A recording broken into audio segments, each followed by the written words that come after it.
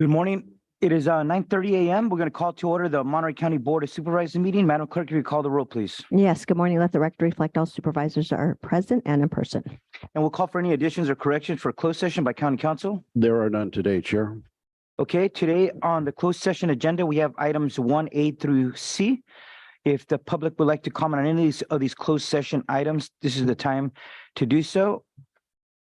Otherwise, we'll be back at 10:30 for our regular Board of Supervisors meeting. So nobody online, nobody in chambers. We will recess then for closed session agenda items. So we're gonna now call to order the Board of Supervisors of the Monterey County Water Resource Agency. If you could call the roll again, Madam Clerk. Yes, good morning. Let the record reflect all supervisors are present and in person. Any corrections, addition to this agenda? None today, Chair. Okay, now we're asking for public comment on closed session items. There's only one, item 1A. If anybody wants to speak, now's the time to do so, but we don't see anybody online nor in the chambers either. So we will now recess for a closed session agenda. We will be back at 10:30.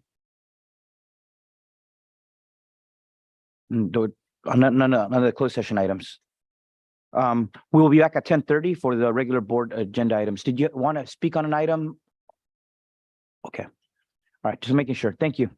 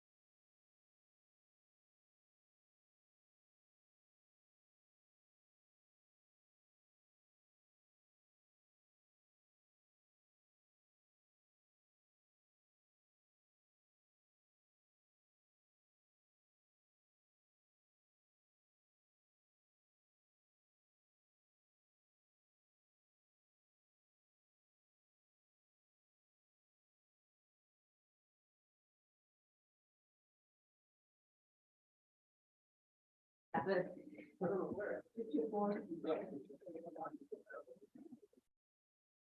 going to do an audio check on mic number 2. Is Facebook? Oh, okay. We're just going to verify. Sounded single audio. No reverb.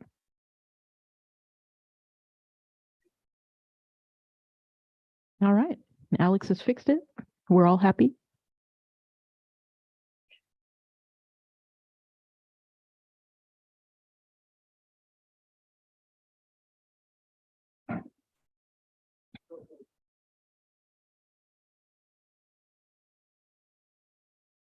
YouTube was good.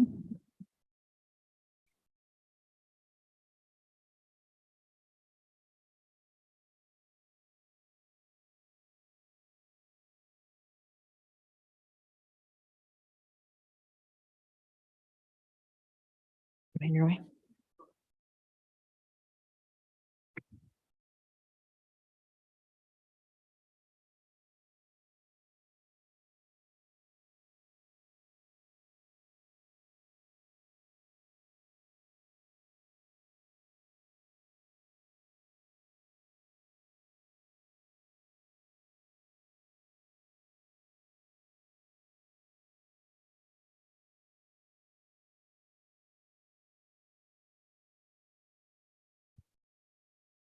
Testing complete.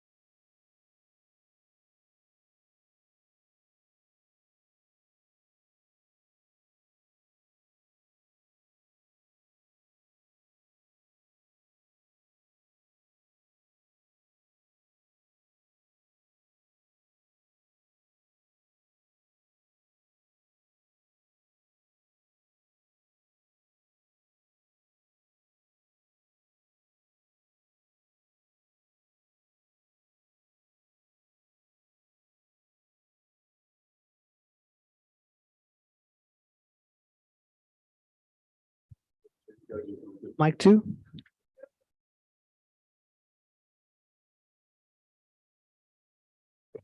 Mic 3, mic 3.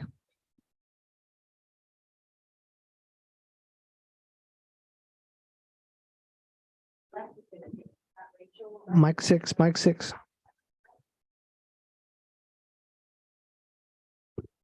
Mic 7, mic 7.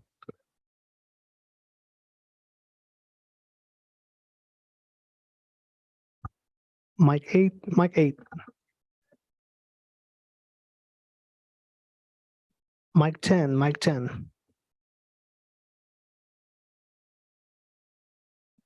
Mic 12, mic 12.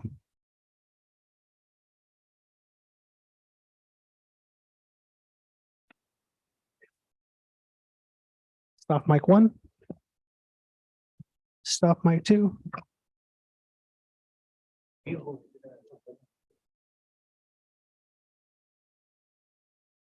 Podium mic, podium mic.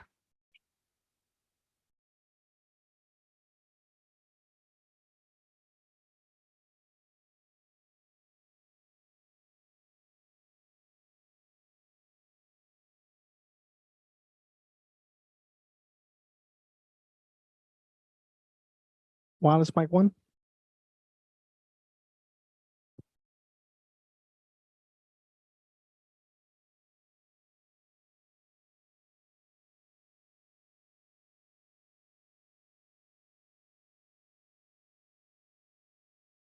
Wireless mic 2. Wireless mic 1, actually. This is 1.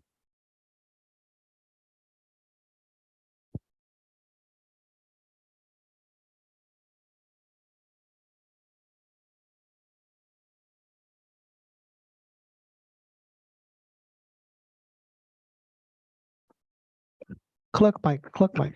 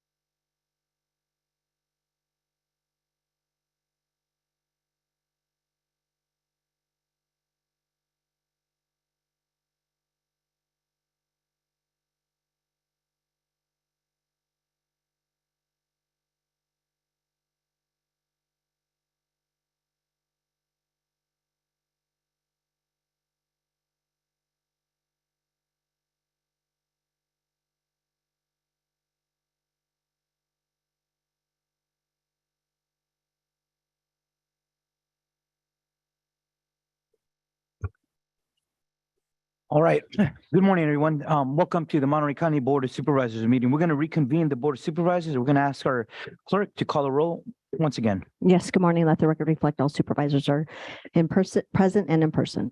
Thank you very much. Now we're going to ask for the announcement from our Spanish interpreter, Diego Celis. Buenos días. Muy buenos días a todos. Mi nombre es Diego Celis, seré su intérprete de español a inglés e inglés a español para el día de hoy.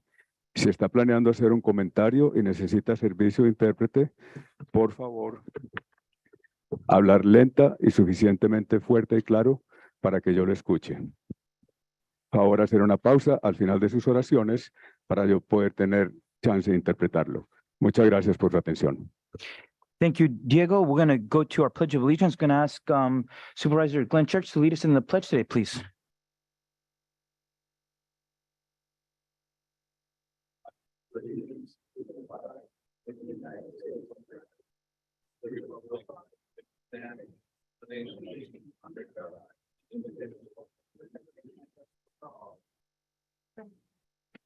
Thank you, Supervisor Church, for leading us in the pledge. We're going to additions and corrections by the clerk and by our county council. Thank you very much, Honorable Chair, members of the board.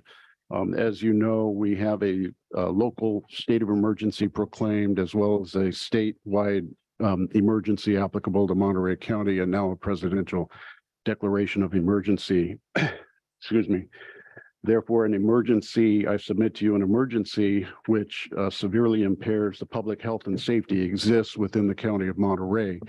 Pursuant to Government Code Section 54954.2B1, the board may consider a matter that was not posted on the agenda when such an emergency exists. And we have such a matter, some funding for cleanup of housing residential units in the Pajaro community, as well as certain county facilities in Pajaro. And Mr. Ishii requests that the item be added on the agenda today to address the emergency situation, and in light of the fact that the board will not meet until April 18th. So we need a motion to find that an emergency exists, and therefore it's appropriate to add the item as requested onto today's agenda. Lopez, so moves. This is a motion that the emergency exists and to add. And to add. And to add the item stated by county council. Moved by Lopez, seconded by Askew. Is there any public comments on this added item for work in the Pajaro community? Seeing none, all those in favor, please say aye. Aye. All those against, a motion carries 5-0. Thank you, Chair. And so the item can be called at your discretion during the meeting today, and Mr. Ishii and his staff will address the board. So can we list it as item number 5 after the appointments? If Mr. Ishii is available at that time. There is an item number 5. It would be 12.1. 12.1? Okay, 12.1. Thank you, Madam Clerk. All right. Okay, going to ceremonial, that's all, County Council. Anything else, Madam Clerk, on corrections or additions? See none. Then we'll move to ceremonial resolutions. These are items 2 through 4. Do we have a motion? I'll move to approve the ceremonial resolutions. Moved by Adams, seconded by Church. Any comments? Any comments from the public on ceremonial resolutions? Seeing none. All those in favor, please say aye. Aye. Aye. Those against, motion carries 5-0. Thank you. We have one appointment, item 4.1. Any comments on the appointment? See none. Could I have a motion? I'll move to approve for item 4.1. Move Second by Second. Lopez. Any public comments on the appointment? See none. All those in favor, please say aye. Aye. Aye. Aye. Those against? On appointments? This is on item 4.1. Yes. I'm Eloise Shem, and I have a comment about the appointment because the Chairman Alejo did not announce this appointment, this opening for the Planning Commission. So it seems to me that it's kind of like an appointment that is cherry picked or using favoritism or some other means. And when I looked at the resume and the application of Ramon Gomez, he already he is part of the fire what is it, the North County Fire Board. He's been elected to that. He's been the mayor of Watsonville. He's been involved in Santa Cruz as Felix Hernandez staff, and he has his own consulting firm that deals with political appointments. And a planning commissioner should be, I think, have more familiarity with Monterey County and not so much his expertise is in Santa Cruz County. And also when I looked at his resume, he says he has 2 bachelor's degrees from University of California, Santa Cruz in economics and history, but he doesn't say when he earned that. So I just think that it's too rushed to appoint him in the position, which is a very responsible position, the Planning Commission. Thank you for your comments. Anyone else? Item 4.1. See none, there's been a motion, there's been a second. All those in favor, please say aye. Aye. Those against, motion carries unanimously, 5-0. Okay, we're going to recess the regular Board of Supervisors meeting. We're going to call to order the Board of Supervisors of the Monterey County Water Resource Agency. Madam Clerk, if you could call the roll for that agenda. Good morning. Let the record reflect all supervisors are present and in person. Is there any additions or corrections to that agenda? There are none. Any general public comments for the Monterey County Water Resource Agency Board of Supervisors meeting? Seeing none, there's only one item on consent. This is just to continue the emergency contracting authority for the Monterey County Water Resource Agency interim general manager. Could I have a motion and second? So move. Moved by Church, second by Lopez. Any public comments on this item? Seeing none, all those in favor, please say aye. Aye. Those against, motion carries unanimously. Any readout from closed session on this agenda, County Council? There is no reportable action, Chair. Okay, we will adjourn the Board of Supervisors of the Monterey County Water Resources Agency. We will reconvene the regular Board of Supervisors meeting. Madam Clerk, you want to call the roll once more? Yes, good morning. Let the record reflect all supervisors are present and in person. Before we go into the budget meeting, I know on the regular agenda had public comments for items not on today's agenda. And I know there's a lot of members of the public that are with us, and there's also a public comments portion at the end of the budget presentations if you want to speak solely on the budget. So I think I'm going to call for items not on today's agenda. It's not on my chair's schedule, but I think this is the time to do that. And we have a lot of speakers here today for items not on today's agenda. So I'm going to see if we could go a minute and a half public comments and we could start. Yes, sir. Thank you very much for joining us today. These are for items not on today's agenda. Because of the many speakers we have, we're usually have 2 minutes. We're going to a minute and a half. Thank you. Yeah, good morning, Minute and a half. honorable county supervisors. Minute and a half. My name is Enrique Arguello and I'm the business manager and secretary treasurer of the La Yuna Labor Union Local 270, who has jurisdiction in Monterey County. And I'm here to inform you that we have been engaged in negotiation with a waste management company. Unfortunately, the company has consistently refused to negotiate in good faith, harassing and intimidating the employees. As we have tried to protect our workers' rights and ensure that our concerns are heard. Supervisors, we believe you share our values and know you have the right regard and concerns for the rights and fair treatment for the workers in our community. We have asked waste management to comply in good faith, but we have sadly been disappointed. We know our strike has had an impact in our community at large, and in the process, the workers have been villainized for exercising their rights to organize. We ask you to stand with the workers. Also, I want to thank Supervisor Luis Alejo and Supervisor Wendy Ruth Askew for sending your letter to waste management. Thank you. Thank you very much, Mr. Arguello. Go to the next speaker. It's 1.3, a minute and a half, not a minute 50 seconds.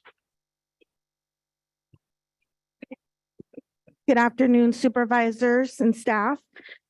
I want to first thank you for your time, for moving this up in the agenda. All workers deserve respect on the job. And you see everybody behind you, they're not just workers, they're Pajaronians, they're people that were impacted by the floods. They're raising up their signs. Some of them are a little shy, but I'm not, and I'm here to talk on behalf of many of the workers that have come out with me these past 2 weeks to volunteer their time when they're not striking to help all Pajaronians and everybody that has been affected in the floods. So please, let's not forget that all workers deserve respect on the job and the right to be free from illegal threats on the job. That is why we are striking, not to hurt the community. In fact, our workers are part of the community and have been serving the community for more than 10 to 20 years. And I'm proud to say that just like they've been working through COVID, during the fires and all major disasters, that's why we come together to help the community and to help Pajaro. And we're asking you supervisors to stand with us and to tell the community and to tell Waste Management to stop the bullying and change the narrative so that you guys know that the workers are with Pajaro and Pajaro is also with the workers, and that we are all in community and we all deserve dignity and respect together. So please know that in Monday, April 10th, as promised, they will go back to work, but please don't forget about the workers. Thank you. Thank you very much. Hello, my name is Jose Prieto. I work for Waste Management. I've been there for 27 years, since 96. In 92, I was adopted to a great family in Carmel. In 95, we went through the floods. 5 feet of water went into our house. In 96, I ended up working for the trash service. We've gone through numerous things, through fires, through COVID, just through a lot of natural disasters. The biggest one was obviously COVID. During that time, I lost my dad. I lost my brother. And when I asked to get vaccinated for time off, they said, no, you gotta do that on your personal time. I was upset. I showed him the letter that the governor put out. He took it back and then he says, hey, no, those are the other drivers, the ones that just want the day off. That's not an excuse for me to get my time to get vaccinated. This is unfair for the labor practice, and this is what goes on with Waste Management. I'm asking you guys to look at Waste Management when they give their bid for the extension in 2025 of June. Please look over it. Thank you very much. Thank you, sir. Next person. Good morning. Hi, my name is Alex Negrete. I'm a resident of Monterey County. I'm here to express some concerns and clarify some issues about Waste Management unfair labor practice strike. First off, I'm an 8-year sanitation driver for Waste Management.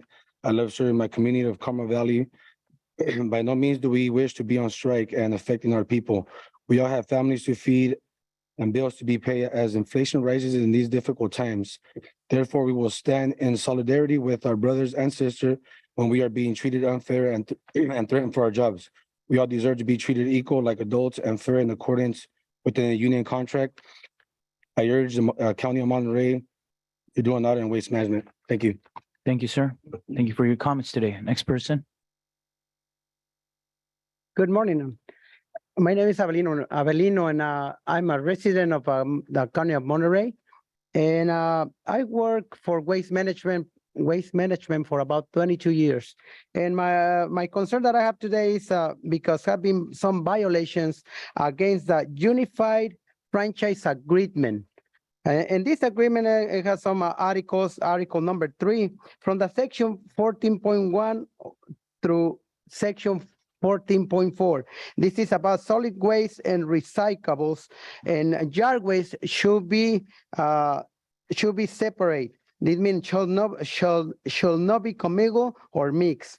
And actually, lately, Waste Management has been mixing all these commodities. And I don't know if it is approved, but the residents of California requires to separate all these items. And also on Article 17, Section 01 through 07, is this article requires the drivers and employees of waste management wear identification badge on their uniforms. And for the last 2 years, we don't have a name tag on our uniforms. Thank you.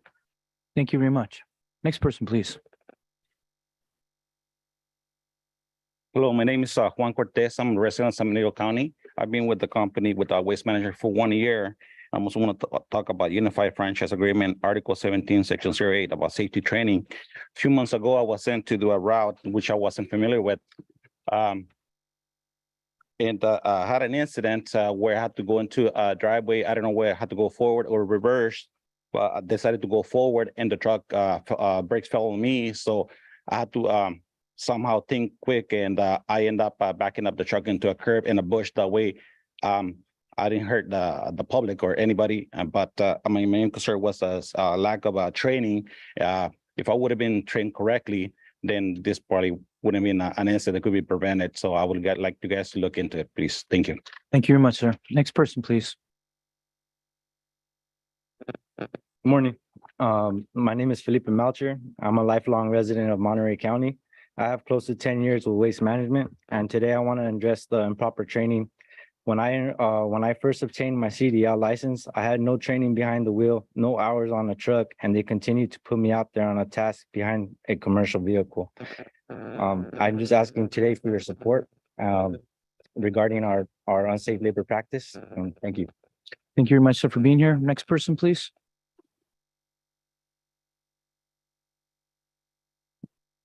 Good morning. My name is Paul Layden.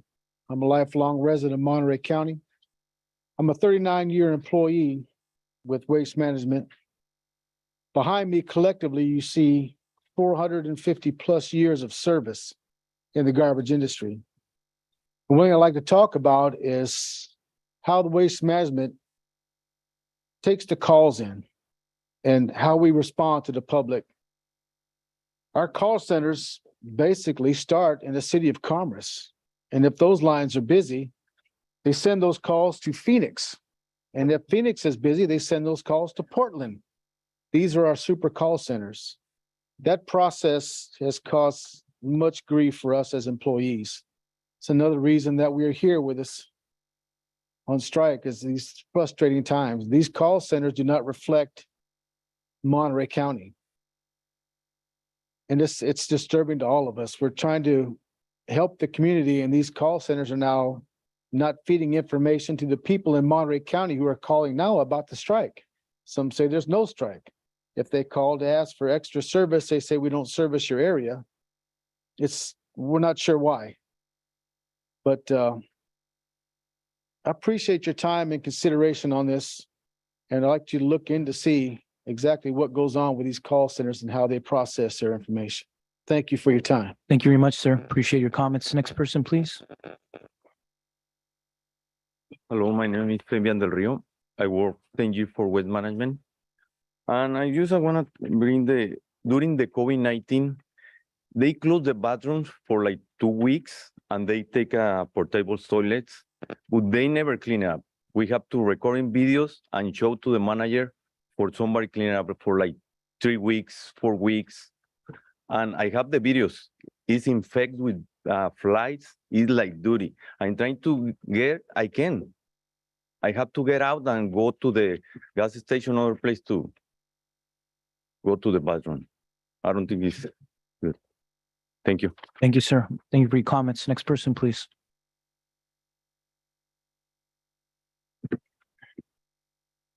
Good morning. My name is Ramiro Medrano. I am here today supporting and representing the community of Pájaro. I'm also here in support of the workers of waste management.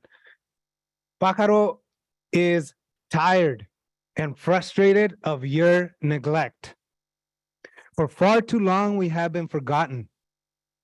If our community hadn't been neglected, we wouldn't be in the situation we find ourselves in today. Hundreds of families are suffering today because of you. Your inaction speaks volumes. Is this the kind of response you would have given to the community of Carmel of Monterey, of Big Sur? We all know the answer to that. Your racism and classism is glaringly evident, but we will no longer stand for it. You did not do enough to protect us from flooding, and you are not doing enough to support our community through these tremendously hard times. So we created a list of 5 demands as a community of Pájaro, and it is time for you to act. Our first demand is for the county to present a detailed plan as to how you will protect us from flooding in the next 5 to 7 years before the completion of the rebuilding of the levee.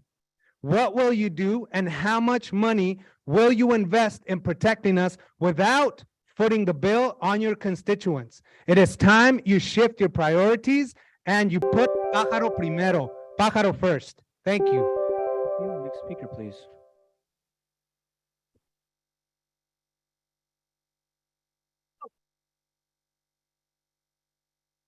Good morning. My name is Brenda. I live in Pájaro. I'll be going over an action plan for the community of Pájaro with the strive to get news and updates of things going on. I'm going to cover the current issue, which is not having a set source where people can refer to access information, such as food distributions, gift cards, and so on. Having a website made for our community of Pájaro will enable us, community and its members, easy access to important information, such as anything going on here. There's a lot of miscommunication, and oftentimes we don't become aware of resources being distributed. Very often, once we become aware of these resources, it's too late because they have run out. It would be great if this action plan could take into effect so we as the community can be informed of what's going on in Pájaro. Thank you for your time. Thank you very much. Next person, please.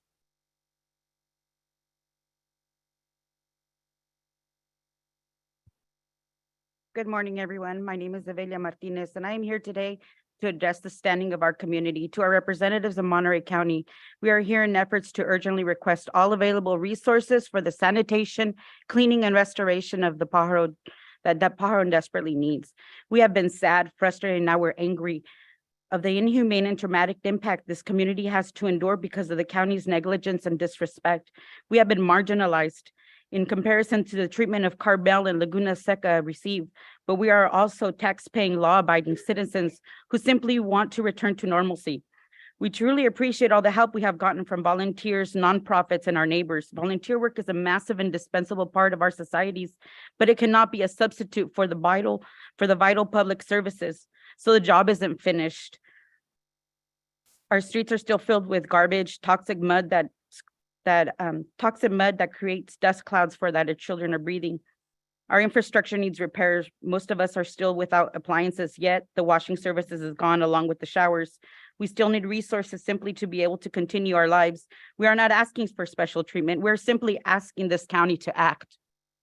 Your actions will define you. The purpose of Monterey County and every county is to enable its citizens to live safe and happy. Government needs to exist for the benefits of our citizens. And if this leadership of Monterey County is to serve any purpose, it is to do for its most vulnerable citizens what they are unable to do for themselves. But instead, this county has exacerbated the situation and knew it had in its hands. I say to every government member here today, let your conscience be your guide. This is your opportunity to help those that have suffered the most, lost the most, need help the most. And we are here to let you know we are tired of being segregated and discriminated. Thank you for your time. Thank you very much. Next speaker, please.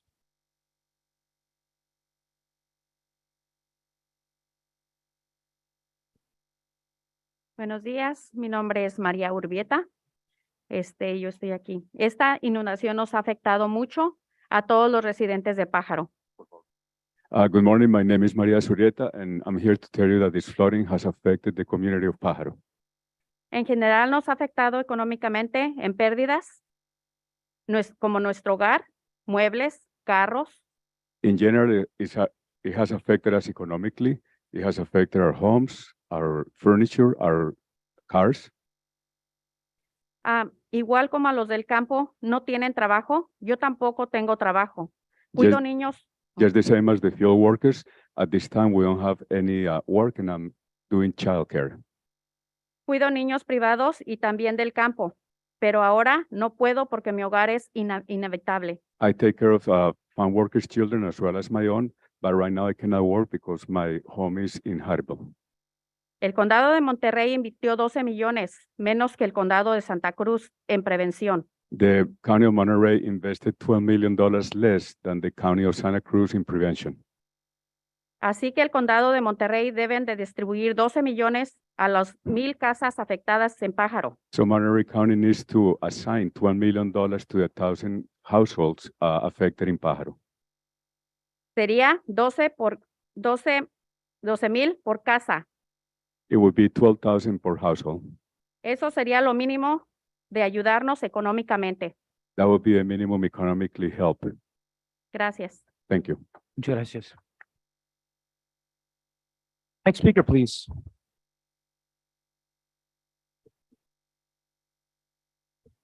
Hello, my name is Ruth Ruiz. I have been a resident of Pajaro for the past 22 years, and I am here to represent Pajaro and support our waste management workers today. We, the residents of the community of Pajaro, would like to have a committee formed designated specifically for the Pajaro residents to be able to manage how monetary contributions being made to flood victims are going to be distributed to Pajaro residents only. We understand that these might be in donations and monetary contributions, but we need to be specifically responsible just for these to be generated to Pajaro, not everybody that needs the help. Since Monterey County invested those 12 million less than Santa Cruz County for the levee repairs, we also demand the $12,000 per household as compensation for this impact, as the estimate of around 1,000 homes were affected. Nothing was done to prevent the flooding, and again, we were failed by our own. Thank you. Thank you. Next person, please.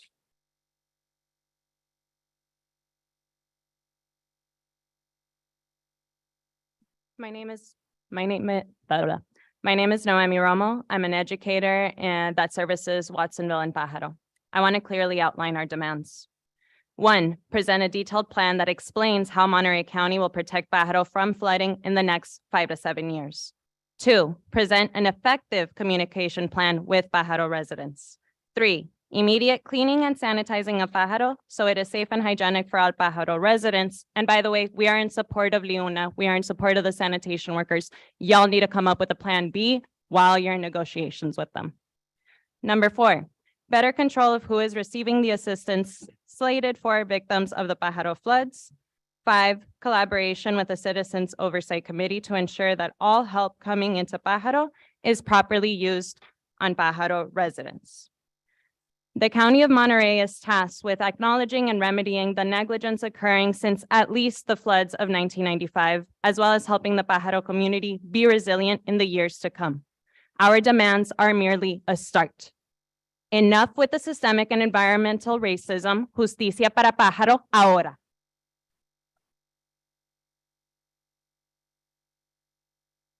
Next person, please.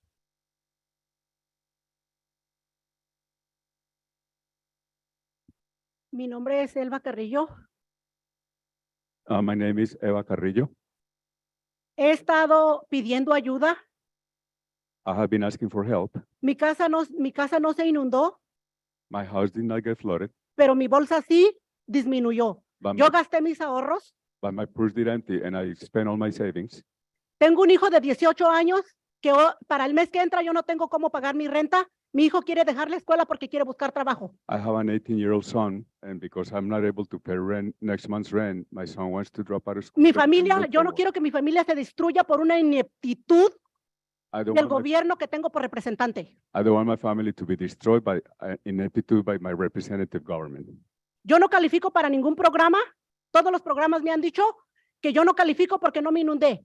I don't qualify for any program because all programs have told me that I don't qualify because my home was not flooded. Vivo en Pájaro por 30 años y hasta hoy día, la primera vez que nos inundamos y ahora otra vez, no hemos recibido ninguna ayuda. I have lived in Pájaro for 30 years, and the first time we got flooded, as well as now, we haven't got any help from these floodings. Yo reto a cada uno de ustedes a trabajar entre la mierda porque trabajé un solo día, me enfermé I por challenge, tanta mierda que hay en tanto lodo. I challenge you to go and work for one day among all the shed because there's so much shed and mud all over the place. Escuché que el señor Alejo dio $400,000.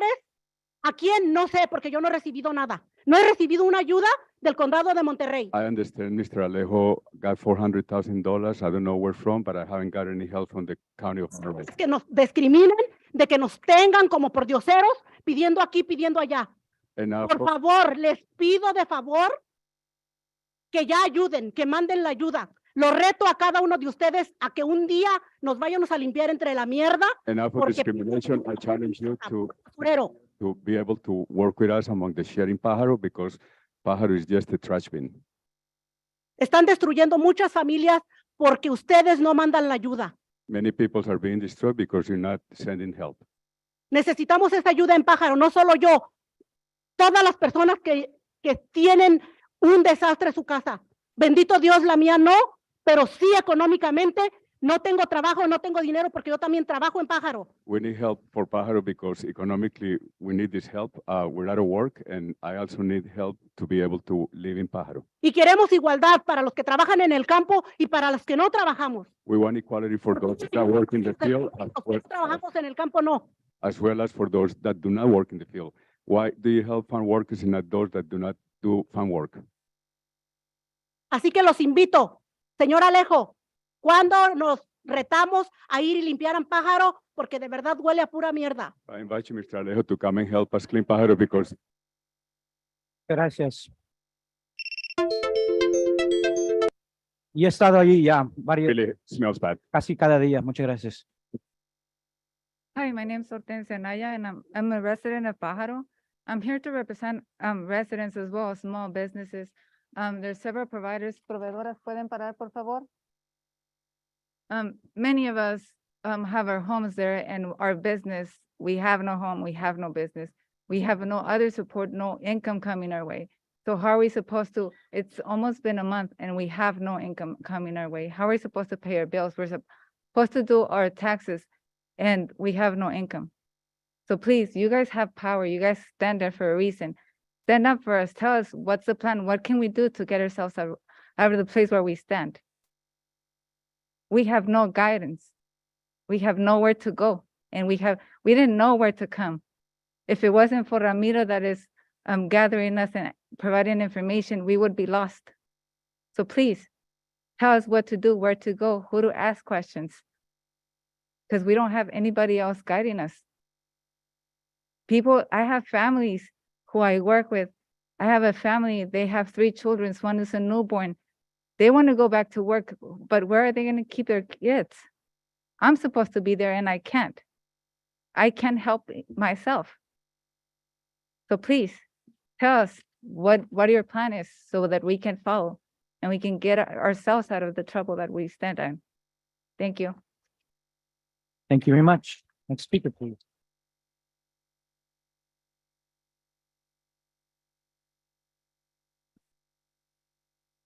Hola.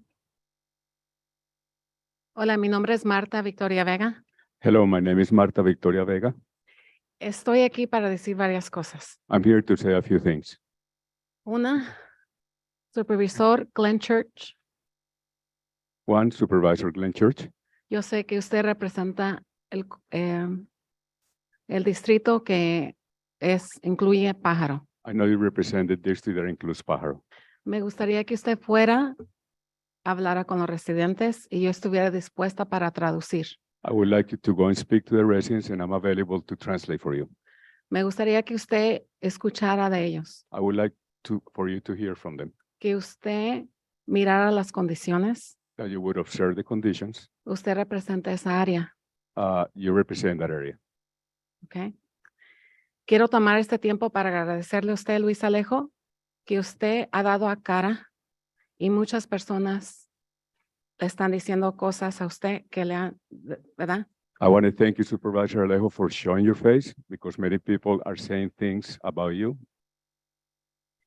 Que deben de decirle a usted, disculpe, Glenn Church. That should be told to you. My apologies, Glenn Church. Toma mucho valor para hasta decir eso. It takes a lot of valor to say this. Hay personas que han venido a ayudar, personas de la comunidad, non-profit organizations también. There's people from that have come to help us, including people from community organizations. Se ha inundido el río, la levee. The rain has flooded, the levee has broken. Necesitamos un plan para que se arregle ahora. We need a plan to fix it right now. Necesitamos un plan cómo van a ayudar las personas de Pájaro. We need a plan to see how you're going to help the people of Pájaro. Y le doy gracias a Dios a todo lo que han hecho, que gracias a Dios ayer el presidente firmó para tener FEMA. I'd like to thank you for what you've done and also for the president who has signed this into a FEMA declaration. Pero también reconozco que FEMA no ayuda a las personas que no tienen que documentadas y eso But I also recognize that FEMA Quiebra mi doesn't help corazón. undocumented people. tenemos que tener recursos para todos. We have to have resources for all. Okay. También estoy aquí para las personas que trabajan para Waste Management. Ahorita están en huelga. Estoy aquí para decirles que los apoyo. Los apoyo. I'm here also to tell the waste management employees that I'm here to support them. Tenemos que tener cosas mientras que ellos están en huelga que se pueda limpiar Pájaro. We have to have a way to be able to clean Pájaro while they're on strike. Muchas gracias. Thank you. Thank you very much.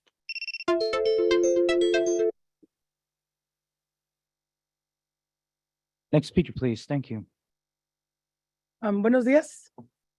Good morning. Yo me llamo Providencia Martínez Alanís My name is Providencia Martínez Anariz. y nada más quiero decirles en el nombre de todos los residentes con los que yo he estado conectada, que son más de 400 personas. I just want to tell you that I'm connected with here on behalf of more than 400 people that I'm connected with. Ya se tardaron 3 semanas y media en darles la ayuda que ellos necesitan. It's taken over 3.5 weeks to get the help that they need. El señor que es el supervisor de esa área, no sé qué está esperando, pero por favor, es ya hora de que haga algo. The supervisor for that area, I'm not sure what he's doing, but I think it's time that something be done. La gente tiene hambre, tiene frío.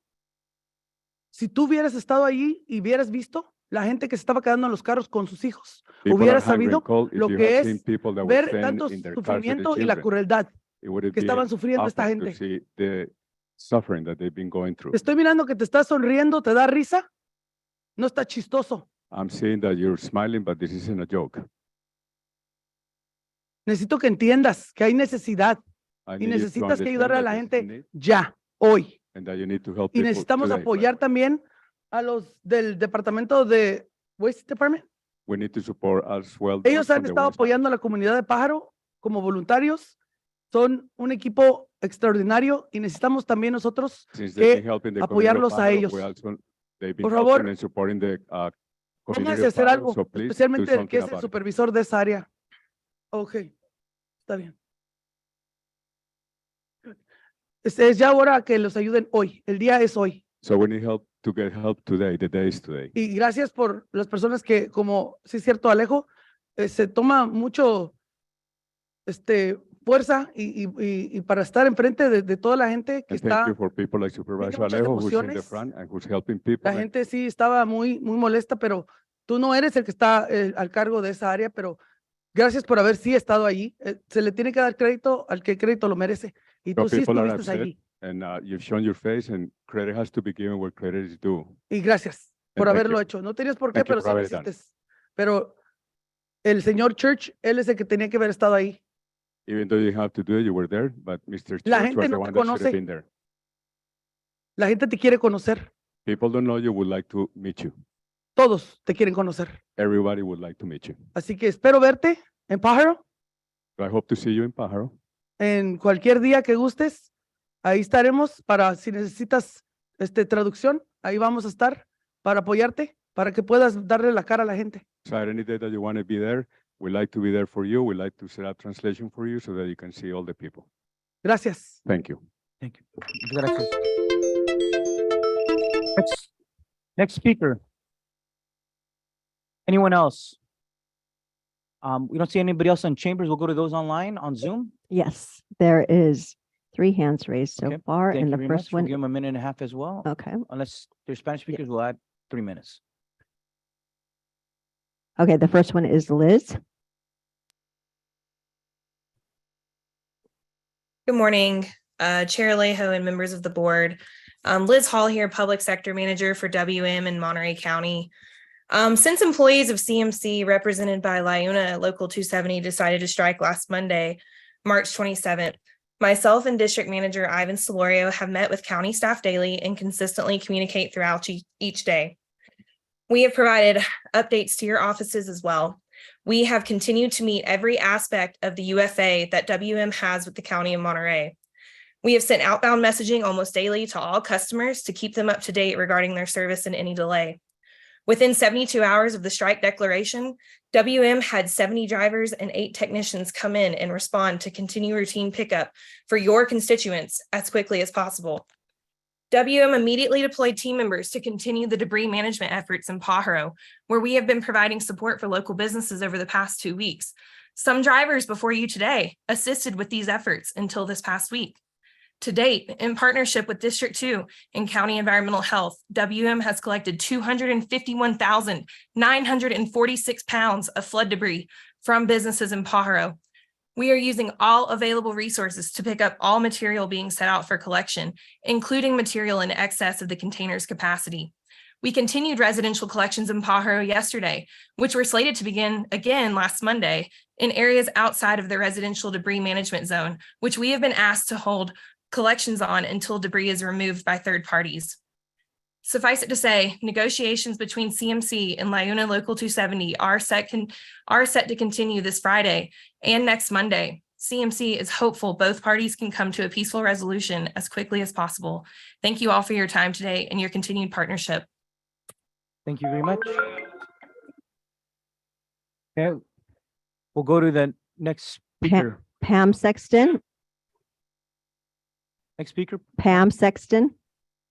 Pam Sexton. Hi, yes, thank you. I'm a resident of North Monterey County, in District 2.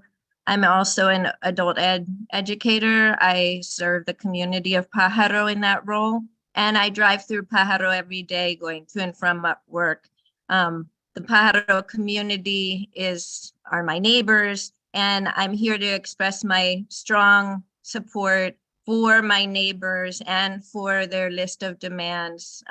The 5 demands that I heard presented, I want to just say that please listen and act on this immediately. It's been well documented that the levee failure in Pajaro was preventable, and the poor conditions of the levee wall have been known for a really long time, for decades. The underlying root of the crisis is historical structural racism exacerbated by the impacts of climate change. And we need to look at this, to frame it within the issues of climate justice and racial justice.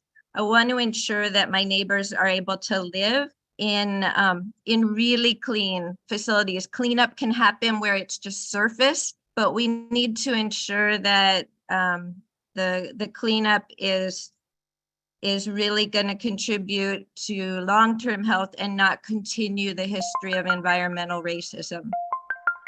Yeah, thank you, Ms. Sexton. Next person. Brad Sia.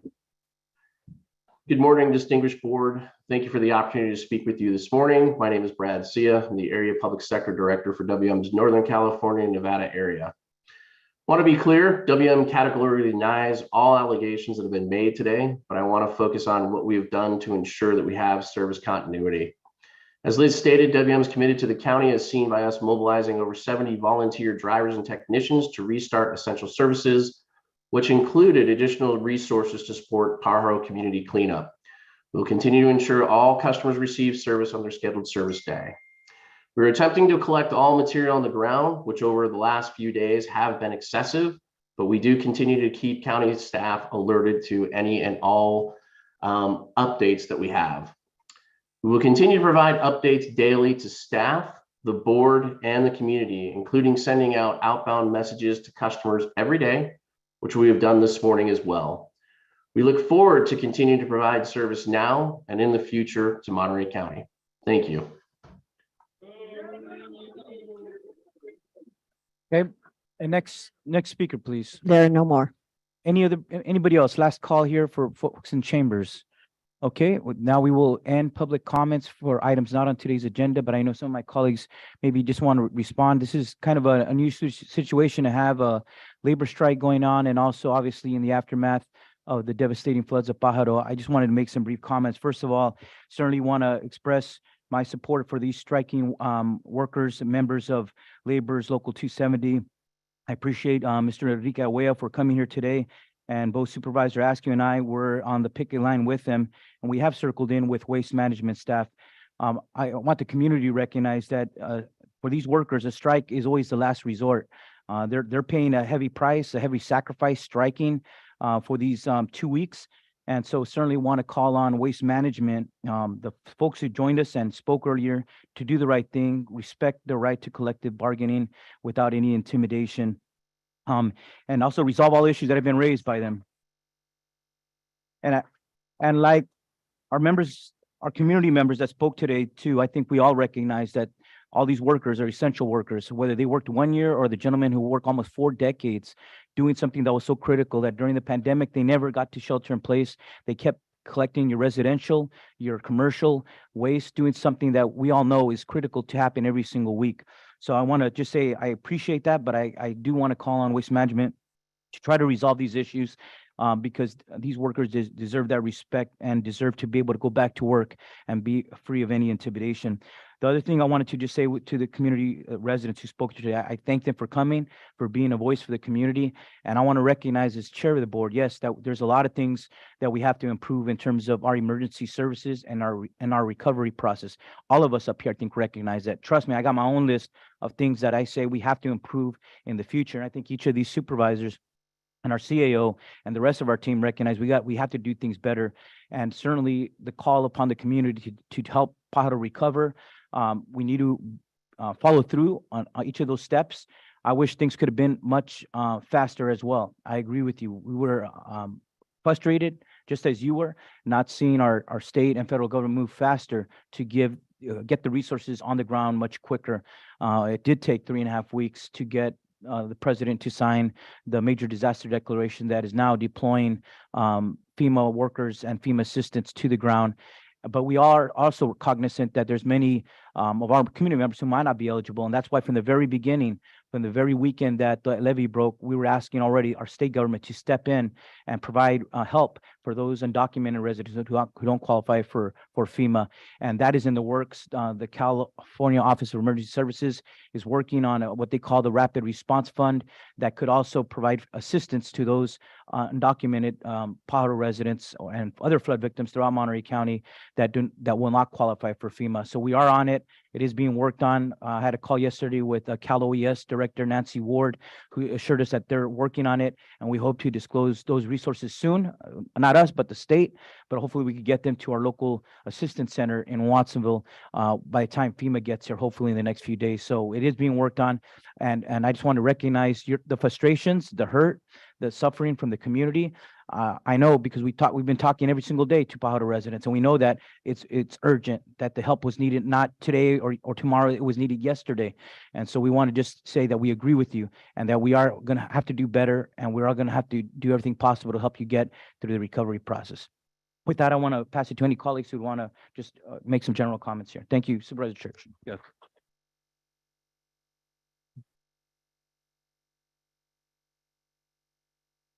Thank you, Chair. I wholeheartedly agree. Pájaro's been neglected decades and decades and decades, and that's got to stop. It's the sign over there. I absolutely agree with make Pájaro beautiful, and that's what that's what we got to do in the long term out of here. The flooding issue just hasn't been since the 90s. It goes back to the 50s, and nothing's ever been done. And this is where we're at now, and there's no reason to go 70 years onto that. So there's the short-term problems, as all of you have brought forth, and you're not being taken care of. And I agree with that entirely. There's a long-term plans that we need to go through. Communication is extremely important. And that's, I had a meeting out there in February. We had 100 people that attend. That was a great turnout, but I'm sure not everybody knew about that because again, there's got to be a good way. It's got to be a new way to put that communication out. My office has been dealing with multiple calls throughout, since the first day I went in office here, just about 3 months ago. This was an issue right then, right? We were facing the flood and trying to deal with a lot of those issues. I've been out there talking to individuals who have called the office and going through around out there for, it's the bulk of this 3 months. I was just out yesterday passing out food with the Monterey County Food Bank. I was out there Saturday. So I have been out there. I haven't gone knocked door to door onto things, partially because we've had specific problems that had to be taken care of, and I want to go out and do that. Would like to really extend an opportunity. Anybody who calls my office, we work with, and I want to work with you on making a better Pajaro. That I haven't seen you out there is not because it's because there's a lot of people out there. And I've been trying to really deal with the individual issues onto there. My staff, I have a staff person here, Leonie, who's my policy analyst. She has some cards. I'd like to give you those cards. Please feel free to give a call to the office. I already have plans of putting together some form of committee. I've been pushing that through in other areas since I took office in Castroville and Bolsa Knolls, because I think every community that's in this district of mine needs to have a way where the local people have a way to express themselves. And that's been left out too often in many places. And that's specifically been left out in Pajaro, which again, unusually neglected. So I look forward to working with you. Thank you for coming here. And thank you for saying what you have said and pointing out the neglect this county needs to know. Thank you. Thank you, Supervisor Church. We'll go to Supervisor Lopez and then we'll go to my colleagues on this side of the dais. So first, to the men and women of Launa, I just want to say thank you. A lot of you don't know, but one of my roles during COVID was to be chair of the Solid Waste Authority here in Monterey County. And I know that the service never stopped. One complaint we never heard in our office was the trash is piling up, right? Because every day you guys showed up, went to work, and took care of our communities. I see that, I recognize that, and often off that dais in that chamber, I thank every single driver, because I know at the end of the day, there was a period, I was just talking about it last week, where we didn't know what was going to happen, where they were closing borders with Canada and people were being told to stay home. You were not given that option. You showed up for every single resident in this county. And remember, we went through a phase where folks decided, well, this is the time to get out there and clean out my garage. So the load, when we thought trash loads were going to go down at the transfer stations and in the end at the dump, they actually went up. That was additional work for you guys during that period. And so I also joined the call that you guys get a fair contract, that you get a fair negotiation without intimidation. I thank you guys for your work. I just want to say that my appreciation for you runs deep. I know that there's a separation between North and South, and we may not cover the same areas, but my support is there for you and your cause. So thank you for what you're doing and for coming here today to let us know what your efforts are undertaking at this time. To the residents of Pajaro, I want to say that I also will be there to support you all the way through. I obviously have been dealing with challenges in my own district. Most of you have heard of the issues we're having in Sanardo and Chular. It's mind-blowing. I'm dealing with it on a smaller scale compared to unit numbers, but I want you to know that the effort of this board will be behind restoring your community and making it better than it was before. And I know that right now there's pain, there's anger. I've been through it. Unfortunately, I've had flooding in my district probably 3 times in the last 4 years, and it's extremely painful. I've been in those homes mucking them out, and I know that smell that lingers and that pain that lingers with that smell for months. And so my heart is with you. My efforts will be with you because I know that the same things you need are the same things I need in San Nardo and Chular and beyond, in San Lucas and a lot of those places that aren't even in towns, that are out along the river that just took on way too much water. Systemically, we need change in this country from the top all the way down. And I believe that this board is committed to that. We've seen those changes happen. And I know that it's hard to believe that when you're sitting here today and you've probably walked through mud this morning to walk into this chamber to share your comments with us. But I promise you that that's my commitment. My shoulder is behind those efforts, and I won't stop pushing till they get done. I join my colleagues in that commitment. I won't reiterate what all the detailed answers that Supervisor Alejo gave about the different pieces that have to go in, because that funding has to come down through all these crazy systems. But we know at the end of the day, there's gaps. There's no doubt that there's gaps, and we won't stop pushing until we get those filled in the long run. But thank you for using your voice, for coming here today and letting us know what you're seeing, feeling, and hearing. It's important that that communication continue. But thank you for being here today. Thank you, Supervisor Lopez. Supervisor Askew? Okay, Supervisor Adams. Thank you. I simply want to say thank you so much for being here today. It takes a whole lot of courage to come forward and to speak. And as I see the little one in the back of the chambers, I know you're all here because you want that person's life to be better than the life that you've had. And you work hard for that. And I just want you to know that I understand your feelings in that regard. As far as what's been happening, I can barely understand the frustration that you must feel, because you have been doing everything right. You've been working hard. You are essential workers, and not to feel the respect and the appreciation for what it is that you've done is very difficult. The thing that I also see within you, though, is the resilience that you have to just come back because it matters to you. There are many of you who work in the district that I represent, work in the Carmel Valley or work in the hotels in Monterey and Carmel. And I want to just thank you for the time that you've always put forward, the smiles that you have on your face when you go to work every day, knowing what it is that you're challenged with. I'm so sorry that you have what you've got in front of you as far as the mess that has happened to you. I'm so sorry. And my commitment is simply to do what I've done throughout my whole career, which was spent 100% working in the not-for-profit, the nonprofit realm. My goal is just to help you in whatever way this board can. Please know that I stand behind you, and I'm willing to help you in whatever way that we can, which my expectation is we can. All of us worked hard to get the president to sign that FEMA letter so that we would be able to have federal help as well as state help and county help. And I'm really thankful for that. So please know that I appreciate what you've done, and I appreciate your being here today to let us hear from your hearts to our hearts everything that's happening with you. Thank you. Thank you, Supervisor Adams. Supervisor Askew.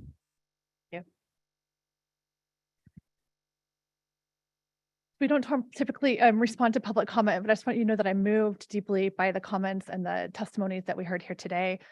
To my friends in waste management drivers, I had the opportunity to take a ride along with one of your colleagues. And not only are you essential workers, but you are highly skilled at what you do. The technology that are in those trucks, the way that you know every single street and curve and car that's parked out front, the way that you know your customers, the way that you have all of this embedded in your memory because you've been driving these routes for decades. It is highly skilled technical work that you do. So thank you. We stand with you. To our neighbors in Pajaro, what you're experiencing is truly systemic and environmental injustice. It is systemic. It is embedded in so many of the policies and structures at the county, at the state, at the federal level. My colleague Mary Adams mentioned the baby in the back. Thank you for bringing your babies into this room. This building is for them. the work that we do is to make a better future for all of us. And until we can truly address the policies that lead to structural inequities in our community, we won't ever have a better future for our children. The action plan that you outlined, and I think we've got a copy of it here. It's fair, it's actionable, it's something that I think that we can consider and figure out how to ensure you have that we put the necessary resources into helping you lead us in how we move forward and recover. To anyone else who's watching us today, who's listening, who's participated in mutual aid, I want to say thank you. But we know that mutual aid will never be enough to undo the structural discrimination that exists within policies. And what we really need are our state and the county resources are also limited. We need the state to fully commit their resources to help recovery and yes, recovery, and also to move beyond the systems of discrimination that exist. We need the federal dollars. We need FEMA's funding to come in and provide support. And we need to recognize that there are massive, glaring, huge gaps in what local resources, mutual aid, state resources, and federal existing resources will provide. So we need you to keep telling us where those gaps are so that we can keep fighting with you to advocate to fill those gaps. Thank you for coming out. And I think what you heard from my colleagues is that we're in this with you, and we will do everything in our power to ensure that you have what you need in order to return Pajaro to the safe, beautiful home that you've had and that you know and that you love. So please stay in touch with us. Supervisor Church has offered his contact information. Please do follow up, and we will continue to be present in all of the ways that we can. Thank you. Thank you, Supervisor Askew. And before we take a short break, because I think we're going into our budget presentation, I just wanted to just address some quick other points. One, I haven't got any donations, although donations have gone to Community Bridges, the Community Foundation of Monterey County, All In, the Community Foundation of Santa Cruz County, and other nonprofits. They've handled any donations that have come in. Anybody who wanted to know were directed to those nonprofits. It hasn't come to any of us. Secondly, I just wanted to say, speeding up the project, unfortunately, this is a U.S. Army Corps of Engineer project on the levee. It required $400 million. That's money the county doesn't have. And so we relied on the Army Corps to change its formula only in the last 2 years to contributing at 65%, which they have agreed to do. Although all the money hasn't been received by the new Pajaro Regional Flood Management Agency. The other 35%, the reason that there was never any action was 35% of the $400 million project always required it to be put on the people who could least afford it, the local taxpayers, the homeowners, small business owners on the Pajaro side and the Watsonville side. But in 2021, Senator John Laird carried a bill that had the state pick up that tab, saying because he recognized the disadvantaged communities on both sides of the Pajaro River. Now the state of California has committed to pay that 35%, which would be about $139 million.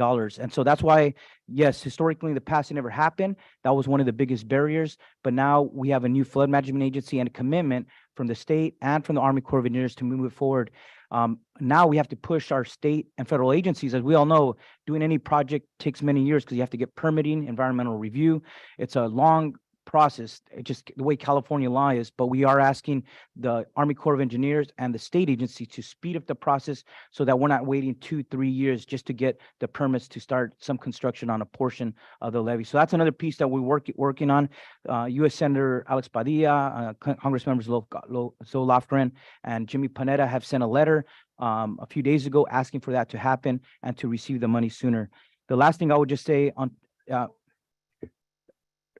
no, Ramiro, please. No, Ramiro, please don't shout, please, brother. You know, that's not the full story, Ramiro. Zone 7 was a special district created, and it collects revenue from the homeowners on the Watsonville side that have paid. They have a special district that pays to the work. That is local homeowners. It's not Santa Cruz County. Those are local ratepayers that have a special district that collects an assessment to do that work. So it's not accurate the way you're describing it. But I would just say that there is a need to invest more in disadvantaged communities. Here on this board, we not only have Pajaro, but there's many disadvantaged communities. San Lucas, San Ardo, Chular, Castroville, Las Lomas. There's communities all throughout the Salinas Valley, and we are changing the way we do budgetary decisions. Most recently, San Lucas, we invested money to get the first roads and the first sidewalks in that community. We applied for a state grant. San Ardo is going to be next. But we have a lot more to do. And we wish we had all the money to do them all at the same time. That's just not our reality, but we know we have to do more to invest in disadvantaged communities. So we are doing that. We need to do more of it, but I want to recognize that that is happening. Just to give you one last example, San Lucas hasn't had clean drinking water for 11 years. And we had a last meeting last Friday with the State Water Board. And guess what? They continue to tell us that it's too costly to create the pipeline to King City. So they have a centralized water source because the cost is too high per household in a disadvantaged community. That is another example of a state agency, despite passing the human right to water and the state passing a lot of money to help disadvantaged communities, we're still getting roadblock after roadblock to give that community of 500 farm workers the clean water that they deserve. So trust me, we've had these battles. They're ongoing in many other disadvantaged communities throughout the county. So I just want to give one example of more work that we need to do in the years ahead. We're going to keep doing it till we get a final solution from the state on that project. With that, I want to take a 5-minute break, and then we will go into the budget process.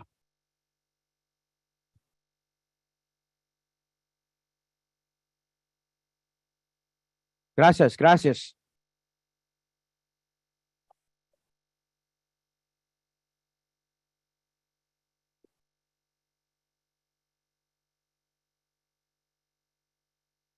Thank you for joining us today. Claro que sí se puede.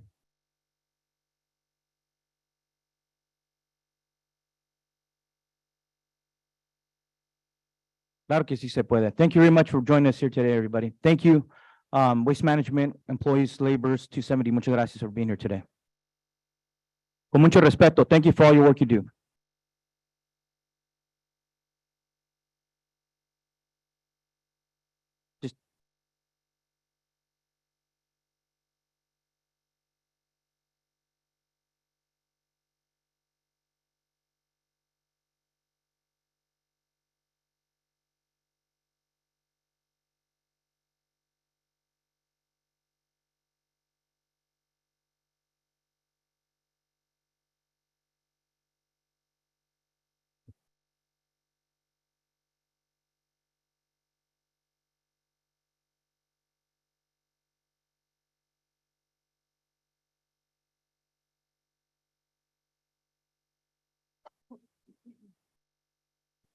And thanks for joining us, Mom.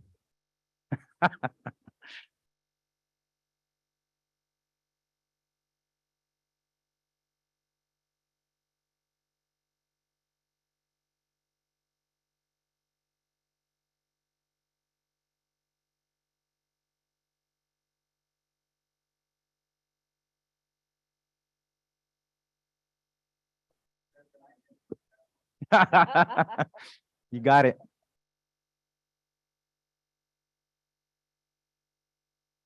She always supports the veterans, that's for sure.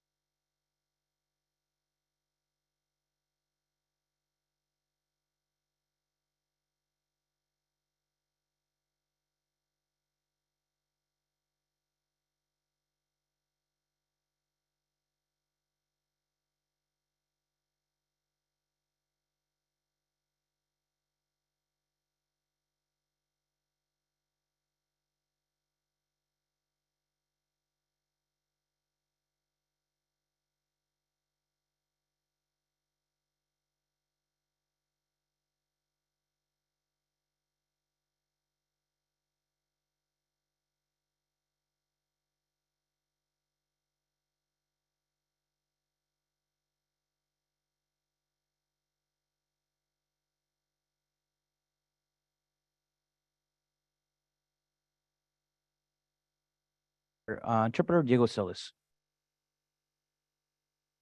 Muy buenas tardes a todos. Mi nombre es Diego Celis y seré su intérprete de español-inglés y de inglés-español para la reunión de esta tarde. Si usted está planeando hacer un comentario y necesita servicio de intérprete, por favor, hablar lenta y lo suficientemente fuerte para que yo lo escuche. And you, Por favor, hacer una pausa al final de su oración para asegurarse de que tengo la oportunidad de interpretarle. Muchas gracias. thank you. And if you want to call the roll again, Madam Clerk. Good morning. Let the record reflect all supervisors are present and in person. Thank you. We're going to go into my comments and I'll pass it to the CAO. Just wanted to say as the board chair, first of all, I want to thank all our budget staff leadership, including Dwayne Woods, who this is his last budget to help with, and also Mr. Vega, who's been really helpful in bringing this forward and is about to make a presentation, and then certainly all the rest of the budget team. This is the budget town hall that we do almost every early April. It's an opportunity for the public to weigh in, and we will have public comments at the end of all the presentations. We certainly want to invite the public to please give us your comment, your input on items that are important to you that should be included in our budget. Want to just say that it's important that we consider the input that we see from the public today, because we will be back on Wednesday, May 31st, and also on Thursday, June 1st. That will be the 2 days that we actually start making votes on the budget before they come for like a final ratification at the end of June. So I want to encourage the public to participate today on those days and all the days in between. I know that some of my colleagues are very active in also holding their own budget town halls with their budget team for each of our respective districts. I know I will plan to do one for District 1. And the last thing I just wanted to say was it's important. One of the most important aspects of this job is keeping a balanced budget. And I know that what has really helped us in these last several years is we've had a strong property tax revenue, TOT, but there's other new challenges that are making our budget decisions more difficult. Certainly with the cannabis industry having a significant downturn, increased cost pressures when it comes to healthcare costs and workers' comp and pension liabilities, and then certainly trying to be competitive and making sure we're paying a just and fair wage to our county employees so that they could also keep up with inflation and the rising cost just to live in Monterey County and to provide for their families. So we have many pressures that we have to balance here, but I think having participation of the public and certainly all our employees and our directors, I hope at the end of this process, we'll make another good budget for the coming fiscal year. With that, I want to pass it to our CAO, Sonia De La Rosa. Good morning, and I'd like to thank all the team that's here, both from our budget office, but also from our departments and those that are listening online as well. We couldn't have gotten to this point without you. A lot of the work that your finance staff has been done in coordination with our staff at the budget office has been to prepare these baseline budgets and then be able to present as we are today. The process has been challenging as we try to plan for what's the foreseeable future in terms of budgets. I mean, we've been in a place where we've been able to access dollars, but a lot of one-time opportunities that have bolstered our services to the community. Today, our hope is to provide an overview of the upcoming budget and also to have departments present some of their key projects that they'd like to pursue or service resources that they'd like to continue to have in place.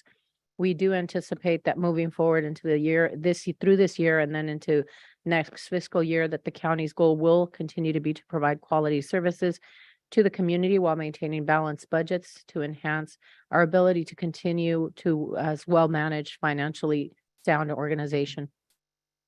And so thank you all again for your willingness to present, and I'm learning as we go here and have appreciated all the feedback that has been provided from the departments and then additional information as we've requested.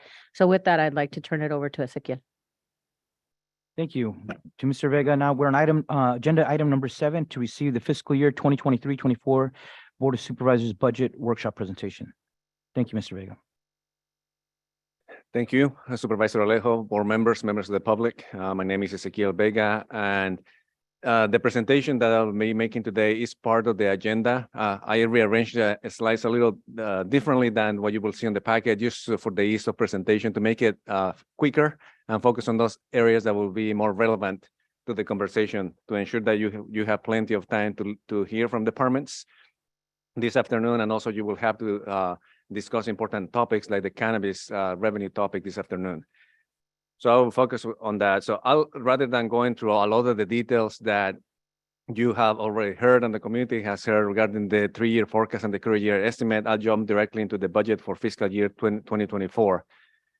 And prior to jumping to that, I just wanted to clarify one point on the forecast and the current year estimate.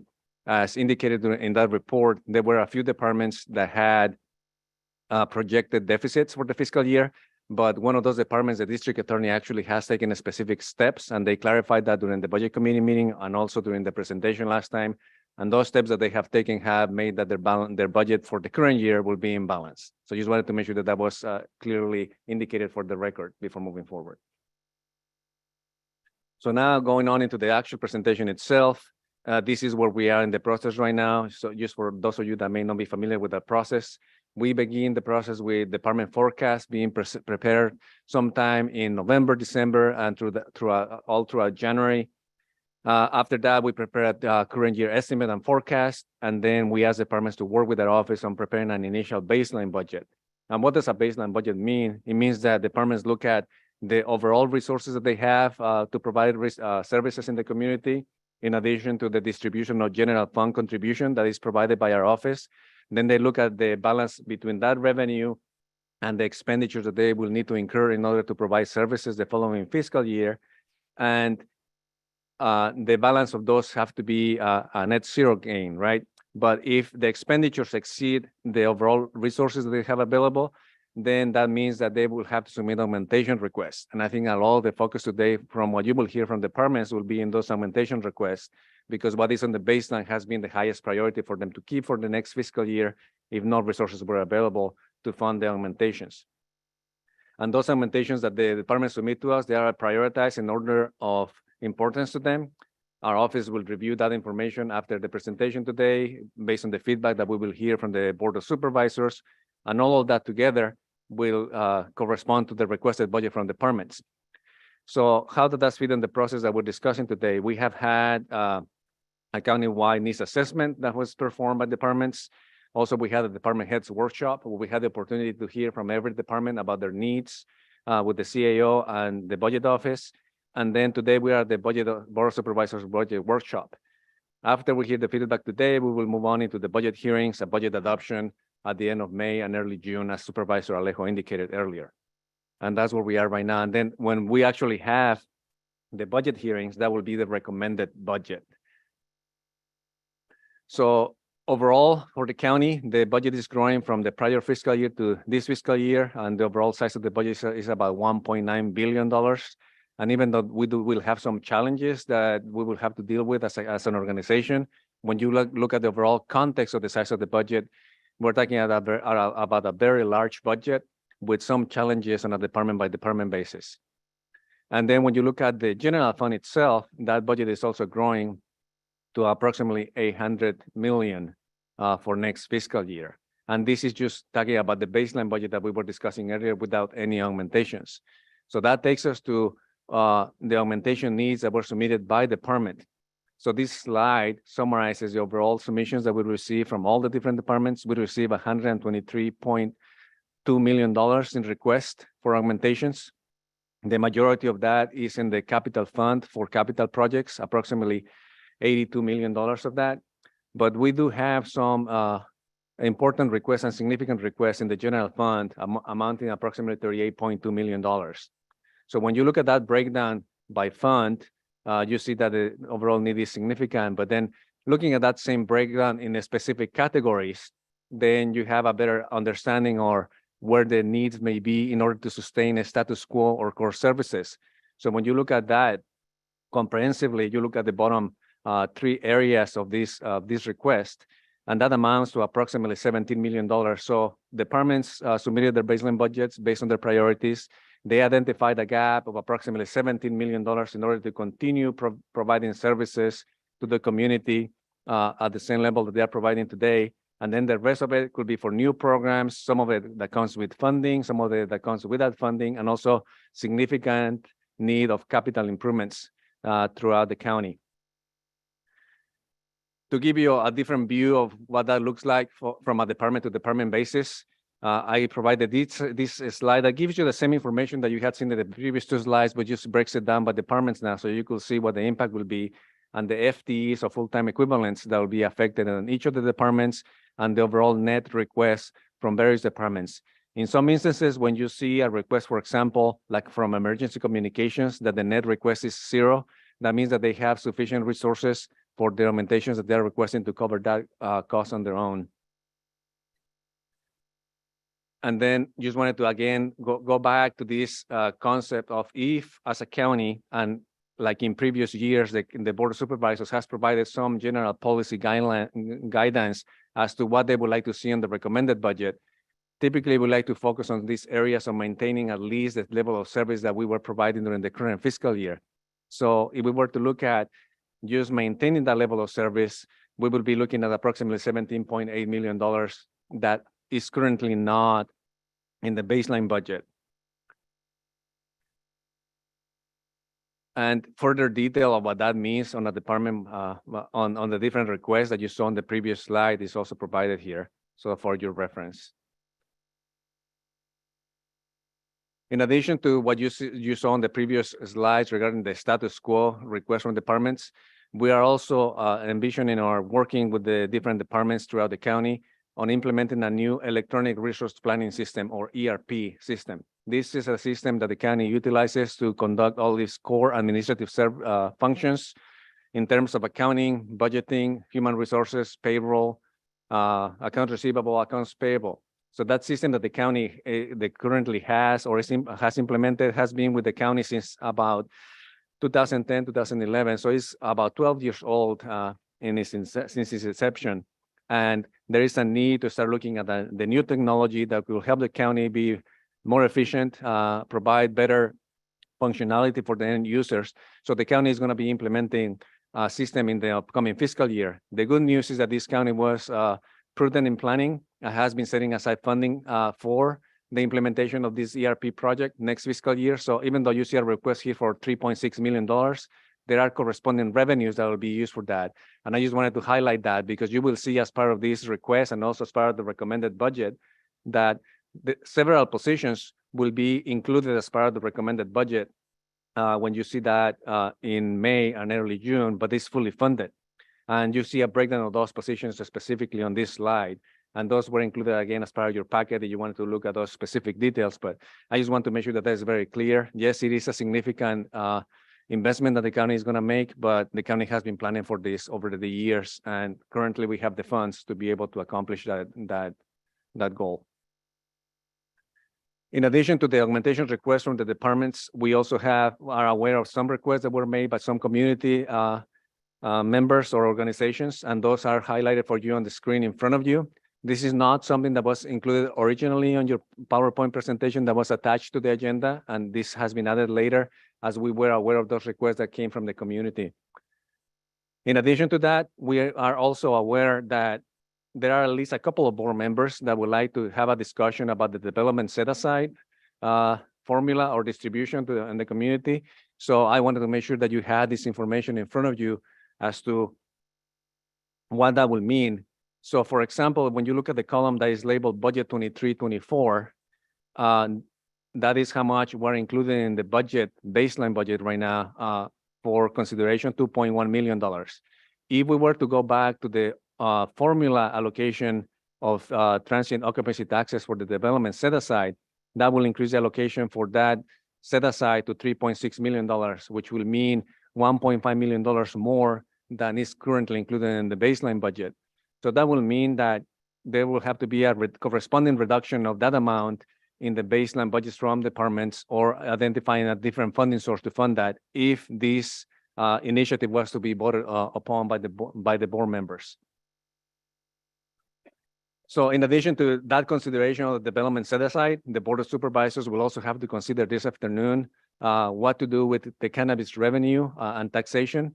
As you can see from this chart, we are counting on approximately $4.6 million in the current fiscal year and also in next fiscal year as part of the planning of the budget.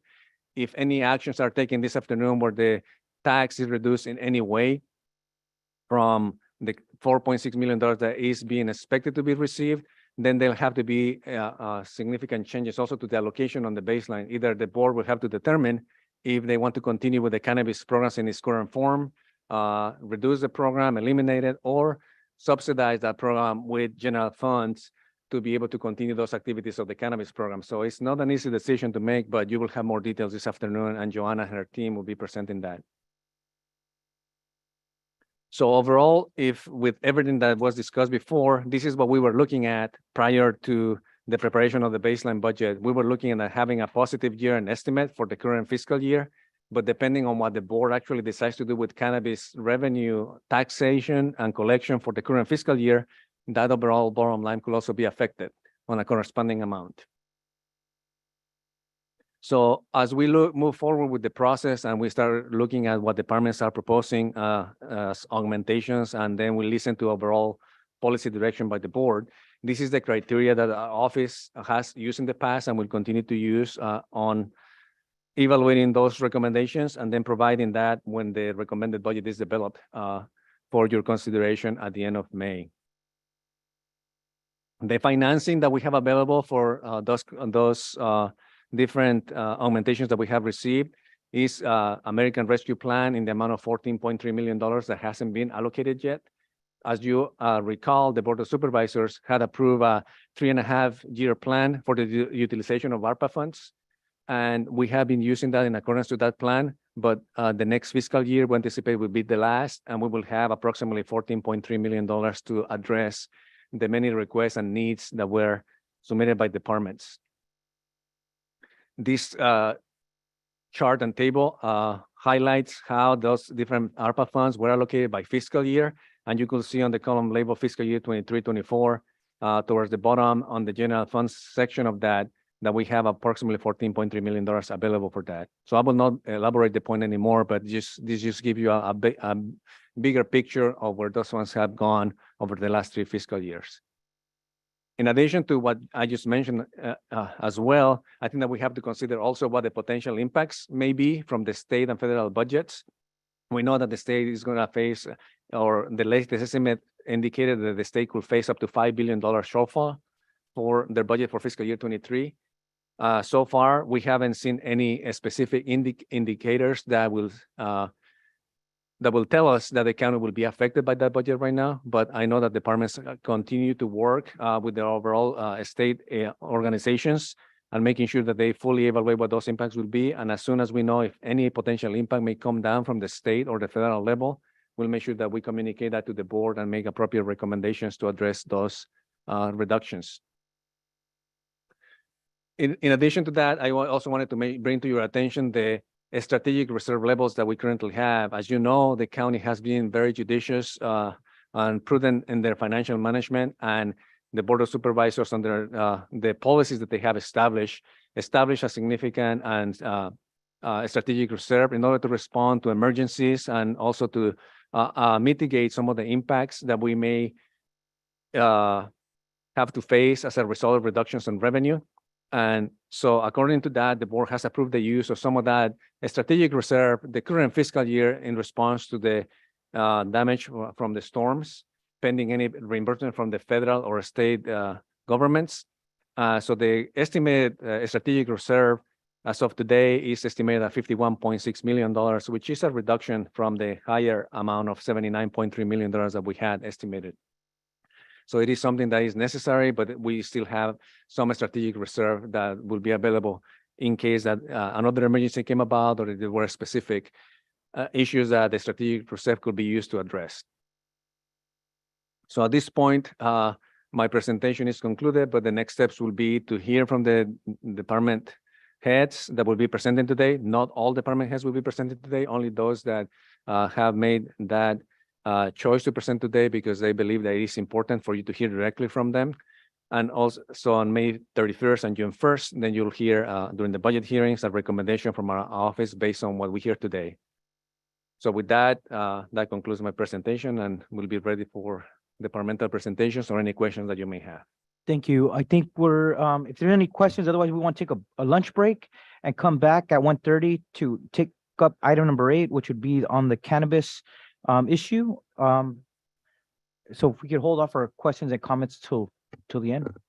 That's all good? All right. And then I just wanted to when we come back, I think you said a $5 billion deficit, but I know the governor's January budget had it an estimated at 22.5 billion. And I think the LAO has it at 9. So there's some big numbers there, but they're all greater than 5 billion. Yeah, and I was looking at the coming in. current fiscal year, not next fiscal year. Okay. You may be referring to got the it. next Next fiscal year. Yeah, Great. yeah. Okay, we will be back at 1:30, everyone. Please join us when we reconvene at that time. Thank you.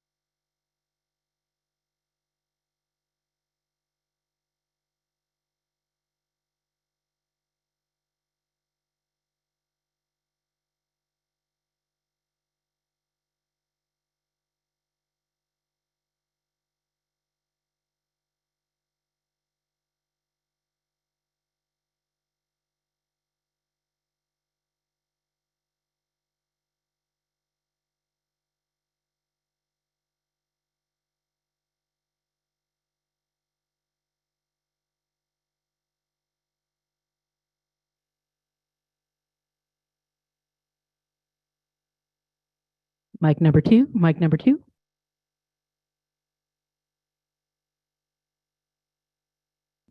Mic number three, mic number three. Podium test, podium test. Mic number six, mic number six. Staff mic one, staff mic one. Chair mic seven, chair mic seven. I was pretty quiet down here. Staff mic two. Mic number eight, mic number eight. Clerk's mic. Mic Diego's number mic. 10, mic number 10. Mic number two, mic number two. Wireless mic number two. Mic number 12, mic number 12. I don't know what, but he came in and left. Older gentleman, but I don't know. I don't know if Alex was expecting anybody. Yeah. Oh, thank you. I felt iffy. No, I wish. You play tennis? No.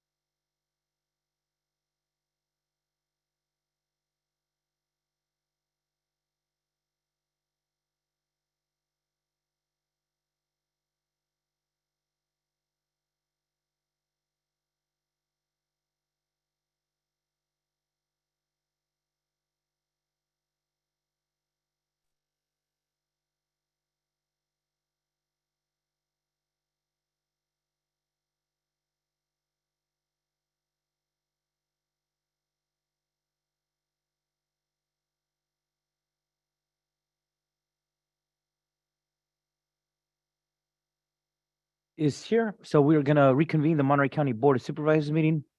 Madam Clerk, if you call the roll, please. Yes, good afternoon. Let the record reflect all supervisors are present and in person. I will go to our interpreter, Diego Solis, to make the announcement again for our Spanish speakers. Muy buenas tardes a todos. Mi nombre es Diego Celis y seré su intérprete español-inglés e inglés-español para la tarde de hoy. Si usted está planeando hacer un comentario y necesita servicio de intérprete, por favor, hablar lenta y suficientemente fuerte para que yo le escuche. Favor hacer una pausa al final de sus oraciones para asegurarse de que tengo la oportunidad de interpretarle. Muchas gracias. Thank you very much, Diego. Everyone, we're going to go to agenda item number 8. This is before we go into the different departmental budget presentations. Number 8 is to receive a recommendation from the Board of Supervisors Budget Committee regarding commercial cannabis tax payments that include the consideration of an imposition that the commercial cannabis tax on cultivation be suspended for 21-22 and a portion of 22-23, and that they resume in the next fiscal year 23-24. And here to present, we have Nick Chulos and Joanne Iwamoto, the Program Director for Cannabis. Thank you, Mr. Chair and board members. Good afternoon. I'm going to lead off with a couple of comments and then turn this over to Joanne for a presentation. We're going to try to be as brief as we can. We know the board has a lot of ground to cover today, and we're going to try to be respectful of that. We have a PowerPoint. We're going to go through that in just a minute. We revised this last night to make some things a little clearer. So you should have a copy of the current version at your spot on the dais there. Today, what the bottom line of what we're doing today with you is to really seek direction on funding levels for the county cannabis program and how to really look at that in the context of the county budget. We really appreciate the opportunity to come before you. I believe that Chair Alejo, you directed that we come back and bring this forward as part of the budget discussion overall, and it is an important part of the overall budget workshop, so we appreciate that opportunity. The program itself, and I'm going to cover a few things just for the sake of completeness. I'll be very brief, but just so the public that might be listening has a context of this. The cannabis program has been in operation for about 5 years. It provided in the early years, as you know, a very significant source of revenue to the county. We anticipate that it will continue to be an important source of revenue, but the degree to which the revenue will be provided is really kind of a question that is on all of our minds. The cannabis tax, and Norma, if I could have the first slide. I'm sorry, got ahead of myself here. Thank you. The cannabis tax revenue funds the county's cannabis regulatory program, which was established after voter approval of Measure Y, and involves almost 19 full-time equivalent positions throughout 8 different county departments. The cannabis program that Joanne manages is a total of 5 staff within the CAO's office, but most of the staff are really in other departments: housing, community development, environmental health, sheriff, DA, et cetera. And that's a large number of FTEs, but I think that we need to remember that these individuals cover permitting, enforcement, coordination with the industry, tax collection through the treasurer tax collector, auditor controller functions, and critical interface with the state licensure agencies. And a lot of time is really spent to try to assist the industry. We know the board is supportive of the industry. We're supportive of the industry, and a lot of effort goes into that as well. The cannabis industry has been volatile over the past several years. That I know the board's very aware of that. There's been declining revenue. There are a lot of reasons why the industry has been volatile. There's certainly oversupply in some ways. The illegal market continues to be an issue. The difficulty of getting through state and local, frankly, permitting requirements has been an issue for some of the operators. And we're going to be coming back to you on April 25th with a deeper dive into the permitting requirements that our own county departments require of the operators in the land use permitting process. The board has taken multiple actions over the past 2 to 3 years. I know you've spent many hours, and the staff has spent many hours in an attempt to help stabilize the industry from a tax standpoint. There have been several tax rate reductions, creation of payment plans, various permutations of those payment plans. Recently, the board cannabis committee and the board budget committee have considered a range of additional actions to attempt to provide additional tax relief to the industry. Joanne is going to present the budget committee recommendations to you in a few minutes. And we're going to try to go through those quickly so there's plenty of time for question and comment. We highlighted this one here. Staff believes that we are a critical point in balancing the needs of the industry with the ability to fund a regulatory program of some degree, depending on what that degree is. We think that this is an issue that it's kind of been a long time coming, but we're at the point now where we think that there are some really key decisions to be made about the future of the cannabis program, the level of staffing, the level of funding, the source of funding, et cetera. So this is an important discussion today. What we're seeking today is board direction to the county administrative officer and the budget office regarding the policy areas that we're going to discuss in a moment. And just to reiterate, the regulatory program, as we see it, some form of regulatory program is really critical to the industry in order to facilitate the permitting and the enforcement component. The size of that program is subject to discussion. Given the rate of decline of revenue and the fact that even though we've created payment plans, that hasn't really panned out in some cases because there have been individuals who have been unable to comply with that. Should there be some alternate source of funding identified for the purpose of the program at some level? So if I could have the next slide, Joanne, Norma, sorry. So Joanne, the Cannabis Program Manager, is going to present 5 recommendations that have come from the Budget Committee, along with a brief revenue impact analysis where appropriate. And these recommendations are, and I'm just going to go through them quickly, to suspend the collection of the FY 21-22 tax. The second bullet is to suspend a partial collection so that there'd be a suspension of quarters 1 and 2 of FY 22-23 and resume collection of quarters 3 and 4. The Budget Committee did not make a recommendation and felt that the board should really provide direction on whether to resume or suspend the collection of the FY 23-24 tax, excuse me. There was also discussion by the committee to explore a broader range of flexibility related to commercial cannabis cultivation tax payments, for example, additional time to pay, incentives for timely payment, et cetera. And then finally, to identify a path to allow the 51 operators that have closed since FY 19-20 to restart their business.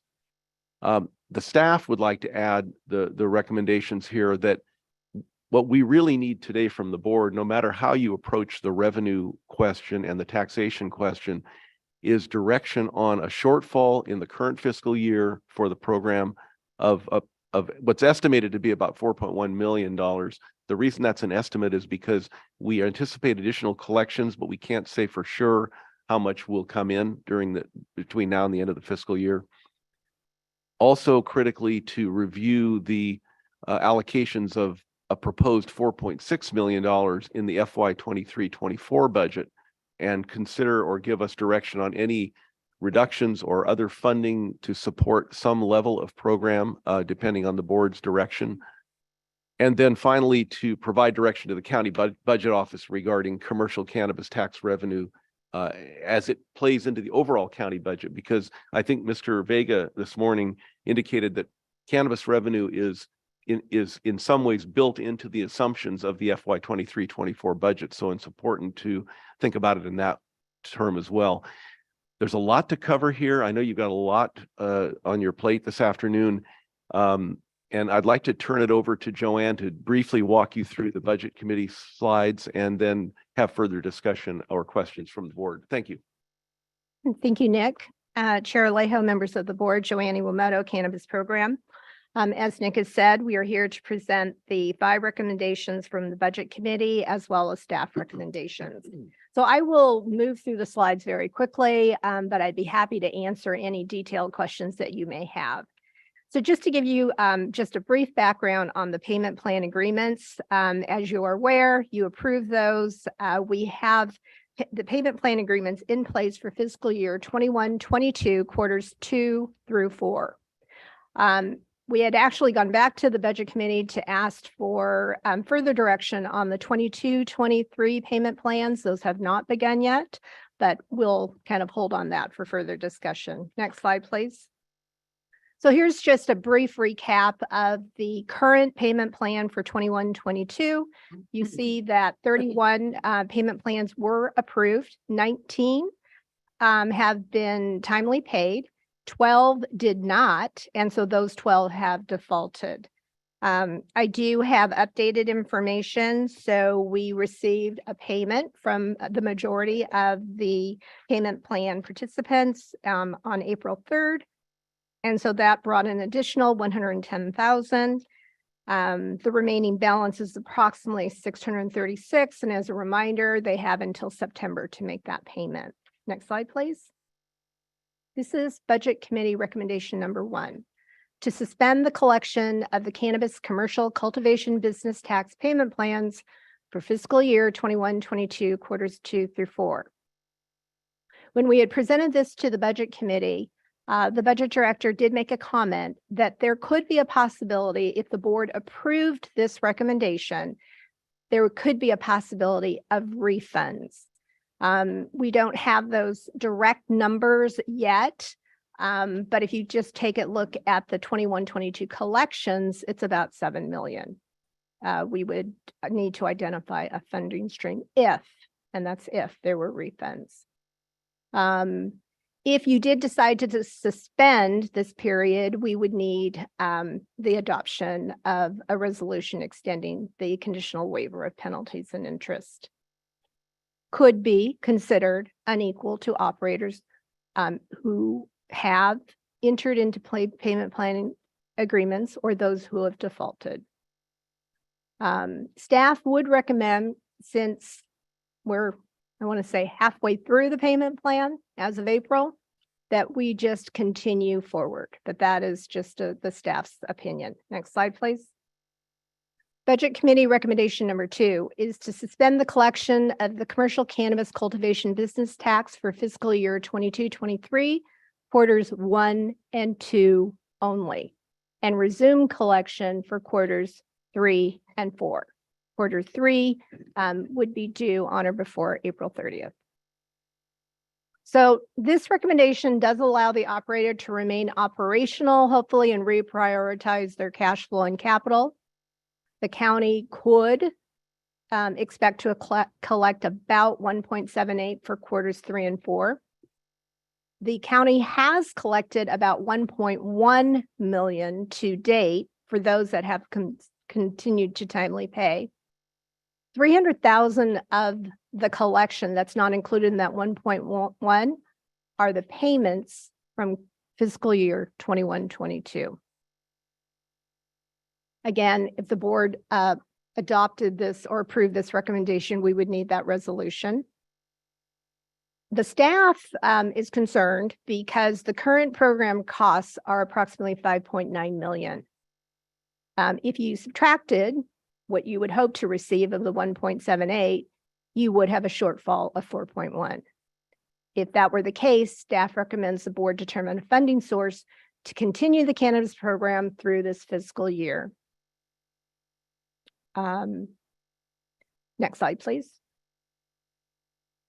The Budget Committee recommendation number 3.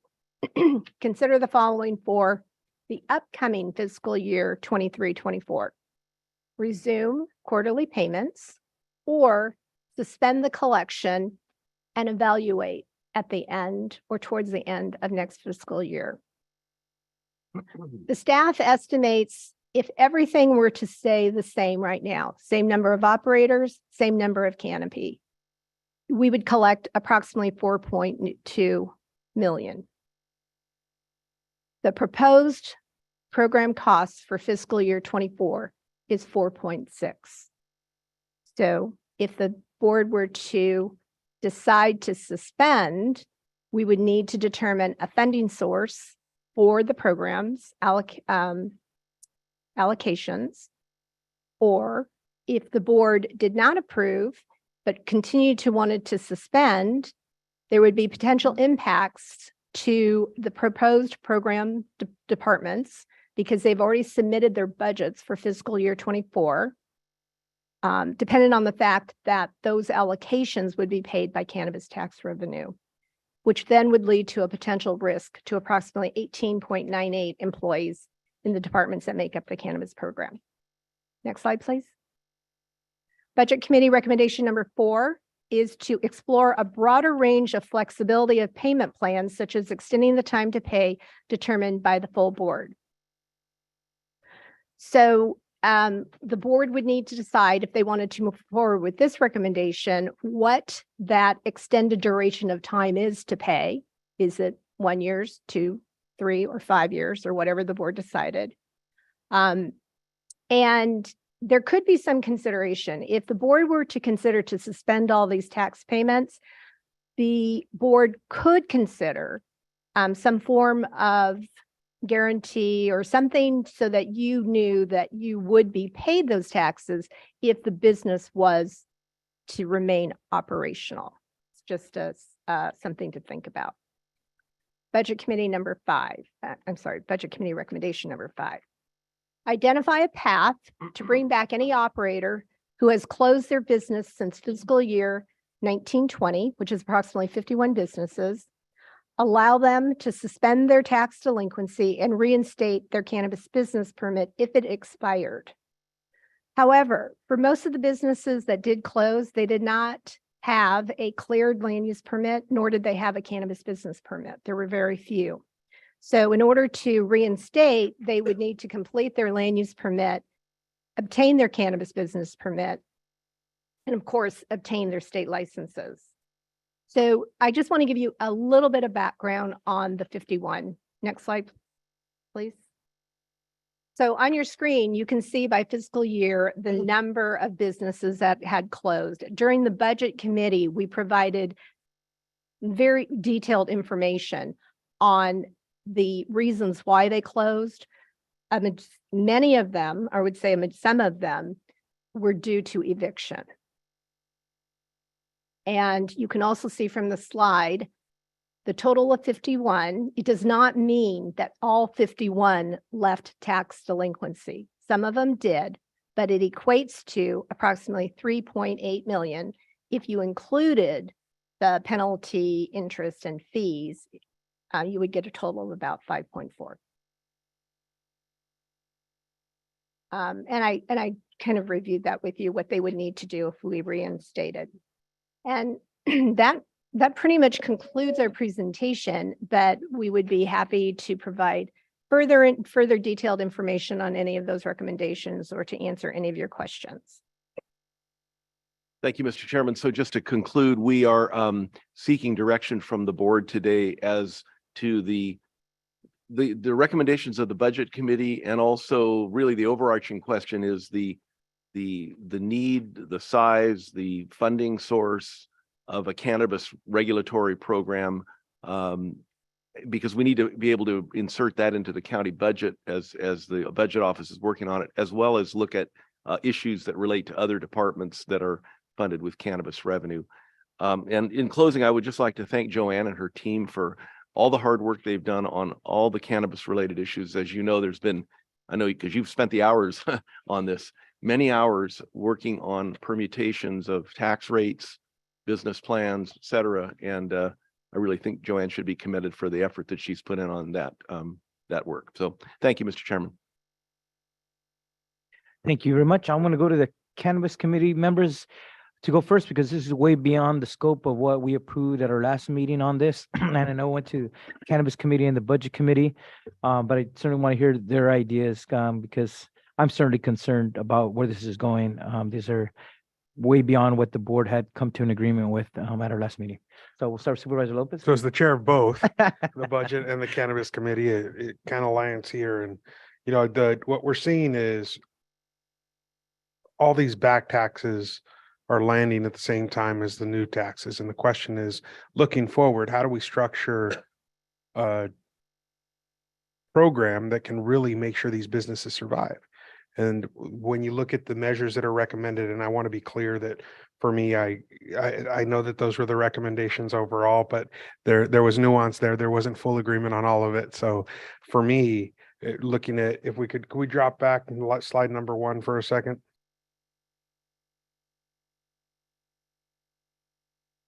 And I get that what we're talking about here is further than we've talked about in the past, but we're continuing to see the problem grow, right? In terms of closures, we do have additional folks that are interested in perhaps opening businesses in Monterey County. And I think that's because we continue to have dialogue and have a department that listens and engages. So while we have that positive side of folks still believing that while industry overall throughout California is being impacted, that Monterey County is a place to do business, the question is, how do we hold that position? And I think what we're laying out here in some of these different options is a way to do that. So in recommendation number 1 for me, the suspension of the cannabis commercial cultivation tax would be just on the collection. It's still owed. It will stay on the books as a debt to the county. And the question is, how far out do you push that collection period, right? And do we still continue to try to, at this point, extract blood from that stone, or do we give them an extension that's meaningful, that really provides a position without the additional penalties, given what we know is happening with this within this industry, to allow these agricultural businesses to survive? And in my mind, that is for me on this particular slide would be allowing for that suspension of collection, but extending the timeline for, say, 3 years for that collection. Could we go to number 2? So for number 2, same thing here. The question here is the funding for this year, right? This one has a bigger impact on us given how we've structured this particular item for this year. But again, look at the number. We're already in a deep hole, right? One way or another, we're short $4 million the way I read this for this fiscal year. It tells me that as we approach this year's budget, and the reason that we asked for this to be prioritized and put up front, that we be honest about these figures, about this shortfall. Because as we structure this year's budget, we can't expect anything different if we don't change the way we're approaching it. And what I mean by that is we have 19 positions that are dependent on this money. And obviously we've gone beyond that for a long time, but recognizing that, I think we need to look at what we experienced the year before and structure it much the same for this coming year if our goal is to maintain industry. We talk about 19 jobs, but we're talking about hundreds, if not thousands of jobs on the other side of that collection of dollars. So in this vein, I am personally supportive of much the same, the suspension of collection with an extension, because if we want to be honest about the first half of this year, we need to structure moving forward. For me, that second piece of resuming collection of the quarters 3 and 4 is vital. I think we need to continue to have that base expectation of collecting here moving forward based on the new rate structures that we put together the last time we met. Can we go to slide 3? So number 3 is where we go from here. And for me, it is that resumption of the quarterly payments at this time. I do think that we've set a new floor based on the new rates, which are break even, and we need to see if that plan and structure that this board has created can survive. And I think, as Supervisor Alejo said, what we're presenting today isn't all what we agreed to, but we're trying to be honest about where we're headed. And as part of that, I think we need to give that a true trial run, which means resuming the quarterly collections moving forward. Number 4 and 5 were more kind of future expectation, right? Flexibility, as well as the concept of opening the door to allow folks to come back who perhaps are still in that state of limbo, recognizing that there's not many folks based on the way the programs are designed at the state who could walk back in tomorrow and said, I'm ready to resume, and say, I am ready to resume my business tomorrow.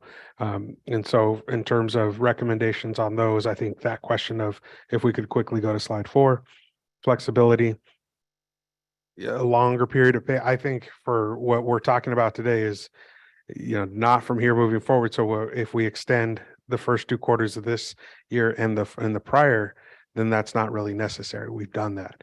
The question is how long. For me, I think 3 years is fair to see if this market will turn. And if not, that's where we stay.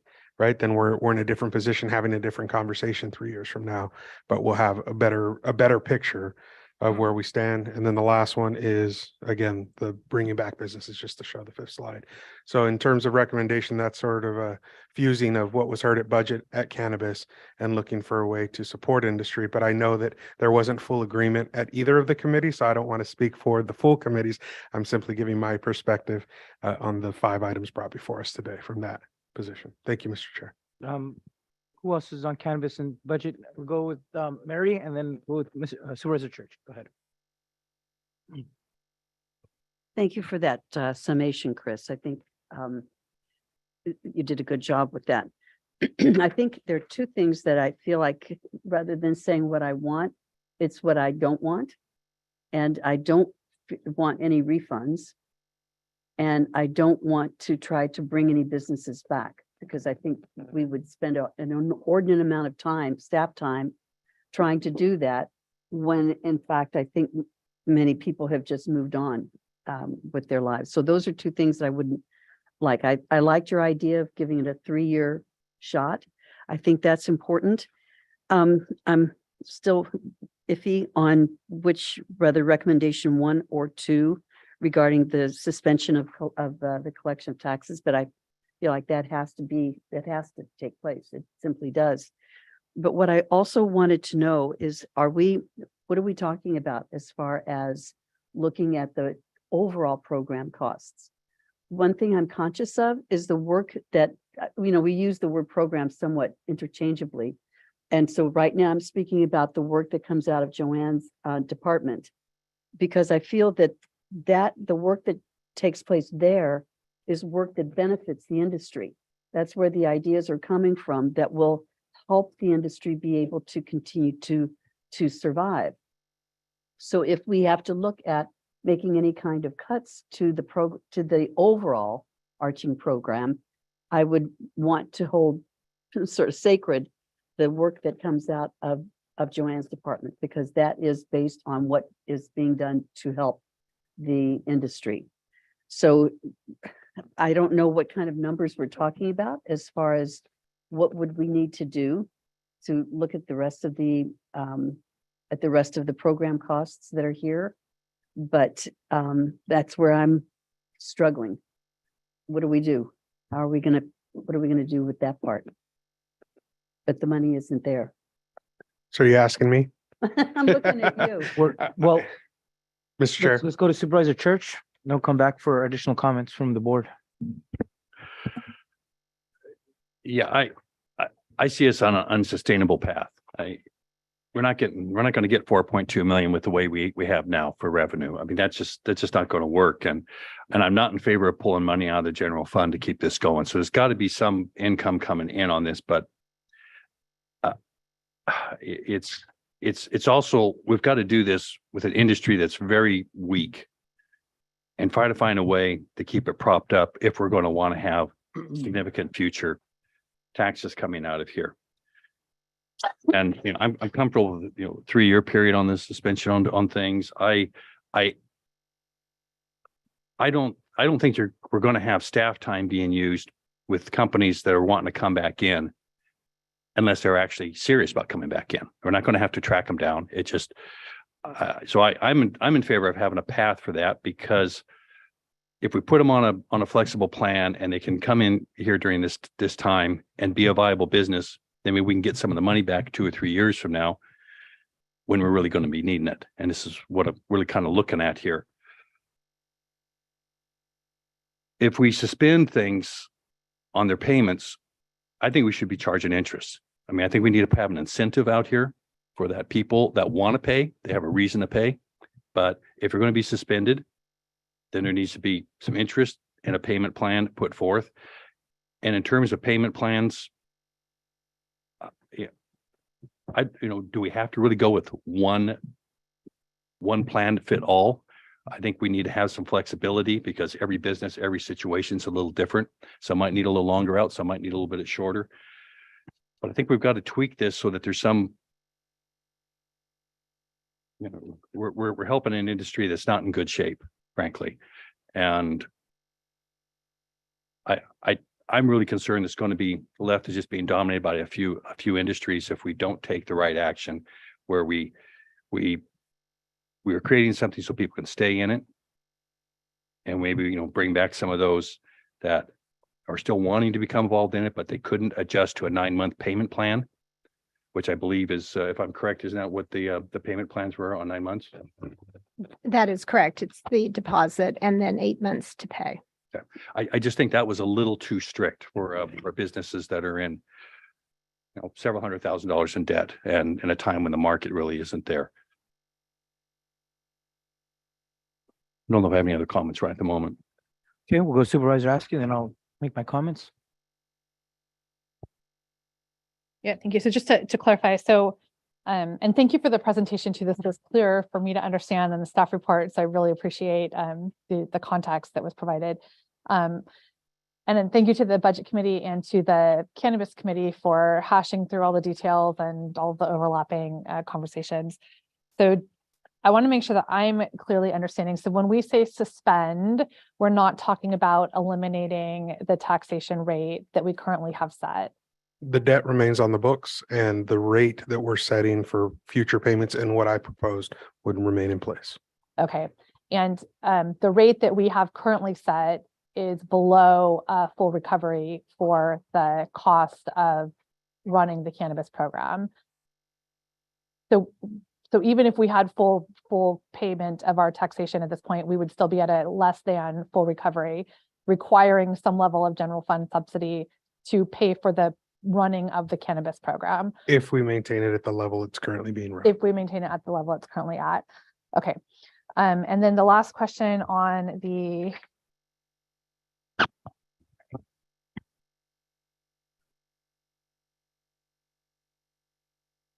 and our current suspension, which was for quarters 1 and 2, did that include interest or is that penalty free suspension delayed?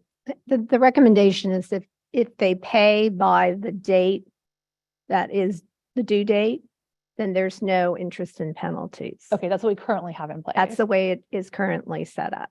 Okay, those are questions. I will have comments, but I want to make sure I'm clear about what's being presented. Thank you. Yeah, and I want to say I'm looking forward to hearing public comments on this, but I am also probably not ready to go this far. I think last meeting, I tried to get to a point where we were only collecting the minimum taxes available to fund the program, even those positions that were vacant or that were no longer needed. I was willing to reduce taxation level to get to that minimum level of staffing, but this goes way beyond what we talked about then. That at that meeting, as I said earlier, one on suspending taxes. I think that's just semantics. That's basically waiving and collecting any fees on our accounts receivable, money that is owed. And I think for those that have paid, those other $7 million that were collected in 21, 22, I don't know if that puts us in a legal ground with those businesses saying we pay taxes, and those that didn't do what they were supposed to do, now they're being rewarded by not having that collected. And in 22, 23, I know we're still there's a shortfall of $4.1 million, but we didn't collect anything in the first half of the fiscal year, and then it took us a while to start actually doing a payment plan. I think not till March, and so every time that we keep pushing things off or keep bringing back the same thing about not collecting taxes, well, it's an incentive for people not to make their payment plans and not to keep up because they want to stay compliant when they didn't know there's another possibility that we might not actually collect. Then they're going to hold back for as much as they can. And I don't think it's fair to taxpayers. Yes, we want a cannabis industry, but we have to at least collect enough to administer a program that is needed in an industry like this, that requires oversight, that requires checks and balances, that requires the DA's office and the sheriff's office to have oversight. We've known from the lessons and some of the problems that we've had, even some of the audits from our treasurer tax collector, where people were not reporting as they were. I think that was just 2 years ago, and they had to pay some fines, and they were significant. Everything that I've learned shows and demonstrates that having qualified, trained staff is imperative to having a robust industry that has the oversights, the checks and balances with it. When we start now reducing that, I think we're going down a wrong path. But overall, if we're going to have a cannabis industry, we have to collect enough to pay for its staffing. Otherwise, when we say let's not collect, let's suspend in the next fiscal year, what we're saying is we're going to put the cost to administer a cannabis program on the backs of other programs of taxpayers. They're going to have the 4.6 million that is needed to staff the cannabis industry next year. We're going to have to take that from elsewhere. Here we have veterans, we have community nonprofits. We have a lot of asks that we're going to hear at the end of our departmental presentations. Is it fair to put 4.6 million that we could have for other programs? Then now the cannabis industry is telling us, oh, don't even charge us that. I don't think that's fair to ratepayers.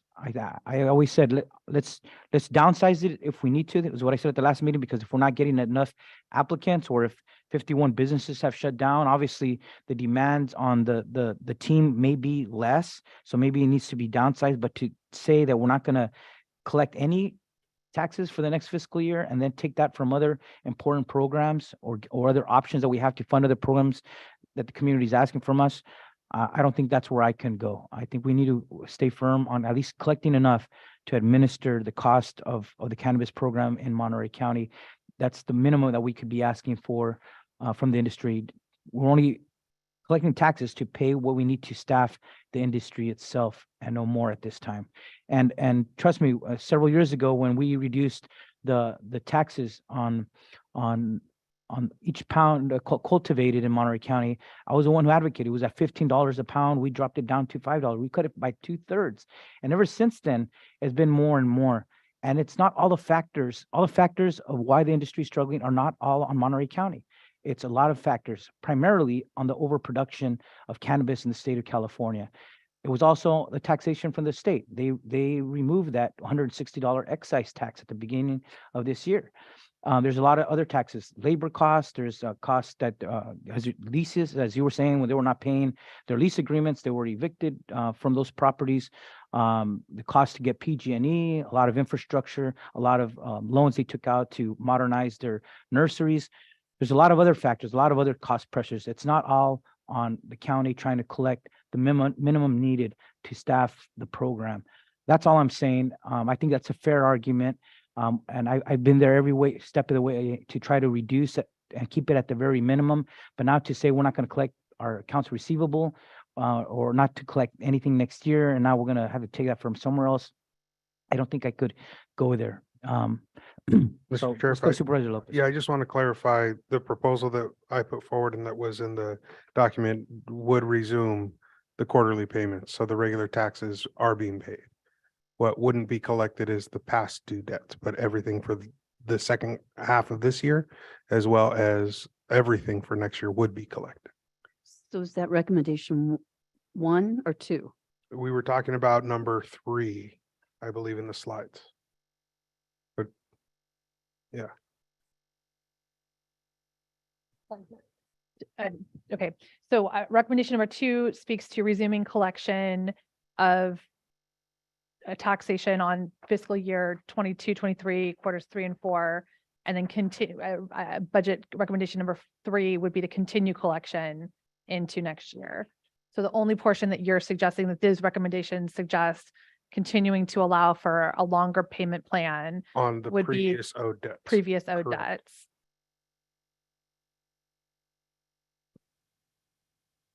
debts. If I had one other question through the chair. Thank you. So the current program cost is 5.9 million, but we're anticipating next year's program cost is 4.6 million. So there are some savings and reductions included in what's being proposed. Okay. But it's still when we say that if we were to be fully collecting taxation for next year of what's due next year, would that total collection be enough to cover the full 4.6 million? No, Chair Alejo, if I could just Yes, make a please. comment. So as you all have learned, the volatility of this industry happens with primarily cultivation. So right now for the numbers, yes, that is correct. The revenue would fall short for the proposed costs. Now, assuming everything stayed the same, we have the 60 non-retail and the 9 retail remain. I'm also working with 7 new operators. And primarily they're all cultivation. The majority of them have already gone through the land use permit. It's in condition compliance. So it's not like we're starting from square one. Some of them have applied for their state licenses. If those new businesses were to come to fruition, that would be an additional 600,000 square feet of cultivation. Now, with that said, we can provide estimates on what that revenue would be, but in the meantime, you might have 10 that cannot sustain themselves. But the way the payment plan, the current 21-22 payment plan looks today is they're making the payment for the 19 that are remaining. And that is the only reason why the program or the staff report says is to continue that payment plan, but we could extend the duration to pay, which would then reduce the monthly amount that's due. And that does help the industry. We do know that the wholesale price point, it's starting to improve. Is it where it was a year and a half ago? Absolutely not. But we're seeing a change. The transition to annual licensure, you are seeing operators drop out of California throughout the state. So everything that Monterey County is facing, every other jurisdiction is facing it as well.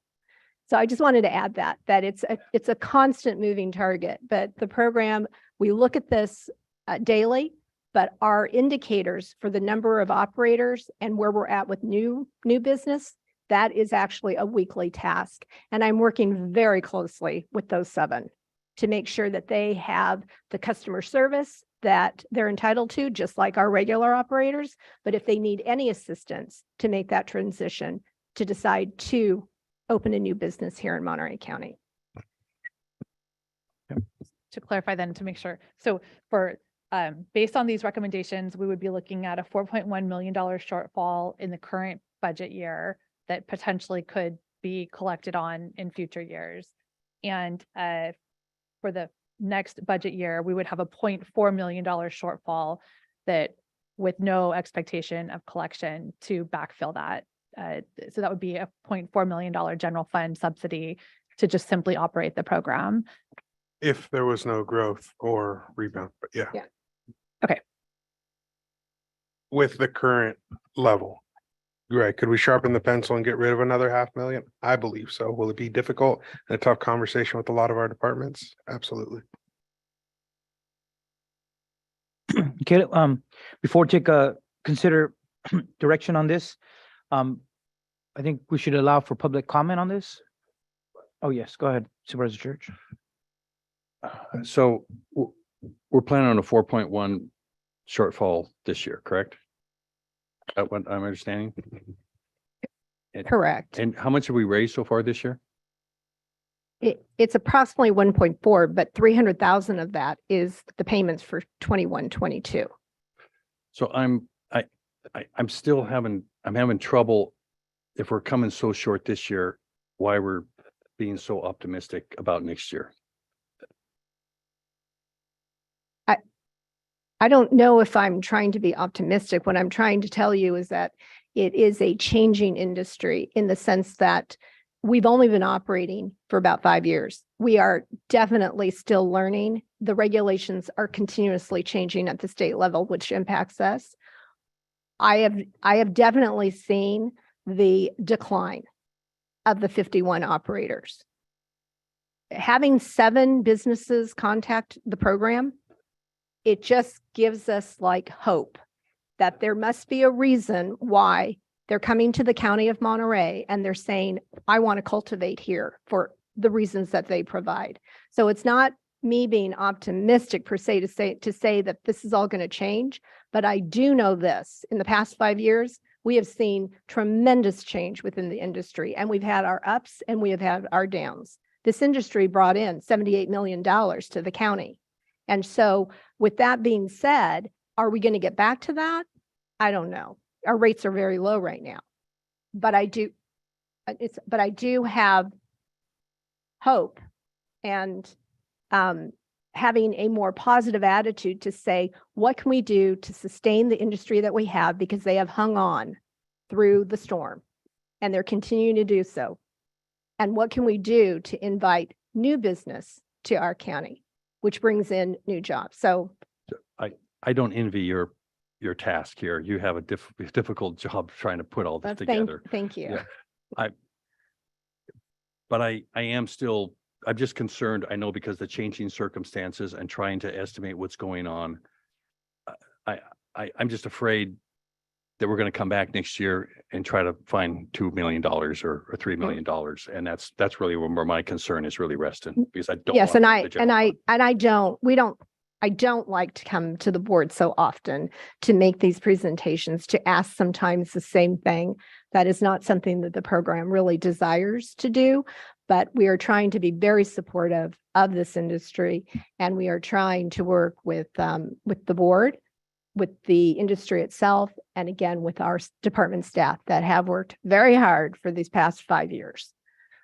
You joined us on the question on payment plans. When did we start the payment plans? Because I thought we didn't even really start deliberate, getting something formalized till January, but then there was additional modifications made to the, because of input from your office, from the tax collector, maybe the assessor's office. But I believe we started late. I don't know if it was February or March, but that means it's even been less than a quarter that we've actually been collecting. Obviously the next quarter is April, May, June. So there was no collection under a payment program and from July through December. So I want to say, yeah, we collected very little because we started this very late in the third quarter, and now we have barely entered the fourth quarter. So then just the numbers of collection don't tell the whole picture here when we started this payment plan option just a month or two ago. You are correct. So the deposit was due January 31st, and the first payment was due February 1. February. Okay, thank you. Let's go to members of the public. If they'd like to comment on this, we'll give a minute and a half comment. And we'll start with our district attorney. Thank you. Thank you, Chair Alejo, supervisors. I had planned to talk about this in our department head presentation, but I feel like you're close to having a conversation about making a decision, and I thought today or right now would be the time period. When we contemplated bringing cannabis to Monterey County, law enforcement was always part of that conversation, and it was imperative that we do so. In 2021, Supervisor Lopez and I stood side by side along with Joanne Iwamoto, and we announced that we had destroyed 40 tons of unlicensed cannabis in Monterey County in 2021. 85% of it was contaminated cannabis, either through mold, pesticides, heavy metal, E. coli, all of these things. That work has continued in 2022. And in 2022, and this is just work from the DA's office in support of the program, we served 26 warrants on unlicensed cannabis cultivators. We destroyed 33 tons of processed cannabis, 62 tons of cannabis plants, and 30 pounds of concentrated cannabis.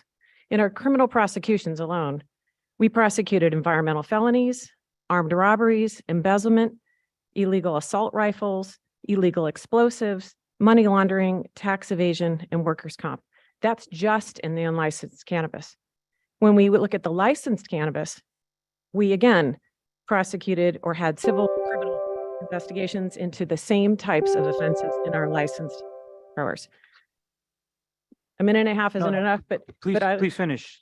My point is that if we don't continue with enforcement, this industry will take over the county and you will not get any revenue, and we will destroy our youth, and violence will increase. Last year alone, we prosecuted 12,000 criminal cases, and that's an uptick from the year before. I would urge you to keep law enforcement as part of this program. Thank you, District Attorney Pacione. Other speakers on this item? We'll start with those in chambers first. See no one else coming up. We'll go to those online. Joey Espinoza. Good afternoon. Can you hear me okay? Yes, we can. Go ahead. Okay, thank you. I think there's a lot to discuss on this. It seems like the board, if it's going with any of these recommendations, is leaning towards recommendation number 4. So I'll speak mostly to that. And I think it's important to note that it seems like we're mostly talking about the current payment plan, which is for fiscal years 21, 22. The current fiscal year we're in is still kind of been lingering, because it's been very difficult for folks to do a payment plan where they're paying multiple fiscal years at the same time. So the idea of paying fiscal year 21, 22 on the 1st and fiscal year 22, 23 on the 15th is just not a sustainable idea to go with. And when we look at the payment plan for fiscal year 21, 22, we started with a 40% failure rate. We had 31 sign up for the payment plan, and immediately we shut down 12 of them who were not able to make that down payment. So to me, that's something that's very important, and even more reason to look at extending the length of these payment plans. I think that if the payment plans are extended, it helps generate a more successful payment plan program. I think that operators need the ability to miss more than only 2 payments. Another question I would have about the payment plan would be how many have missed February 1st, March 1st, or April 1st. They may not be in good standing, so that's a good thing to pay attention to. The other topic about people coming in is I think why folks are looking to come in is that we finally are getting a more reasonable tax rate than we've had in the past. Thank you. Thank you. Next person. Michelle Hackett.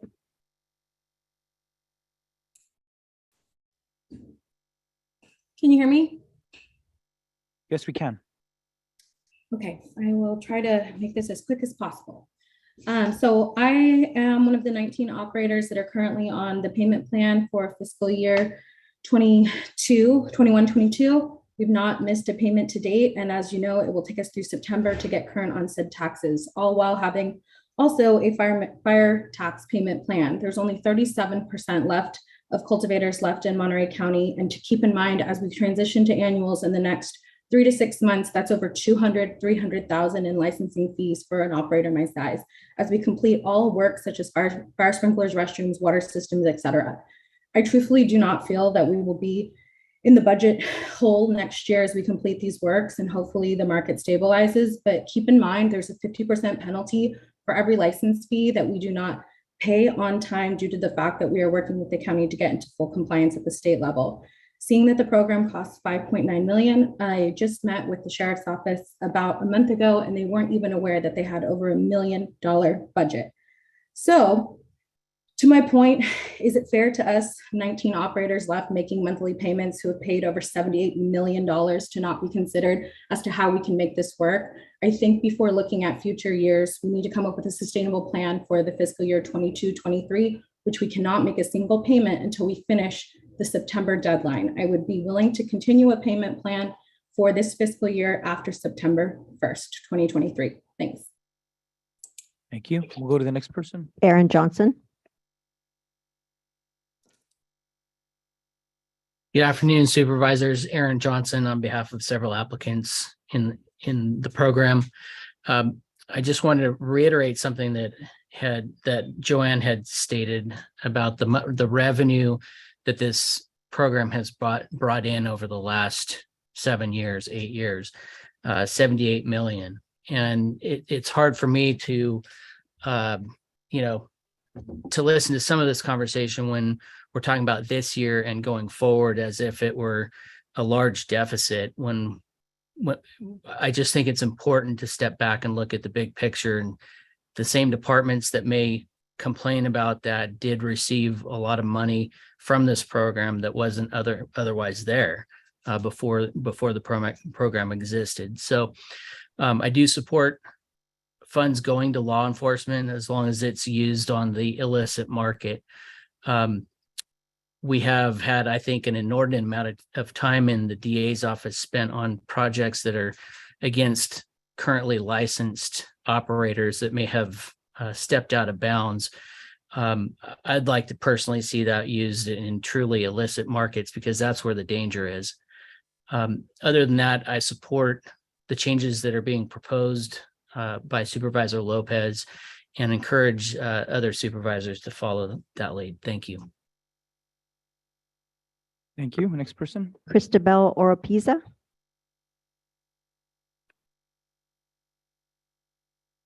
Hi, good afternoon. My name is Christabel Oropeza, Public Health Program Manager in Chronic Disease and Injury Prevention. This is home to our public health cannabis education program. The cannabis education program since 2018 has received $225,000 in cannabis tax revenue for youth education and public awareness campaigns.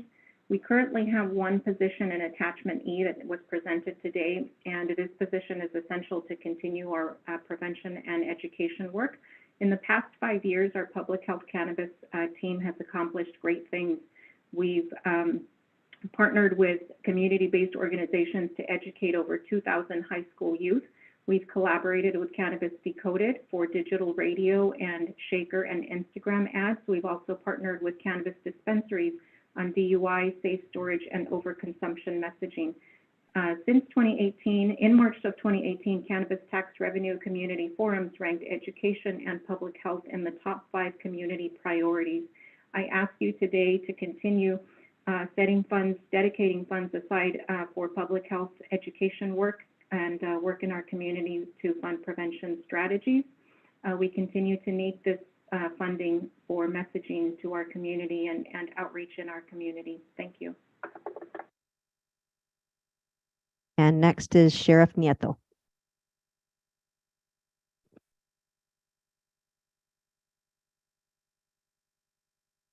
Thank you, Board of Supervisors. I just want to also say, support what the DA said about if you remove the monies from the law enforcement side of it, the problem is going to get worse. Michelle Hackett said that she met with me last month. That is true. That was right in the middle of the storms. And when we were talking about the budget, I didn't know all the budget in and outs of the Sheriff's Department. I do now. And I could tell you where those monies are spent and why we need more money for the enforcement. This is a problem not just in this county, but this is a problem in many, many counties. We knew that when they legalized marijuana, that there would be problems with the illicit growers, and to take away the law enforcement arm of it, the problem will get worse. And if you're looking at tax revenues, whatever the board decides, the illicit market will beat out the legal market if you pull away law enforcement from part of looking at solving the issues with supporting the legal growers. So I hope that you do not take the funding away from both the DA's office and from the Sheriff's office, who actually have the fields removed when they're illegal. We're the ones that go in and pull out the plants, that burn them, that prosecute, et cetera, et cetera. So please don't remove that part of the funding. And with that, I'm done. Thank you. Thank you, Sheriff.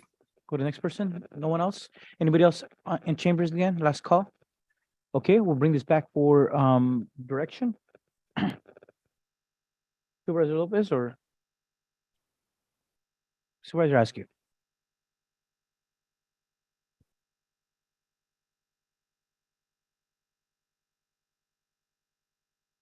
So I think, thank you for all the information, for the answers to our questions. Similar to some of Supervisor Alejo's comments earlier, in previous discussions, I mean, we've had ongoing discussions, and I think that this board has made it very clear that this is an industry that we want to find the right ways to support, that we want to protect, and that we see a home for Monterey County, a home for cannabis in Monterey County for the long term. I think we've spent extensive amounts of time here in this board chambers talking about listening to, figuring out how we can do our part to accommodate and meet the needs of our industry partners. I felt comfortable extending tax relief to the cannabis industry to the point where we are recovering our basic costs for running the program.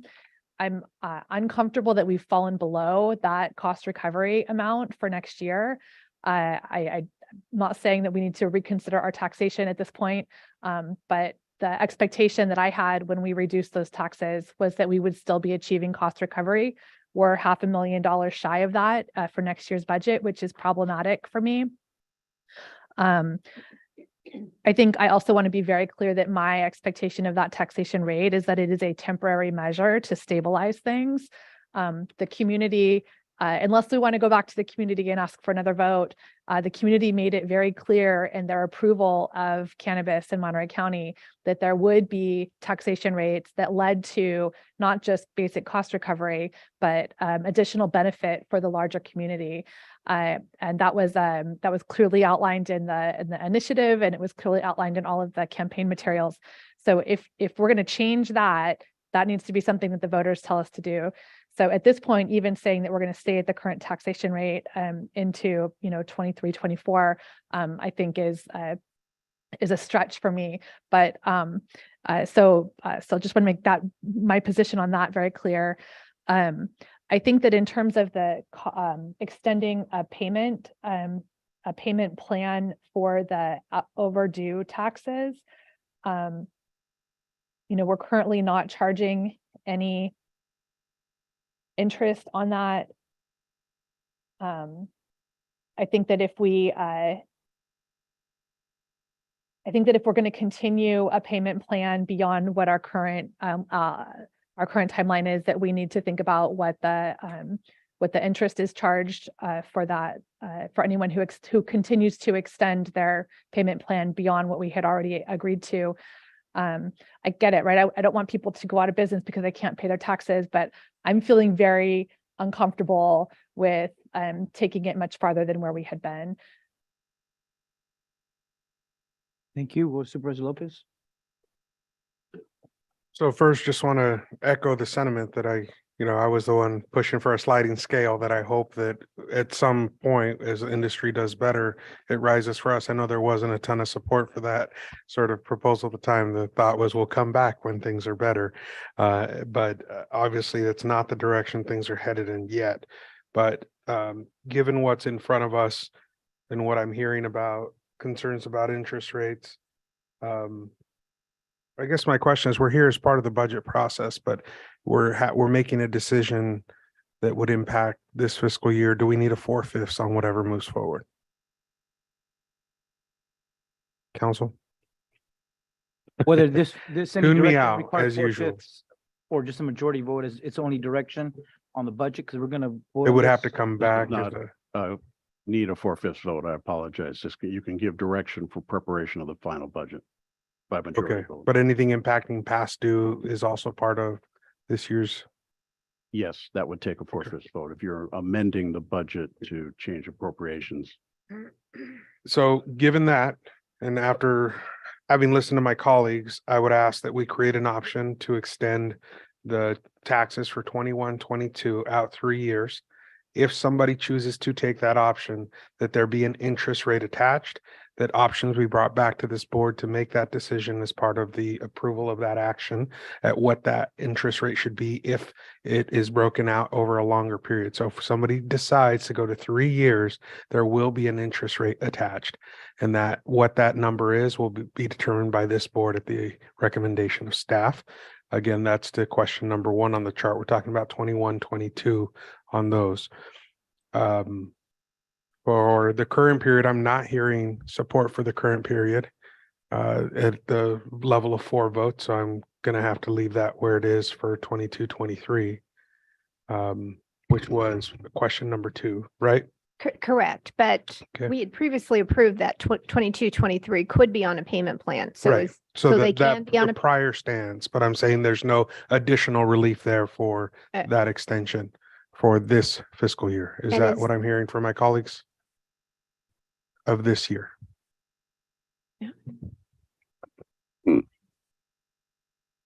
Well, right now they can be put on a plan, and the plan is a year. What is? 8 months, but What? so for fiscal year 22, 23, the current year, they have the option to go onto a payment plan. Or if they want to pay that payment plan in 8 months, they can. If they want to extend that to 3 years, then they will be charged interest determined by the board. No, that's No. only for 21, 22. No. I was not hearing support from this board for this year. Okay. Unless I hear different now, We need 4 votes for this year. I mean, yeah, I don't know if there is. I mean, I would favor that. right. I heard you and Mary in favor, but I didn't hear a fourth on that one. So I'm trying to craft something that'll pass here. Would only be, so when we're talking about 22, 23, Quarters 1 and 2. quarters 1 and 2. And the question is, do we keep that as an 8-month payment? The question is, do we add an option for someone to extend to 3 years, again, with an interest rate added? Which would mean that we have a $4.1 million shortfall in next year's budget that will likely result in layoffs of In employees. this in year's other budget, departments. correct? In this year's budget, In this year's budget. in your end wrap for this year, not next year's budget, this year. So we don't have any funding source to, so I guess the question would be, where would the resources come to fill that $4.1 million budget in this year's? Because we Mr. don't have Chairman, any cannabis funds left. We've already dipped into, Hold on. we've fully expended contingency, and we're using strategic reserve to pay for storm damages. Do we have a end of year balance that we're expecting that would fill that? I think, you know, Hold on, we hold also on. need We're to. gonna go to Nick wants to answer, and then we'll go to yeah, supervisor. Mr. Chairman, if Mr. Vega is watching the meeting and listening in, we had a very brief discussion with him this morning about that scenario, what would happen with the 4.1 million in the current fiscal year. And I think hopefully he can answer that question for the board. Do you want to hear from Mr. Vega? Okay, Mr. Vega, you got an answer for this? Yes, so what that will mean is that on a temporary basis, then the general fund will have to subsidize the cannabis program until those payments are received, if that option was approved. Which would ultimately mean that there's less resources available for next year's budget. So no, I can't support this. Okay, let's go to Supervisor Church. Just to clarify, we can say we're suspending with an interest, but not necessarily all the cannabis and members of the industry are going to take that. Some of them may very well decide they don't want to have the interest into there. Right. So there is, you know, we're not saying we're not going to take any taxes out of this. We're saying we're giving you this option, but you're going to pay a penalty of interest on it. Well, I'll speak now. It doing the 3-year option with the little interest added on it, it removes the whole idea of even having a payment plan. Because the reason you have a payment plan is so people can make monthly payments on owed taxes.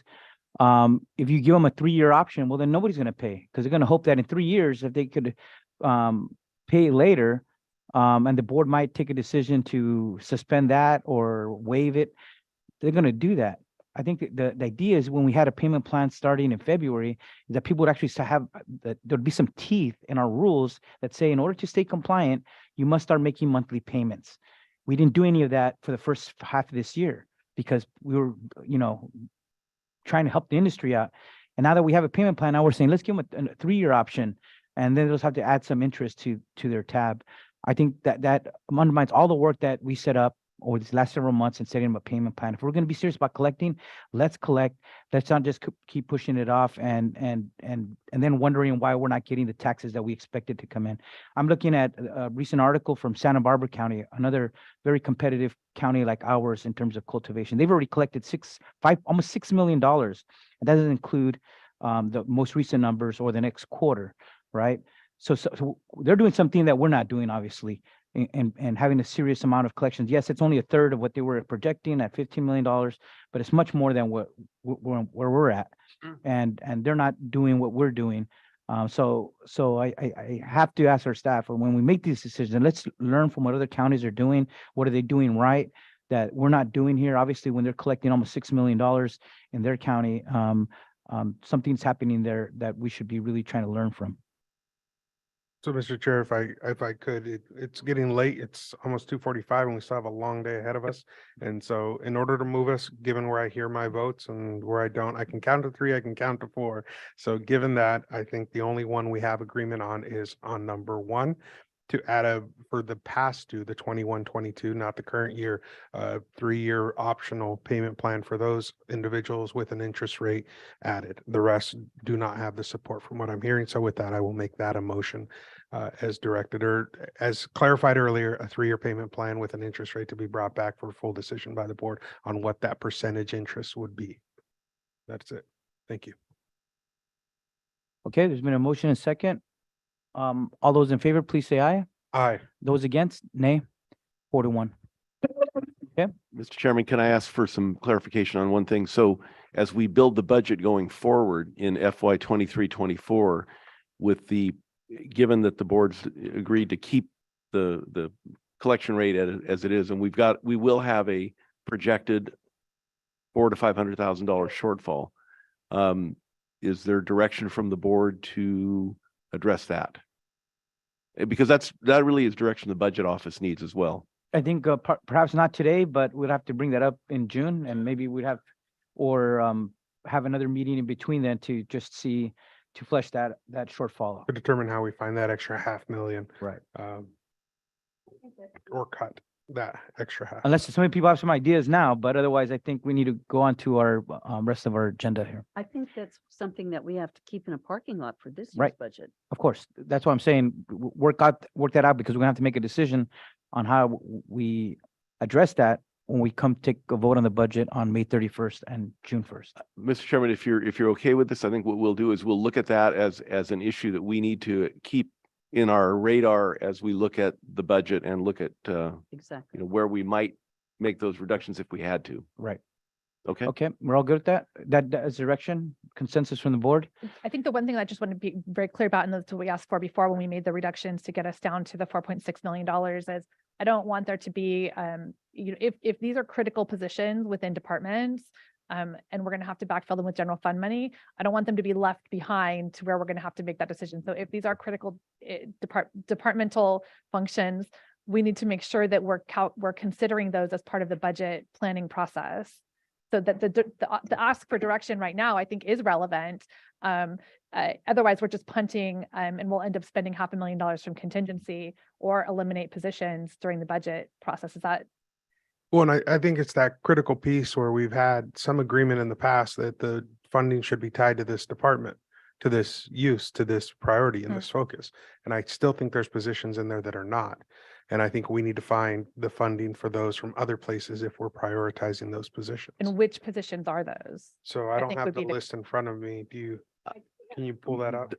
Because the people in those positions need to know that potentially their position, those departments need to know to go find other resources to. Well, fund those I think we positions if had that's the what we're- director of the Veteran Affairs, Oh, right? okay. Had been pulled from there, and I'm supportive of continuing to fund that, but I don't think it can be from this fund anymore. I think we need to give that long-term GFC. How about unless that is how about on this item, if we could bring it in, just to get some more direction on the shortfall, perhaps bring it at our next meeting in 2 weeks on the April 18th.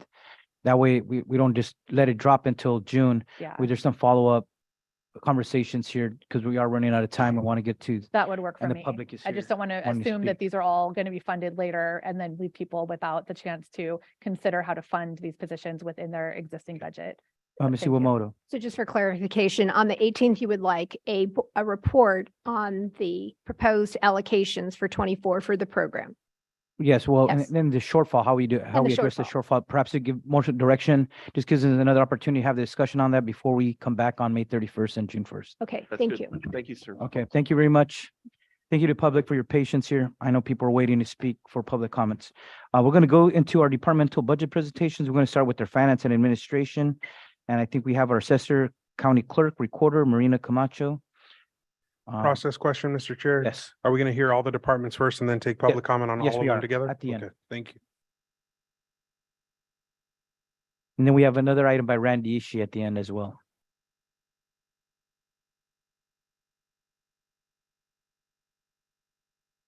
So for our public that's here waiting, we have to go through these different departments that are making requests. It's not all of them, but hopefully we can get through these very quickly and then we'll have public comments. And if you have to leave, you could always join us on Zoom and make your public comments at the end of the meeting if that is easier. We apologize for the delay. Go ahead, please. Good afternoon, Chair Alejo, and members of the board and members of the public. Marina Camacho, Assessor, Clerk Recorder, and I'm here to do a presentation for an augmentation request. As you're expecting to hear from many of the departments, our department is asking for a $984,000 augmentation to our budget for the 23-24 fiscal year. I'm going to, for the sake of time and respect for all the others, I'm going to just briefly go through a couple of the points, beginning with the core functions of the assessor's office. As you all may very well be aware, Proposition 13 requires reassessment of real property upon change of ownership or new construction.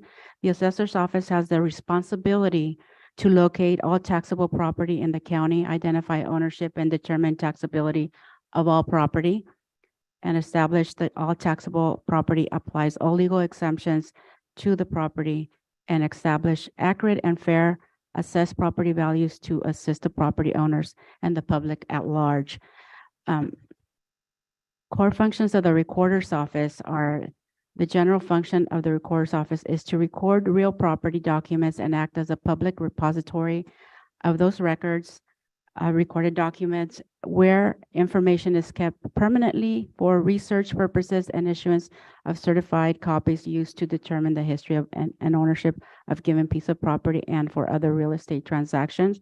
Among some of the other items that is the enforcement of mandated legislative changes such as AB 1466, as many of you are familiar. That is a requirement of identifying derogatory and illegal language found in recorded documents and redacting them, which requires legal review and approval before redaction. Currently, the process is we have developed 3 different phases. Phase 1, the vendor has identified 11,500 documents that require that redaction. For the clerk's side, the core functions of the clerk's office is to issue and register marriage license, file fictitious business, among various other things, notary publics, and so forth. Staffing for the recorder, for the assessor clerk recorder's office historically has been, started from and going back to 2018, 2019 fiscal year, leading to the 23-24 fiscal year. We started with 66 positions.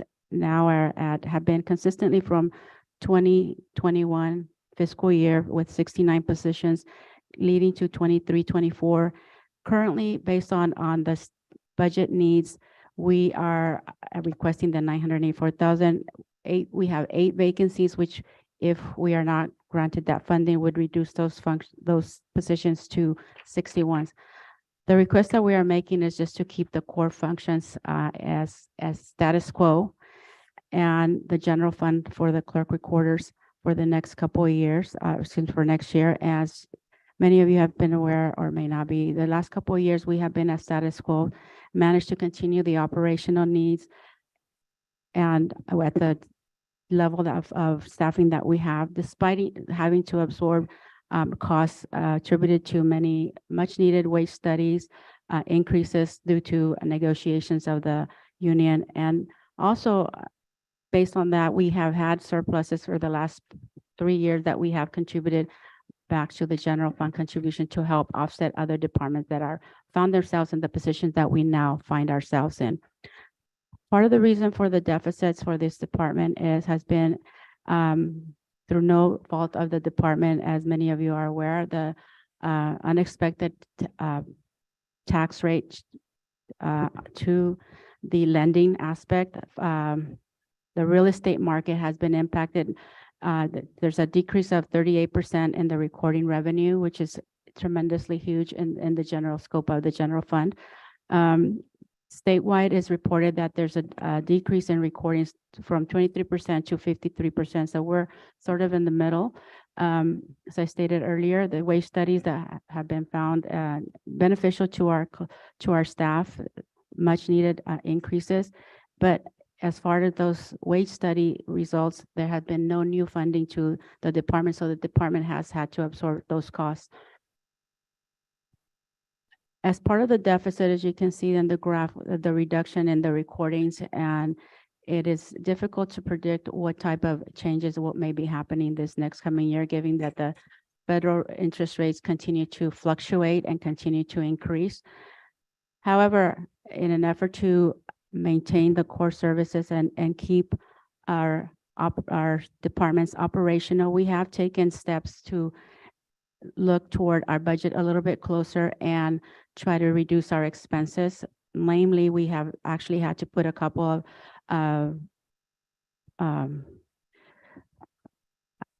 positions that we've been recruiting for on hold until we see what the outcome will be of this request. We reduce several services, supplies, and various other areas to try to keep our department as lean as possible. Our augmentation request is, again, as I stated earlier, is to maintain the status quo and continue to maintain, help and keep our core services to the public in general, and also our staffing job workload. Several of the positions, as many of you may be aware, one of the primary functions of our job is to establish and process supplemental assessments, which is a big contributor to the general fund contribution, approximately 70% of the non-discretionary funding. So each position, as you will probably hear from all departments, are critical. But in an effort for us to continue to process those supplemental assessment values that in essence contribute back to the general fund contribution, it is imperative for us to get these positions funded. So I hope that you support that. Some of the positions that we're looking for is supervised. 3 of these positions are appraiser positions, which actually do the valuation and then subsequently the enrollment of the supplemental assessments, and subsequently as a benefit to the county in general is generate general fund contribution.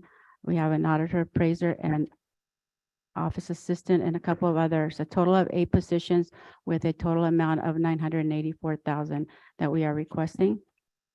The impact of not funding is basically although our department is not a revenuer, we are basically included in the finance departments. We're not revenuers, but we do nevertheless are the biggest contributors to the general fund contribution, and therefore, if we don't get that funding, we will try to manage as much as possible, but the core functions will suffer. The valuation will be delayed. Not only will they possibly be delayed, but any subsequent transactions that happen, meaning sales, could stand to potentially go to unsecured and may not be collectible, as well as increasing the workload to our staff in general, and as well as other services suffering. As a normal course of business that we do to generate those funds for you. Thank you. That concludes my presentation. Questions? Thank you very much. I don't see any questions. Very Yes. quickly. Just a quick question. I wanted just to make sure that I had this down essentially. By giving you the 984,000, we are leveraging $1.6 billion. Yeah, you're referring to the outstanding supplemental assessments? Yes. Yes, that's about 3,600 supplemental assessments that are currently waiting to be processed. Yes. Great. Okay, thank you. That makes a lot of sense to me.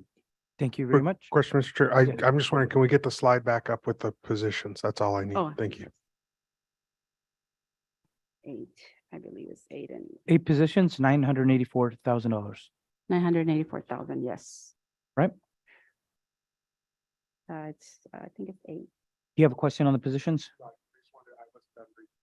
Okay. And we can make sure to provide the slides to the supervisors, please. Oh, okay. Yes. Of Okay. course. All right. I'm going to try to keep this moving along. Thank you for Thank your you so brief much. presentation. But I want to ask my colleagues, because I know our public has been waiting here an hour and a half, and I know they want to speak on one quick item, and then so they don't have to stay. Our staff could stay here longer, but we do have 12 more of these presentations by departments. So I wanted to ask if it's okay to let them speak their 1 minute and a half, if it's okay with everyone. I know we have some veterans and some other folks who have busy schedules. So if it's okay with my colleagues, and we're all getting nods, we could go to public comments, and then we could check at the end in case there's anyone else. Mr. Chair, do we need to have a motion to change things? I don't think so. I think as chair, we could redirect public comments at this point in time to accommodate our guests that are here today. So we'll give up 1 minute and a half. Members of the public, if you'd like to make your comments now, we could go into that to not keep you waiting. And we appreciate your patience and your participation today. And our staff will be taking notes to kind of just jot down the requests coming from the community on our budget. Perfect. Awesome. Good afternoon, Mr. Chair, Board of Supervisors. My name is Jonathan De Anda, Monterey County resident and complex manager for the nonprofit, the Salinas Regional Sports Authority. So as you're aware, the soccer complex is an asset to our community, providing safe and accessible space for our youth and adults to engage in physical activity that develop teamwork and leadership skills and build community connections. The complex hosts up to 6,000 guests per week, including various leagues and tournaments throughout the year, attracting participants from across the county and beyond. So a top priority for our residents is equitable access to open green spaces including spaces for youth recreation to support emotional and mental health. The complex serves as a safe haven for our at-risk youth, as well as providing them with the positive role models and supportive environment to engage in constructive activities. So, furthermore, the complex also serves as a place to promote healthy lifestyles, as well as an economic opportunity for our local businesses. So with that being said, as you move forward with budget deliberations, please consider that positive youth development engages youth along with their families, communities, and governments so that youth are empowered to reach their full potential.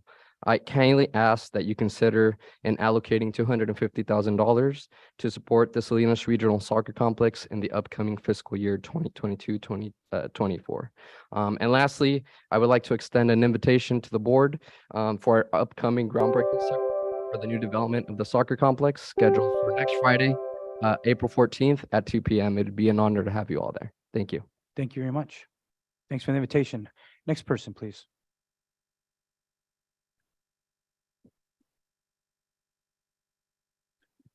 Good afternoon, Mr. Chair, Board of Supervisors. My name is Edwin Hermosillo, Operations Coordinator for the Salinas Regional Complex and local resident. As someone who grew up playing on the once called Constitution soccer fields, I always seem to find myself in awe, looking at how far this complex has come. This sports facility has provided a safe, healthy space for fitness, life skills, and athletic development, as well as an economic engine for local businesses ever since the beginning. Being at the complex most weekends, I can see how big of an impact this facility has on our community. We host nearly 6,000 people every single week. We have hosted many different nonprofit booths, including mobile clinic every single Sunday, Consulado Mexicano, Clínica de Salud de Valle de Salinas, and many more, which all have been a huge success. We will also be hosting free soccer clinics year-round in collaboration with local clubs and the Chevron Soccer Academy to continue developing the youth in our community and help them build life-changing skills, not only inside the soccer pitch, but outside as well. The complex serves as a venue for youth development, training, after-school programs, and serves as a safe gathering place, not only for our youth, but for their families as well. As you move forward with budget deliberations, please consider including $250,000 for the Salinas Regional Sports Authority to be used for funding the soccer complex. Thank you. Thank you for your comments, sir. Appreciate it. Next person, please. Okay, please come on up so we keep things moving, please.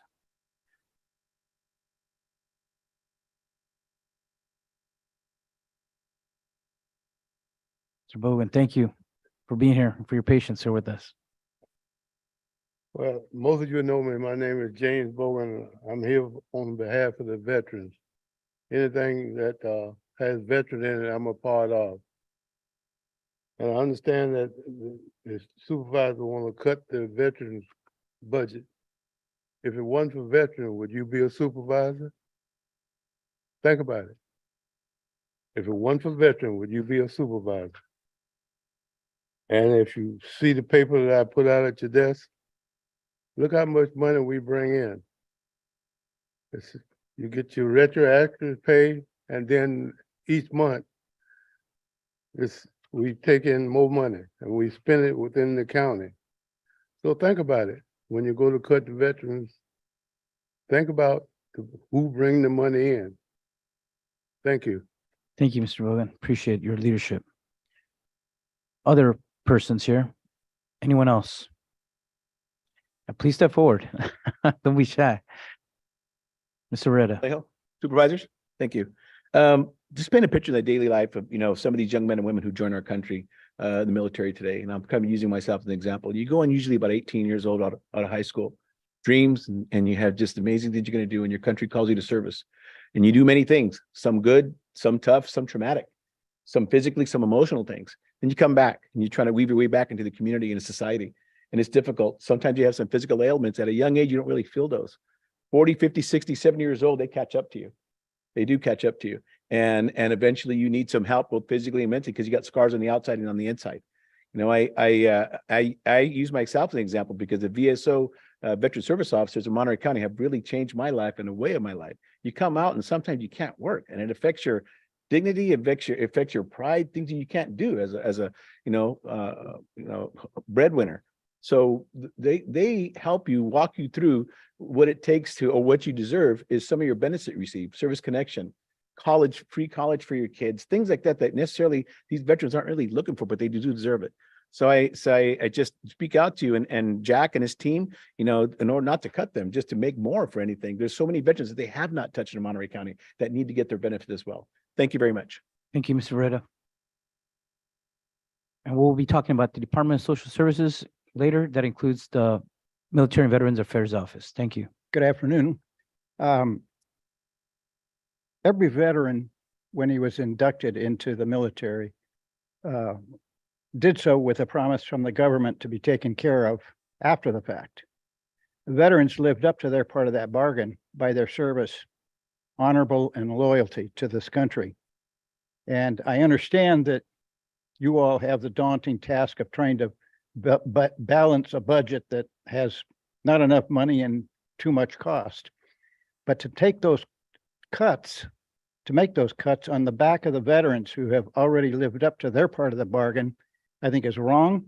And it sends a very, very bad message to the young people in this country that might be considering enlistment into our services. So I thank you for your serious consideration in making your decisions on this very important subject. Thank you. Thank you, sir. Thank you for your leadership as well. Mr. Libby. Chairman Alejo and supervisors, thank you for this opportunity. I stand here before you as the proud son of a World War II veteran and director of American Legion's Chapter 31 here in Salinas, and a staunch advocate for veterans. I would strongly ask that you reconsider not diminishing the Veteran Service Office budget by that dramatic amount that we have heard. Keep those fundings in place so that they can continue their outreach to more and more veterans, see that they get their claims serviced and expand their claims to greater numbers.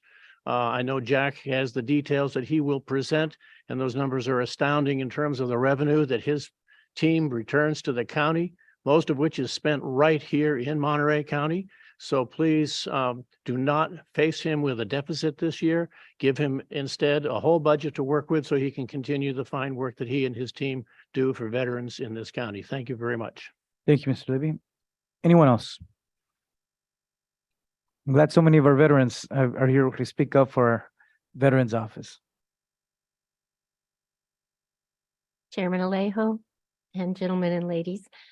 I am Lois Flint. I am the American Legion District 28 Commander, and that covers San Benito County and Santa Cruz County and Monterey County, 12 posts. There are a lot of veterans in your county, and I want you to think, as you're considering your budget, the many who have given, who have paid the price, the ultimate price, but those who are not, who are still here with part of their body parts gone, part of their mental capacity destroyed, and we need you to help them.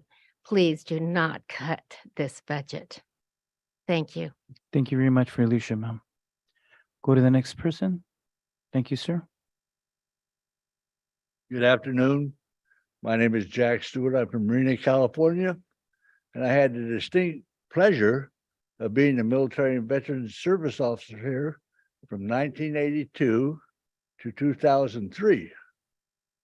And I sometimes chirp about my philosophies to my replacements, and I do this time also. I'm not reluctant to do so. What really struck me when we received our last presentation by our Military and Veterans Affairs Officer was that the wait time for an appointment is now 6 weeks. That is unacceptable. And if you reduce the staffing level even further, can you imagine the angst that this will have on the veterans community? Everything with the Veterans Administration is based on date of claim. So if you delay a claim going forward, you're denying a veteran or his family member a monetary value or a access to a service that they deserve. They earn this right. So please, in your wisdom, do not reduce this staff even further. Thank you very much. Thank you, Mrs. Stewart. Thank you for your leadership as well. Anyone else? I don't see anyone else. Soccer complex or veterans? Let's go. Anybody online? Yes, Rick Aldinger. Oh yeah, Rick. River Inn. Thank you very much. Good afternoon, Board of Supervisors staff. This is Rick Aldinger. I'm the current year chair of the Monterey County Hospitality Association. And just want to say that several months ago, this board got very creative in finding a way to fund much needed improvements at the Laguna Seca recreational area. And I want to thank you very much for doing so. Part of that solution involved borrowing a little over $3 million from the cannabis account, along with placing a cap on the amount of TOT revenue used to determine the 6% BSA funding for the Monterey County Convention and Visitors Bureau. Since then, total TOT revenues have exceeded projections in an amount that allows that money that was borrowed from cannabis to be reimbursed. So today, during this budget process, I would urge supervisors to remove that cap, which then allows the county to maximize its investment in the MCCVB. The return on that investment will then provide additional county TOT revenue to fund much needed programs. And so I'm hoping that's something that you all will agree makes sense and can be included in the budget that ultimately gets approved this year. Thank you very much. Thank you very much, Rick. Wanted to say thank you, Mr. Bogan, for coming, Mr. Stewart. They're leaving us. Okay. Anyone else? Yes, Alma Laredo.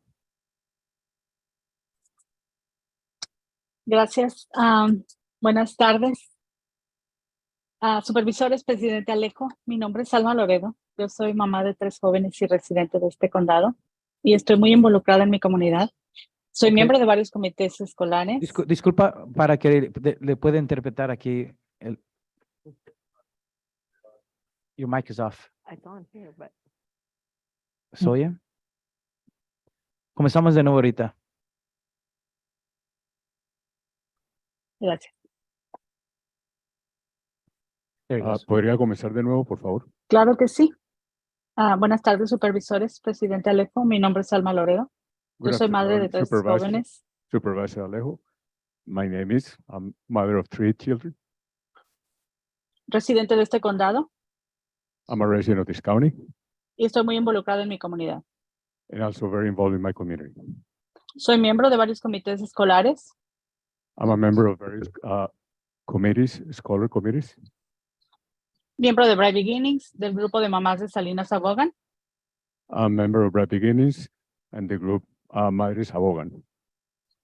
Trabajo como organizadora de padres con Building Healthy Communities. I work as an organizer with public health committees.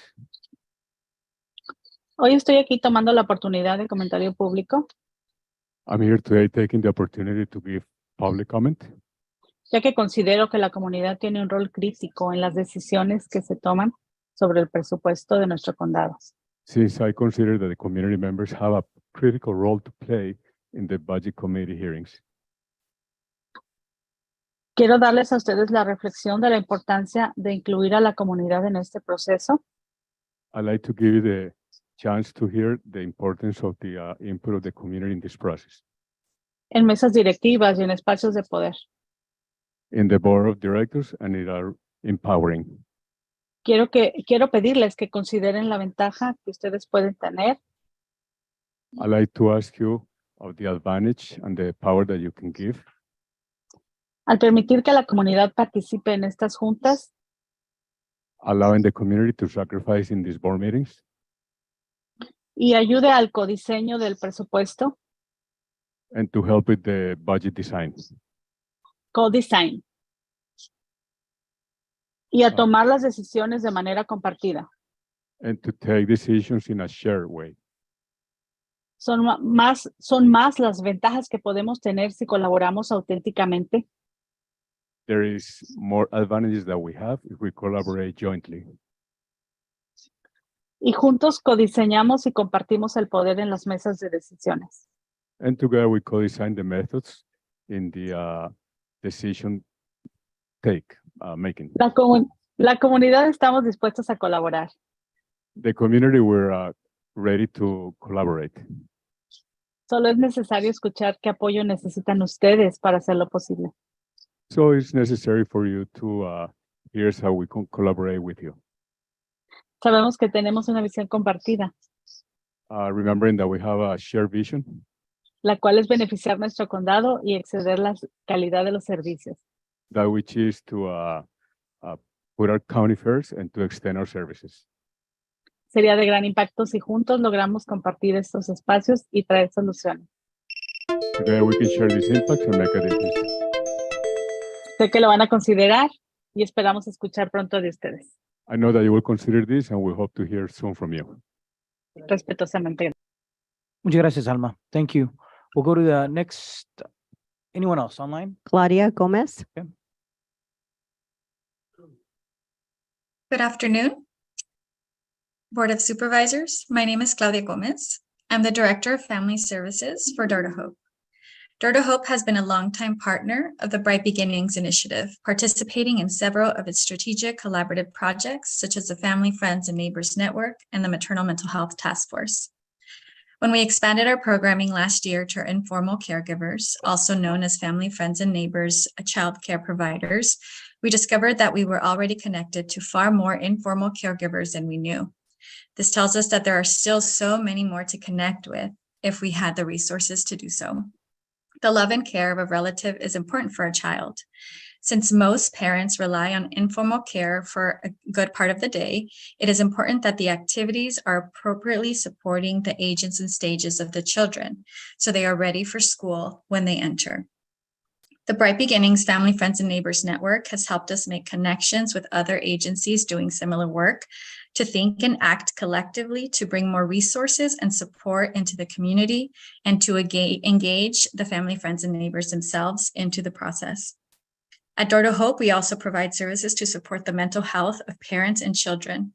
The more I learn about playgroups, the more I see that this is a way to support the mental health of caregivers, of parents, and of their children. The social connections and engagements in the quality play and learn activities promotes early social, emotional, and mental health and can be early prevention for future mental health disorders. This is especially important as young children are growing up in these times of high stress. We're grateful to have the opportunity to bring this important work to your attention, and we hope that the county can be a part of the creative solutions to fill the pending funding gap for playgroups and to support the Family, Friends, and Neighbor Network. Thank you very much. Thank you, Ms. Gomez, for your participation today. Anyone else? That's it. Okay, we're going to close public comment. We'll try at the end again in case anybody joined us when we had it originally scheduled. Thank you for voicing your support for these important community programs. Okay, we're going to go back to where we left off. We're going to go now to the Auditor Controller. This is 9B. Rupa Shah is our County Auditor Controller, and she'll make a brief presentation.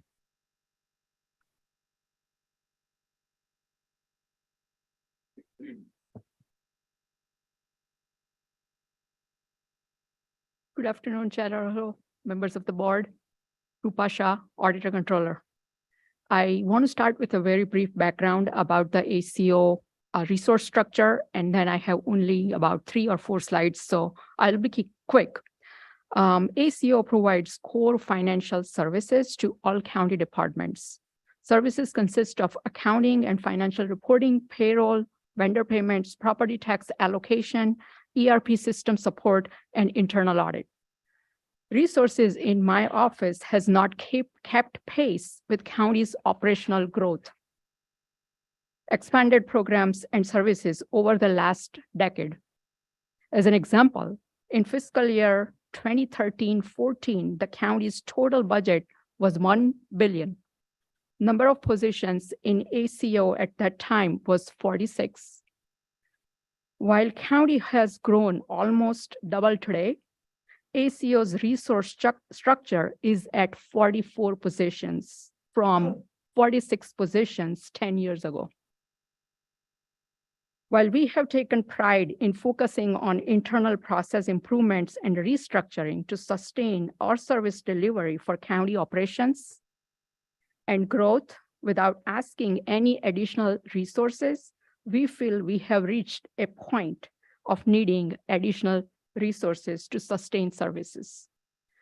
So today I'm requesting to add 2 positions in operations for continuing core services in vendor payable section and general accounting division, and then add 2 positions in internal audit division.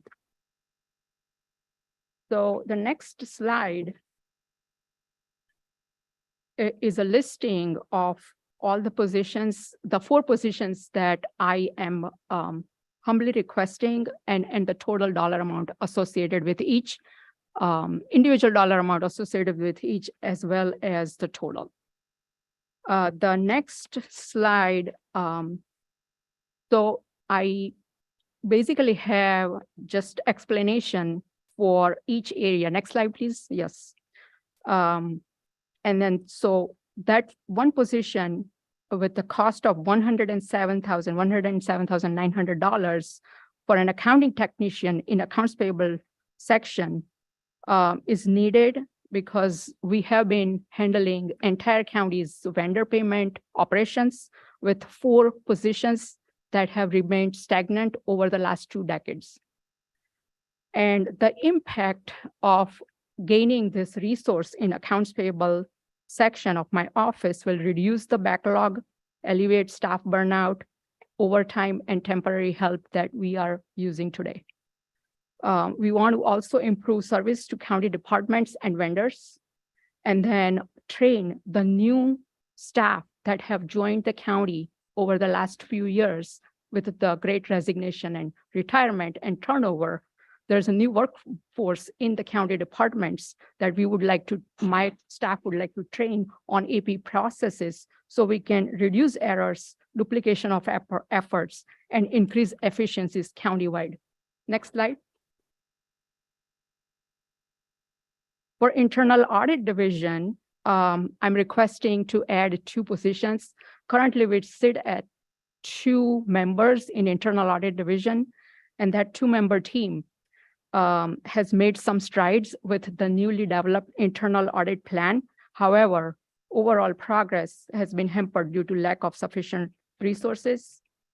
Now that we have established the internal audit work plan and program after filling the chief auditor position, it would be prudent to add staff to conduct the audit activities timely and efficiently, and to create a sustainable structure to fulfill the need for meaningful oversight and improved operational efficiencies countywide, as well as commence and complete high-risk, time-sensitive projects on a timely basis to mitigate the risk. Next slide. And then finally, the position requested in the general accounting division is because of the increased workload and complexity due to new GASB accounting standards that get promulgated beyond our control, but we have to comply with those in order to prepare our financial report and do our accounting appropriately. And we have been experiencing consistently prolonged financial reporting season over the last 6-7 years, where it is posing a risk to timely issuance of the required annual financial reports. And the impact to gain this position in the office would, again, alleviate the staff burnout, risk of errors and misstatements, as well as risk of delay in issuing the financial report for the county. And again, we would like to train and support county departments on emerging and complex issues needing compliance that we need to incorporate in our financial report, in our accounting system, as well as the financial report, where my staff work with the department finance staff. So that concludes my presentation, and I'm happy to answer any questions. Thank you very much. Any quick questions here? Don't see any. Thank you, Ms. Rupa Shah. Appreciate it. Thank you. Your concise report. to the board. We're now going to go to item 9C, the Civil Rights Office by Juan Rodriguez, our Equal Opportunity Officer. He'll make a brief presentation. Are you starting first, Nick? Okay, you'll be next. All right, good. I'm glad. Keep things moving here. Go ahead, Mr. Rodriguez. Thank you, Chairperson Alejo. Good afternoon, members of the public, supervisors, and county colleagues. I'm going to talk really fast because I know we're pressed for time and I truncated the presentation, but please let me know if you have any questions. My name is Juan Rodriguez and I'm the County Civil Rights Officer. I'm here to ask you to consider, when the time comes, granting 3 augmentations to the Civil Rights Office budget. These 3 augmentations support the essential functions of the Civil Rights Office that are train, enforce, and advise. The first augmentation request is in the amount of $22,294 to fund mandated prevention of sexual harassment training and our case management software. This augmentation will support our federal and state mandated functions of training our workforce on prevention of harassment and discrimination. We rely on a contractor to provide the training because it is online, and they have a team that is constantly updating the training in the ever-changing legal landscape of this field. We receive positive feedback from the employees, the most common being, even though it's mandated every 2 years, that they learn something new every time. Our case management software, iSight, allows us to keep track of complaints of unlawful harassment, discrimination, retaliation, allows us to keep electronic files, which in turn facilitates the response to Public Record Act or discovery request if there is a complaint before federal state agencies or a lawsuit against the county. In other words, iSight allows us to conduct prompt, thorough, impartial, and professional investigations. The effect of funding this augmentation is compliance with federal and state requirements and a reduction in complaints and lawsuits against the county. It is important to note that this augmentation supports our train and enforce functions. What's the flip side of not funding this augmentation? We can have a potential increase in incidents of harassment and discrimination with potential increases in complaints with the Civil Rights Office, our state and federal counterparts, potential increase in lawsuits against the county, possible discovery sanctions against the county and lawsuits related to harassment and discrimination, and potential audits, fines, and loss of federal and state funds. If not funded, we have identified some alternative options that frankly are not ideal. Our staff of 3 analysts and me could attempt to provide an in-person training to the 5,300 plus employees. Staff could prepare prevention of sexual harassment training online and rely on the county counsel's office for frequent updates. We can go back, and this is in terms of the case management system, we can go back to a paper complaint system and use Excel spreadsheets for case tracking like we used to, and also go back to paper files.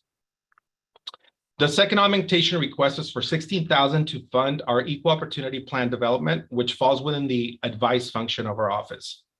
As you might know, the account, oh, is that an earthquake? Got a little shaker here. All right, because we're in California, I'm just gonna move on. What you were saying was so impactful, it shook us all. The emergency management presentation is a little later in the afternoon. All right. Sorry about that. All right, back to the. That was supposed to happen on a Department of Emergency Services, but I think that's a sign to grant the augmentation, but I'm just putting it up. All right, the second augmentation request is $16,000 to fund our equal opportunity plan development. As you know, as a federal contractor, the county must prepare an equal opportunity plan every 2 years. 2024 calendar year is a plan development year, and we usually do it within the first quarter. In essence, when recruiting our workforce, the county has an obligation to attempt to hire people that reflect the community that we serve. We rely on a contractor with specialized knowledge to calculate based on US Census data, American Community Survey, and Department of Labor statistics to determine how our workforce should look like. The Equal Opportunity Plan is a roadmap to achieve, to the extent required and allowed by law, that goal of our workforce reflecting our population.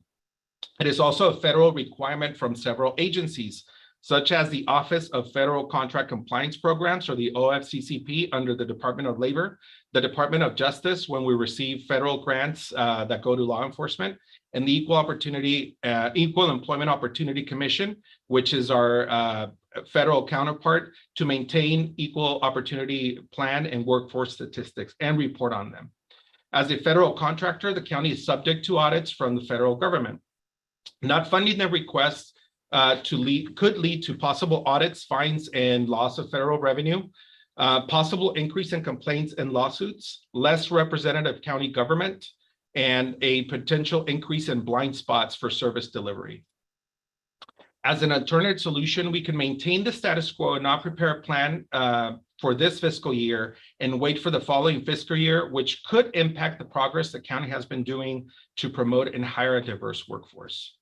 Lastly, under our enforce and advise functions, we are requesting an augmentation of $14,000 to provide sign language interpretation and work to translate our vital documents into Spanish, which is a threshold language, meaning more than 5% of the residents of Monterey speak it. Under Title VI of the Civil Rights Act of 1964, the county has an obligation to serve its residents in whatever language they speak. In addition to our language access and effective communication policy, also requires us to serve our residents in their language. This means having interpreters, including sign language services, available at Monterey County-led commissions and public meetings. The Civil Rights Office relies on sign language interpretation services for its Commission on Disabilities meetings that we staff.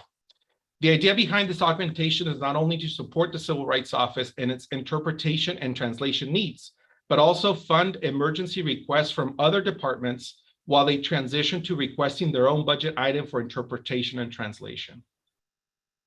If this augmentation is not funded, it could lead to potential audits, fines, and loss of federal funding, potential increase in Title VI complaints for lack of language accessibility. And by the way, Title VI complaints are complaints from the public against county employees for discrimination, including non-serving in or not providing language accessibility. And then potential violations of our language access and effective communication policy and Title VI plan. We have identified possible options if this augmentation is not funded. The county could hire part-time sign language interpreters and certified translators. Could be a little bit more costly, but I know the county has been using a lot in their public information. We can use in-house non-certified translation of vital documents. They're not completely legally compliant, but if they are well done, it could be sufficient. We can postpone the translation of vital documents for next fiscal year. And then lastly, each county department could request and be granted its own budget for interpretation and translation. I know you have many competing interests and our county has been through a lot these past few months. I, however, ask you to please consider granting the Civil Rights Office's 3 augmentations for a total of $52,294. This relatively modest sum will not only benefit the Civil Rights Office, but as a department that provides countywide services, including to our residents, these augmentations will have an exponential return on investment to our organization and the residents we serve. Thank you, and I'm available for any questions. Thank you very much. And your presentation was a 4.6 on the Richter scale. That's your score. 4.6 out of 5. Next time it'll be 7. I hope All not. right. Oh, no, no. Oh, let's not go there. No. All right. I don't see any questions for you, Juan. Very memorable presentation here. Thank you. We're gonna. Okay, Supervisor ask you. Thank you. I just want to say that I really appreciate the work that the Civil Rights Office has been doing. And I think that specifically the sexual harassment training program would be something that would benefit our county. And I definitely want to see that included in our final budget. Thank you. Thank you very much. Thank you, We're going to Supervisor. go to keep things moving along. We're going to go into our county administrative office and we have Nick Chulos presenting for the CAO. Thank you, Mr. Chairman and board members. I'm going to share my screen here and show you just a few slides. And I know we've got a lot to do this afternoon. Let me get this in position here. So I wanted to go over, this is our organization for the Intergovernmental and Legislative Affairs Division. Just going left to right, we have the legislative program managed by Annette Diadamo, the cannabis program managed by Joanne Iwamoto. We have a vacant position in the community engagement position. That was Rosemary Soto's position. Rosemary left us to go to work for the California Endowment last year. We have Roxanne Wilson, the homeless services director, Nick Pasculi, the communications director, Chris Donnelly, the Workforce Development Board, and that's a fairly large staff, but just keep in mind that the Workforce Development Board is funded with a Workforce Investment Act funds, so it's not county general fund. And then there is a vacant position in the sustainability program manager, which was previously held by Ashley Paulsworth, who left us to go back east to take a job there. These are the augmentations that that I've submitted into our budget office, and I'll really quickly go through them. The first one is federal and state legislative advocacy contracts, and that has to do with the fact that some years ago, the board granted an increase in the contracts for the state and federal legislative advocates, which is Nossaman and Ballard Spar. The difference is the $103,500. That amount was not built into the baseline budget. So it's been an annual augmentation that the board has been, we've been lucky to have you grant. And so it's back before you. The communications program operating budget, the communications program has an operating budget this year of about $190,000 that was an augmentation from last year in the current budget.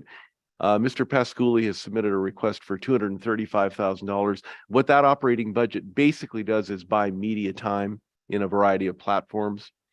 The next group of these are augmentations that have been submitted by our Homeless Services Director, Roxanne Wilson. When the board created the Homeless Services Director position last year, and which we're very grateful that you did, there was no real analytical staff added to that position. We have submitted augmentation requests for a management analyst 2 and a management analyst 1. In discussion with Ms. Wilson, we would prioritize the MA2. If only one of those positions could be funded, we would appreciate it would be the MA2. The encampment mitigation, the $100,000, that is to cover expenses that we often incur during the year as we deal with encampment issues such as debris removal, using a contractor, sanitation equipment, that sort of thing. It would be drawn on as needed. We don't know that we would need all of that funding, but we believe we need to have access to some dedicated funding. And then an operating budget for basic services and supplies of $50,000, and that would include potential contractor services if needed. The community engagement item, the Violence Prevention Strategic Plan update, that's essentially a rollover from this current fiscal year. You granted an augmentation request in the current budget of $190,000. Due to staff departures and other issues, we've not been able to get that strategic plan update started, and we would like to have you reauthorize the $190,000 to do the work this coming year. We've been in discussion with a couple of contractors, and we believe we can get that going this next fiscal year. And then the final item is the sustainability program. Somewhat, this is a rollover as well. The $275,000 for the climate action plan was authorized in the current budget. We've been unable to expend it this year. We would like to be able to have access to it next year to actually do the climate action plan. A lot of groundwork was done this year, but the actual plan itself needs to still be done. And then we've submitted a request for an operating budget of $95,000 for the program and $20,000 with the regional grant writing membership. It's a consortium of, I believe, Santa Cruz, San Benito, and Monterey counties. And we contribute funds to a grant writing consortium and seek grants on behalf of the region. And it's been apparently fairly successful from what I understand. The total request augmentation is about $1.39 million. And then there are a couple of pending items I just wanted to make the board aware of. So the process, when we seek to add or upgrade positions, we work with HR to develop what that position ought to be and what the salary ought to be. And there's a lockdown period before the budget preparation where no new position requests are added. Because of the departures of staff and the emergencies that we've been responding to, those deadlines were not met. So we are still working with HR on these, and I just wanted you to be aware of it. We're looking at upgrading the 3 management analyst positions in our division. If you look at the, I'm going to back up to the org chart for just a minute here. When you look at these program manager positions, all of these program managers manage complicated and high-profile programs. The classification level of the positions and the salary ranges of the positions are quite disparate. the management analyst threes being quite below the other program manager positions. So going back to the slide, we're working with HR to look at the possibility of upgrading the sustainability program manager and the community engagement manager positions. And also, those are called reallocations in HR parlance, and then a reclassification of a field management analyst 3, that would be the legislative coordinator. So we're working on those. We may be able to come back through the budget prior to final budget adoption with details for you and see if we can work those into the budget. Then we're looking at potentially reclassifying one field management analyst 1 and the sustainability analyst position to an MA2 position. And then the communications director has submitted a request for a multimedia specialist. And what this is apparently a lower level, in discussions with Mr. Pasculi, it's a lower level staff position that would do a lot of the basic work involved in the social media program that the communications program undertakes. The communications program is kind of a we built it and they came program. The demand for that program has been exceedingly high. And so there's a need for a lower level specialist position to help with some of the workload in that team. So thank you, Mr. Chairman. I don't want to take any more of your time, but I'll be glad to answer any questions you might have about our requests. Okay, appreciate that. We'll go to other questions. Supervisor Hosky. Just to make on the sustainability program request, the $275,000 for the climate action plan.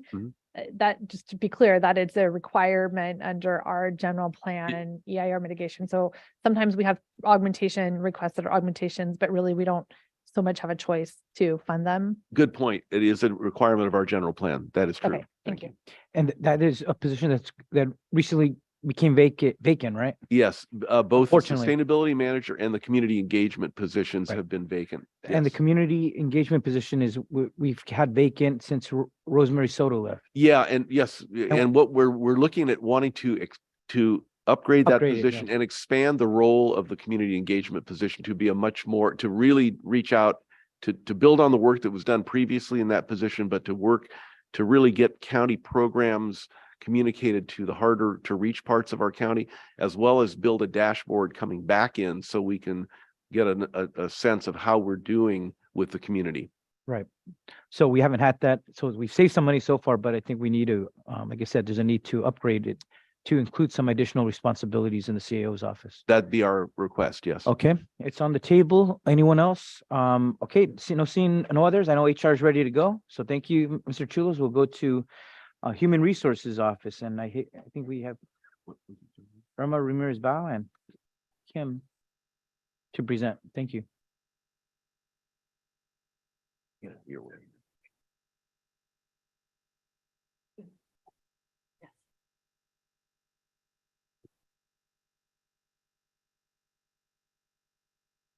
Good afternoon, Chair Alejo, members of the board, CAO Sonia De La Rosa, and County Council Les Gerard, and members of the public, and my colleagues, department heads.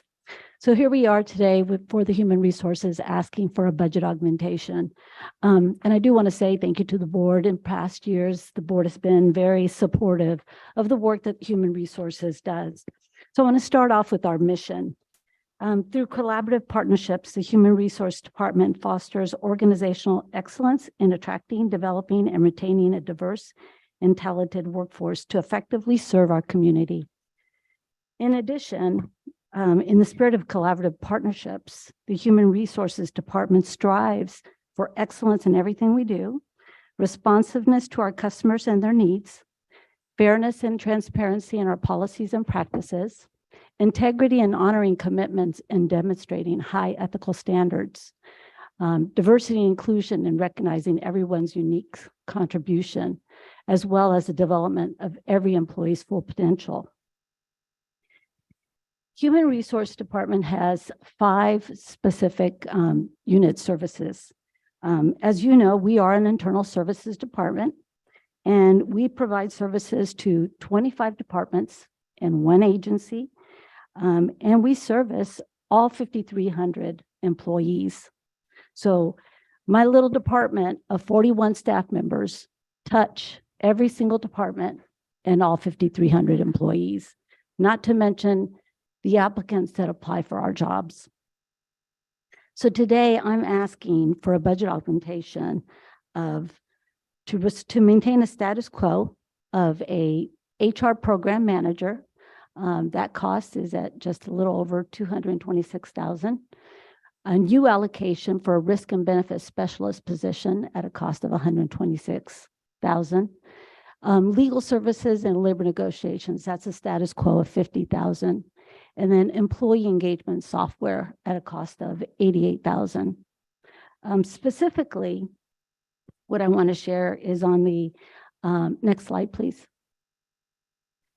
The status quo for the HR program manager position. This position, the Human Resources Department relies heavily on this position, as this position works very closely with the county administrative officer, our department heads, our managers, union representatives, and also supervises a group of individuals that are specifically in our employee and labor relations unit. This position is the chief negotiator for us. We have a total of 20 bargaining units, and we are going to be opening up those tables as those contracts will be expiring in 2024. So we're going to start preparing for negotiations in the fall of this year. We are requesting, or I'm requesting that we get this position funded, again, maintain the status quo. So this way we can quickly do a recruitment to fill this position. The next request is the new allocation. So we have not had any change in our staffing for our benefits division. Our benefits division, we have 4 individuals that manage our benefit program to serve all 5,300 employees. We have increased our programs in this particular area, but we have maintained the status quo.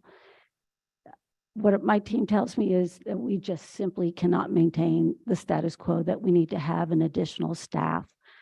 So I am asking for a new allocation of a risk and benefit specialist at a cost of $126,000. The next slide is, as we go into negotiations, it is critical for us to have legal services to help support us at times during negotiations, whether it be at the table to assist our chief negotiator. So we'd like to request that the board consider funding us $50,000 to support that. And then lastly, the last augmentation is to support employee engagement. 2 weeks ago, I want to say March 21st, my engagement manager and I were here presenting to the board on our survey results. And what we can tell you, and we see a difference, is that employee engagement surveys are a valuable channel of communication. Employees have the opportunity to provide feedback to us, and then we then could bring those recommendations and possibly implement these solutions to you. Currently, the tool that we're using to gather the information in the survey is very time consuming. It takes a long time for the turnaround for us to get the survey results back to department heads and even to our employees. So what we're looking for is having a creative solution with a software program that could help us get the information quicker to our department heads and then be able to provide feedback to employees. If we were to add additional staff people, the cost to add additional people would be at $250,000, where my ask for the software program is at $88,000. So that is my request today. And anybody has any questions, I'd be happy to answer. Any questions for HR? We'll go to Supervisor Adams. Thank you. I just had one question for clarification, and that was, where does the employee engagement software interface with the ERP augmentations? That is a separate standalone, it's separate. So if you're asking if this new software, if you were to fund this, will it interface with our system, our human resources management system? Yes, it will interface, but it's a separate cost. Totally separate cost. It's not per person, it's for a program. It's a program. And none of the programs that are being put forward here would do this. It's completely separate. Right, for for the ERP project, that does not include employee engagement software. Okay, thanks very much. Anyone else? Seeing none, thank you, Okay, Ms. thank Ramirez you. Bao. Okay, we're gonna go to land use and environment. This is item number 10. Or it was removed, I guess. So no one is doing this one then, huh? Okay. We will move to item G, Public Works, Facilities and Parks, Randy Ishii.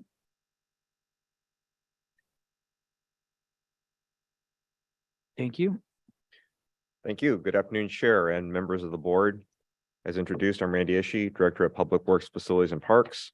And we have a brief PowerPoint presentation that we have for your board today as we discuss our budget needs for this fiscal year 24 proposed budget season. Staff is going to share their screen to bring up the PowerPoint presentation. And as they do so, with me today are various members of the executive staff of the department who are available to answer any questions that your board may have. So as we go on to our next slide, we'll do a brief overview of the core functions of our department. Our mission objective is to provide customer service and operate and maintain the county roads and bridges, which is what our public works staff do. Our facilities and grounds from our facility staff. And with the adoption of last year's budget or fiscal year 23, we have taken on the duties of the internal services of fleet, mail courier, and records retention. And then our other division is county parks, which when the dissolution of FORA included the former Fort Ord properties and also includes the Laguna Seca recreational area.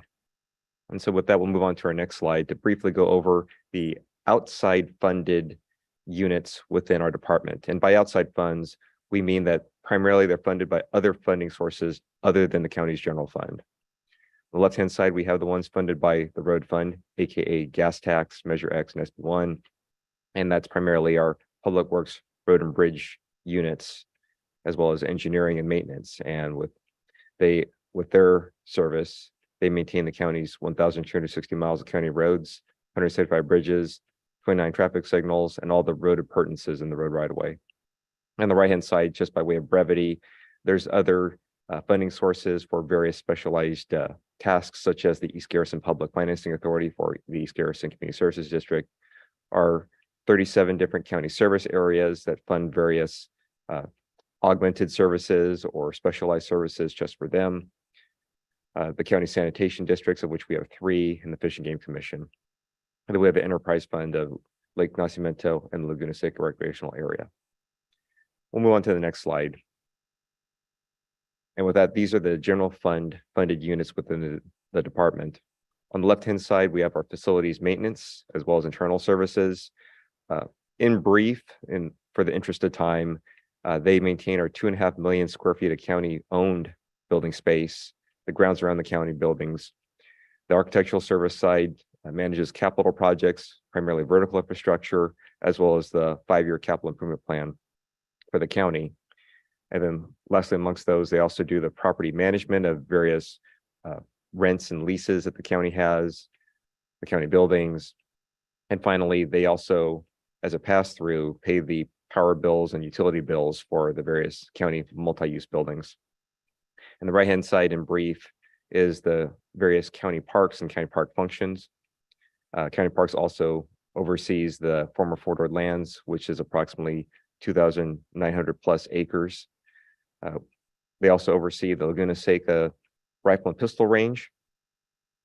And then there's a small amount of various other general fund units, such as the oversight of the county disposal sites, which are now closed, the stormwater floodplain management program, of which customers in the 100-year floodplain, thanks to the county's community rating service program and the rating that they have, enjoy a reduced floodplain management fee on their properties. And then lastly, the central service units of fleet, mail courier, workers retention, which we mentioned before. And with that takes us into our next slide, considering all of those functions and duties of which are performed by this department.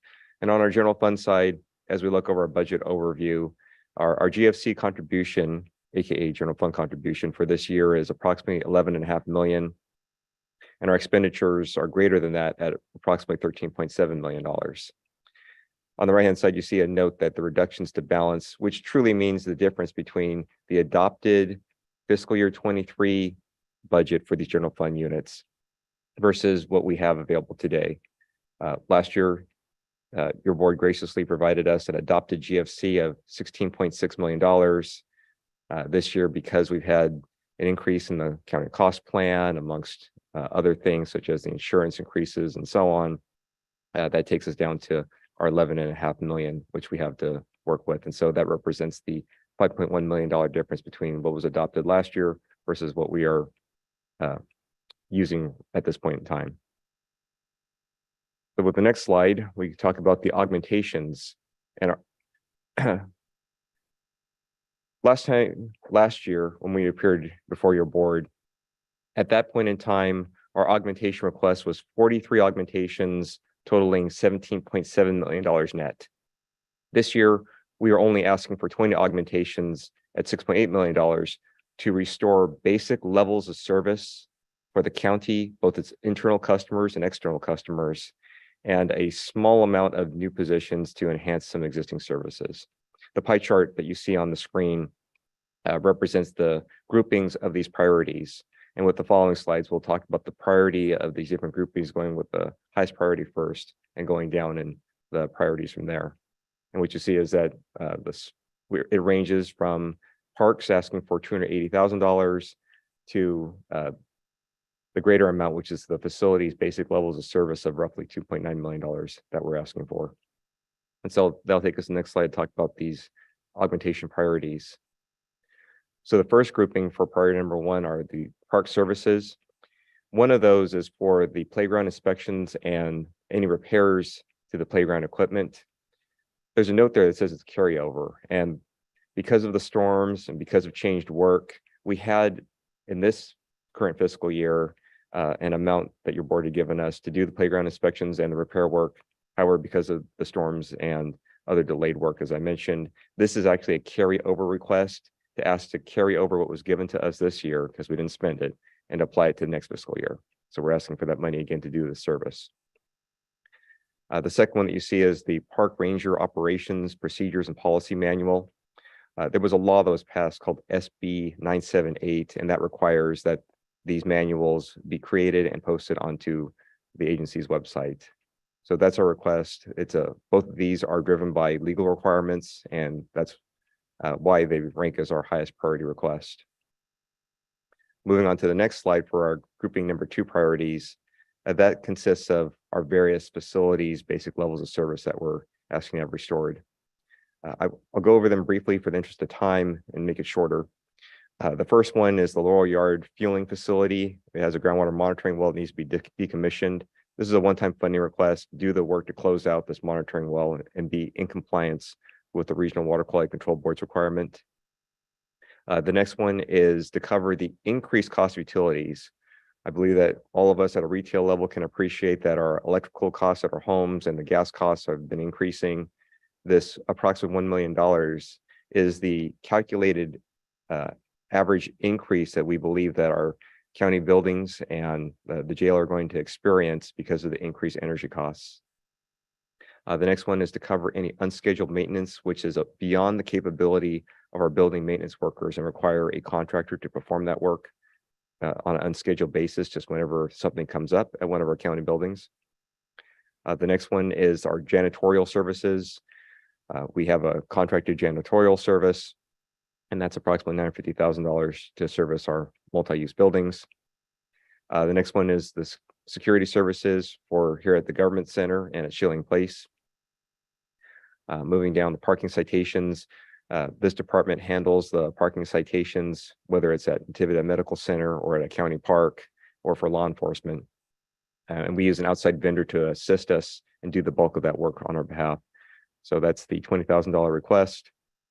The next one is for fire fuel abatement activity on county buildings and grounds, as well as at the county parks. And that's the $200,000 to address fire fuels, to take out any vegetative debris that's on the county parks and so on. And the last one is the enhanced COVID-19 janitorial services. And this is one that's, as we look into the rearview mirror of the COVID times, that we're asking for this request to do the enhanced amount of janitorial service pursuant to those previous procedures. And that will conclude our priority number 2 grouping of facilities requests. So moving on to our priority number 3 on the next slide. This is one that we have brought before you to your board last year this time as well through the budget process. Wasn't funded through the budget process, but we came back to your board and your board graciously provided this additional funding. For the severely economically disadvantaged community of Pajaro, they have a county sanitation district that provides them with their sewage service, which they enjoy. The rates that they have remained status quo for a very long period of time. And there's an outside service that does their sewage treatment for them, which is the city of Watsonville. And their services have increased over time, as well as our own services for the community. This $1.2 million represents the cost difference between their current rates at which they pay, as opposed to the increased costs of providing that service. Now, again, we brought this to your board last year, and your board did agree to fund this.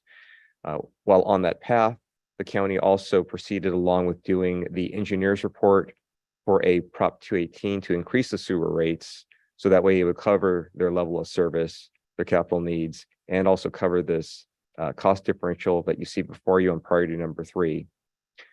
However, given the very challenging times of which that community has just been through and hearing from the constituents in public comment today, what we would ask the board to consider is to consider funding this request for keeping things status quo for this year, see how that community recovers and give them opportunity to recover, and then consider bringing back and continuing along that Prop 218 process to bring their sewer rates in alignment with the true cost of service. Moving on to the 4th priority for salary savings of parks. Oftentimes we have a certain level of vacancy. When creating our baseline budget, what we proposed to do was that we proposed to account for a certain amount of vacancies within the parks division of the department for a certain period of time. It would help us out if our budget could be considered to have a full 12 months of filled positions rather than counting for a certain amount of vacancy. And that'll take us to our 5th priority on the next slide. And this is the one I mentioned, is new positions to further our levels of service for our different units. These are new positions. They represent 8 full-time equivalents. To cover them in brief, we're asking for a couple more positions for Jacks Peak Park to provide better maintenance out there at Jacks Peak Park. We're asking for a North County Ranger, and your board already approved a North County Ranger for us in the current budget of fiscal year 23, really to provide the proper amount of law enforcement for our park staff. We would need one additional park ranger. Now for Lake San Antonio, the department had an internal audit conducted by our Auditor Controller's Office of Lake San Antonio's operations. Of the various recommendations that came from that audit, one of those was to enhance and make better our cash handling service. In working with the ACO office, we believe adding additional parks building and ground supervisors is the way to go to enhance our cash handling practice and policy. The department recommends 4 of those to be added. And then lastly, with all of the various leases and rental agreements that the department manages, and with the workload that we have with our one existing real property specialist, we believe that the need exists to have another real property specialist to handle, again, all of those leases and rental agreements.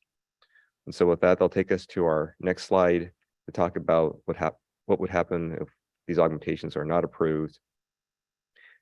And if they're not approved, as both pointed on the screen, we'll have likely reduced service levels for our customers, both internal, external, which are our county employees, as well as to the public. In particular with the Lake San Antonio additional positions, if we do not get the new positions, then we're not aligned with the ACO audit recommendations.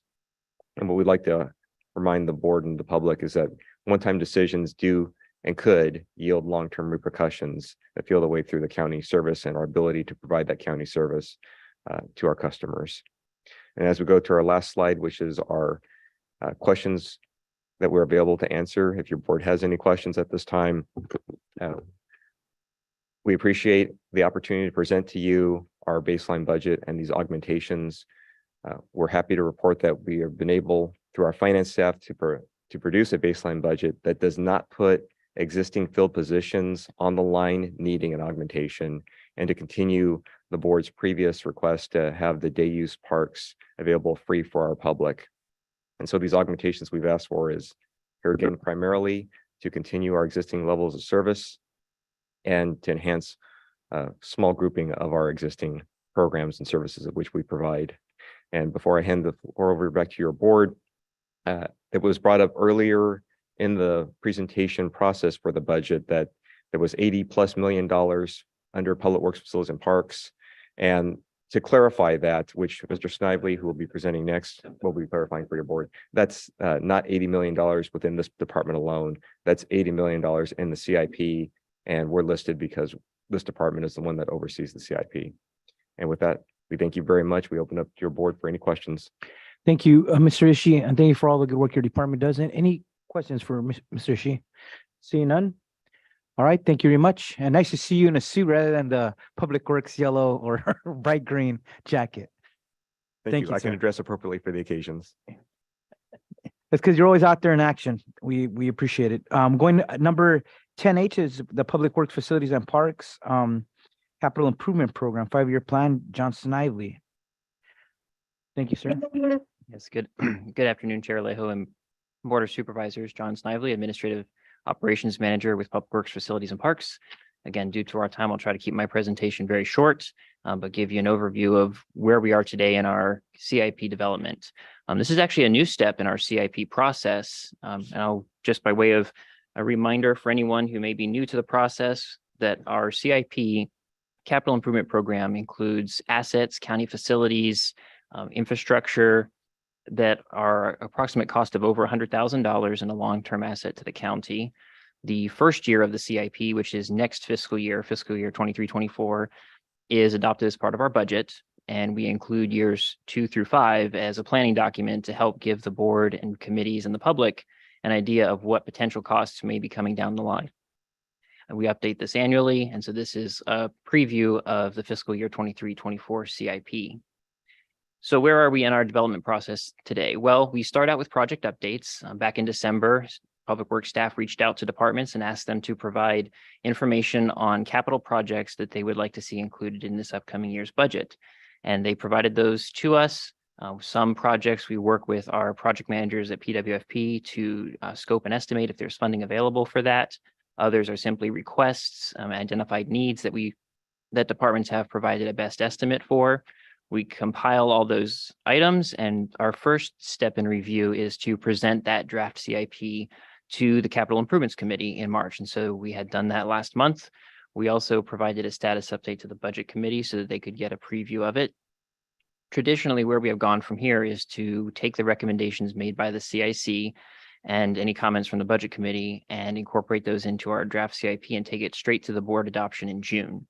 And working with the CAO's budget office this year, we've identified a helpful step, which is providing the budget workshop, the board at the budget workshop, a preview of the CIP, specifically the unfunded projects and the requests that have been made.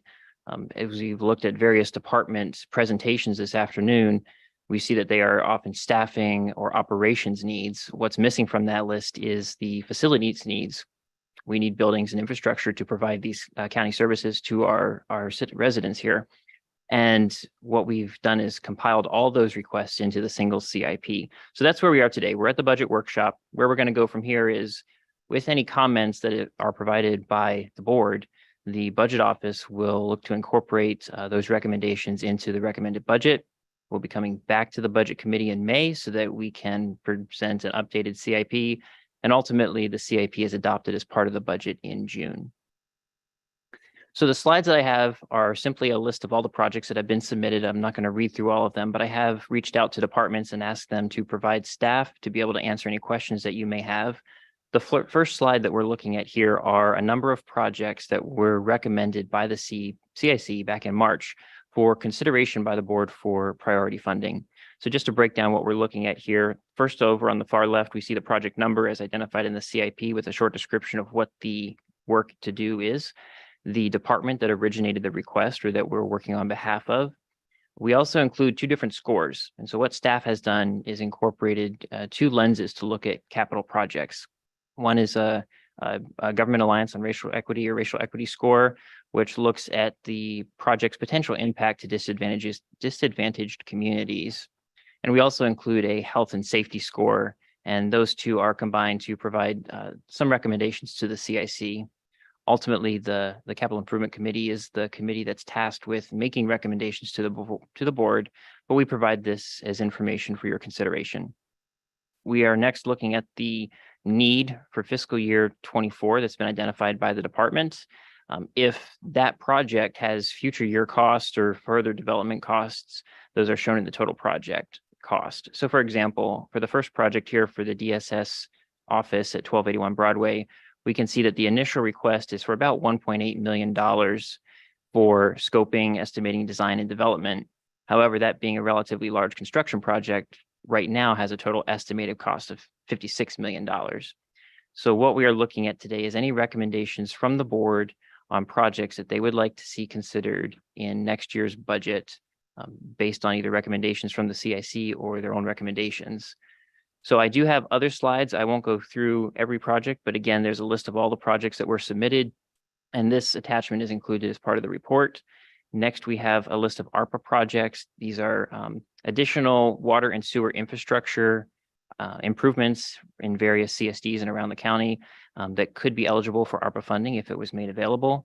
And then further on down the report, we have various categories of unfunded needs that were identified by departments that have been submitted for the board's consideration. So I can pull up any one of these slides if the board would like to look at specific projects. But with that, I'll close my comments. And I, again, would encourage departments to speak to any of their specific projects that they would like the board to consider and turn it over to the board. Thank you. Thank you very much. And so the overall cost for the capital improvement program is what is being asked for in total? Well, the total ask for this for all these projects for all projects is about $82 million. And that is just the first year ask. If I go down here to the bottom, you'll see that the total amount projected cost for all of these unfunded needs, if we were to fund them in their entirety, is about $222 million. And that's a mixture of deferred maintenance of new projects, replacement facilities, things that departments have identified as critical to continued operations in their departments. All right, thank you. Any questions? Supervisor Askew, next Supervisor Church. Yep, thank you. I just want to appreciate seeing the Seaside Community Benefit Office replacement at 1281 Broadway Avenue listed as a top priority project. Keeping that project moving so that we can get to a place where we're able to submit for state and other grant funding is a top priority for District 4. So thank you for all of the work that your team has put into moving that along. I did have a question about, I can talk about this later, and this has come up in our CI, the Capital Improvements Committee, but we do also have significant capital expenditures that the Water Resources Agency is working on. We don't typically, because that's a separate agency, it's handled separate from our budget process, but it's not lost on me that the needs at Water Resource Agency are above the resources that are available there. And the county has continually been the County of Monterey General Fund has been looked to as a source of revenue to meet those critical needs. So whether that's factored into our budget discussion as part of the capital improvement plan, or whether it's factored in some other way as our budget development proceeds, I do think that we need to be cognizant of that as an additional that the general fund will be expected to provide significant resources for us to understand what resources the general fund will be expected to provide in the coming year. So thank you. Okay, good. Supervisor Church. Yeah, there was damage done, I could see on the Pajaro Library roof, I guess it was. And I guess it was in bad shape anyway, but is there any possibility we're going to get any assistance from FEMA on that, or because it was previously damaged or not? Is there, what's the possibilities, I guess, is what I'm asking. Through the chair, I would look to Lindsay LaRabel and Florence Kobasa Green from our facilities team to be able to answer that question. I know they're working very closely on addressing those issues at that location.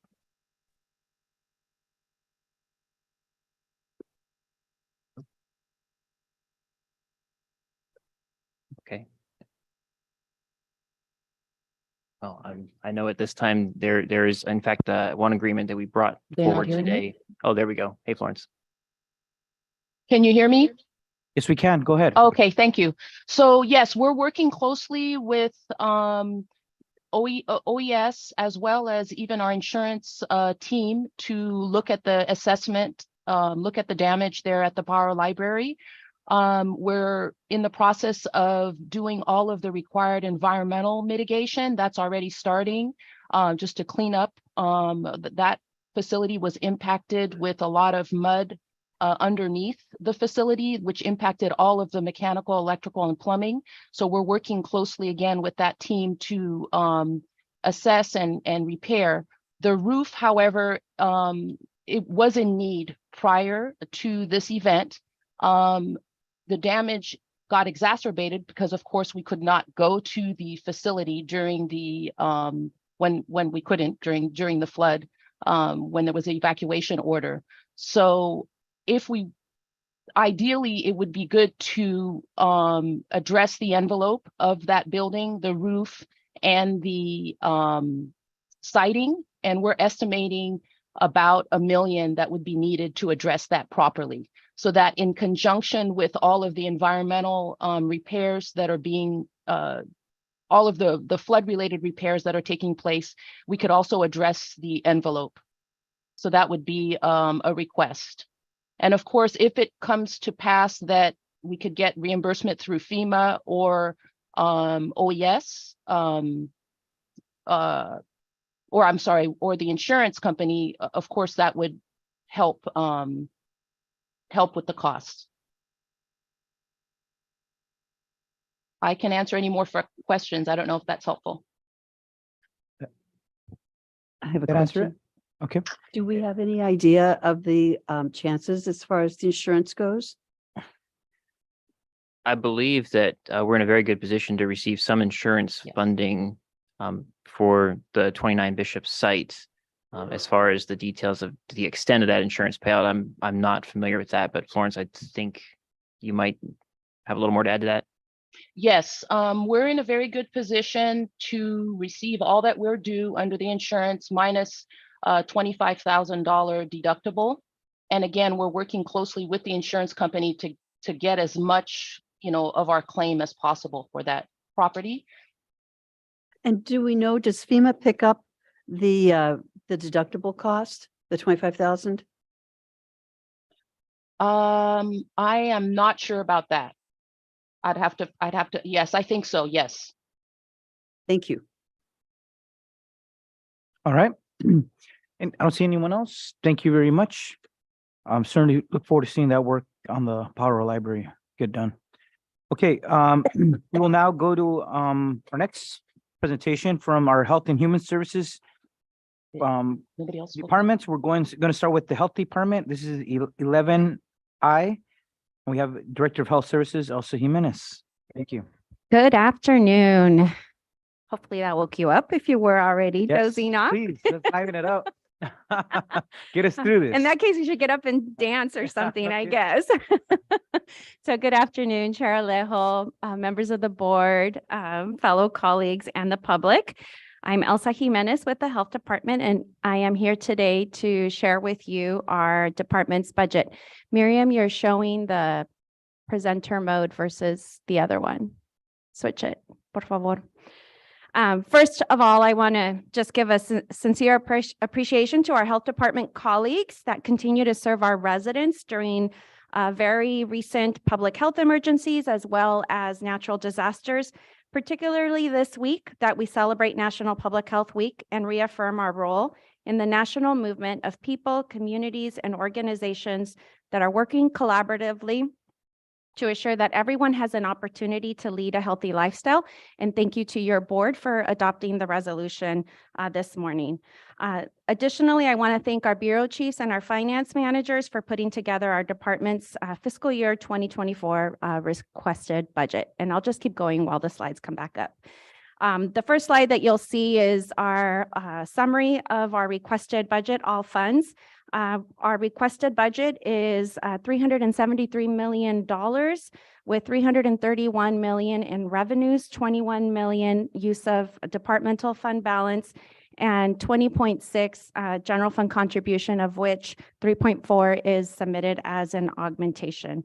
And increasing our FTE from our current adopted budget of 1,215 FTE to 1,273 FTE if all of our augmentations are approved. And we're not seeing slides, but that's okay. I'll keep going. I wanted to provide a high-level overview of our Mental Health Services Act. Our Behavioral Health Bureau staff have been providing presentations to the Budget Committee. Our department's proposal to increase expenditures in the coming fiscal year. There also, Miriam, I think is getting it on the screen so it could Okay. flow with your presentation here. That's more helpful. You gotta click presentation mode.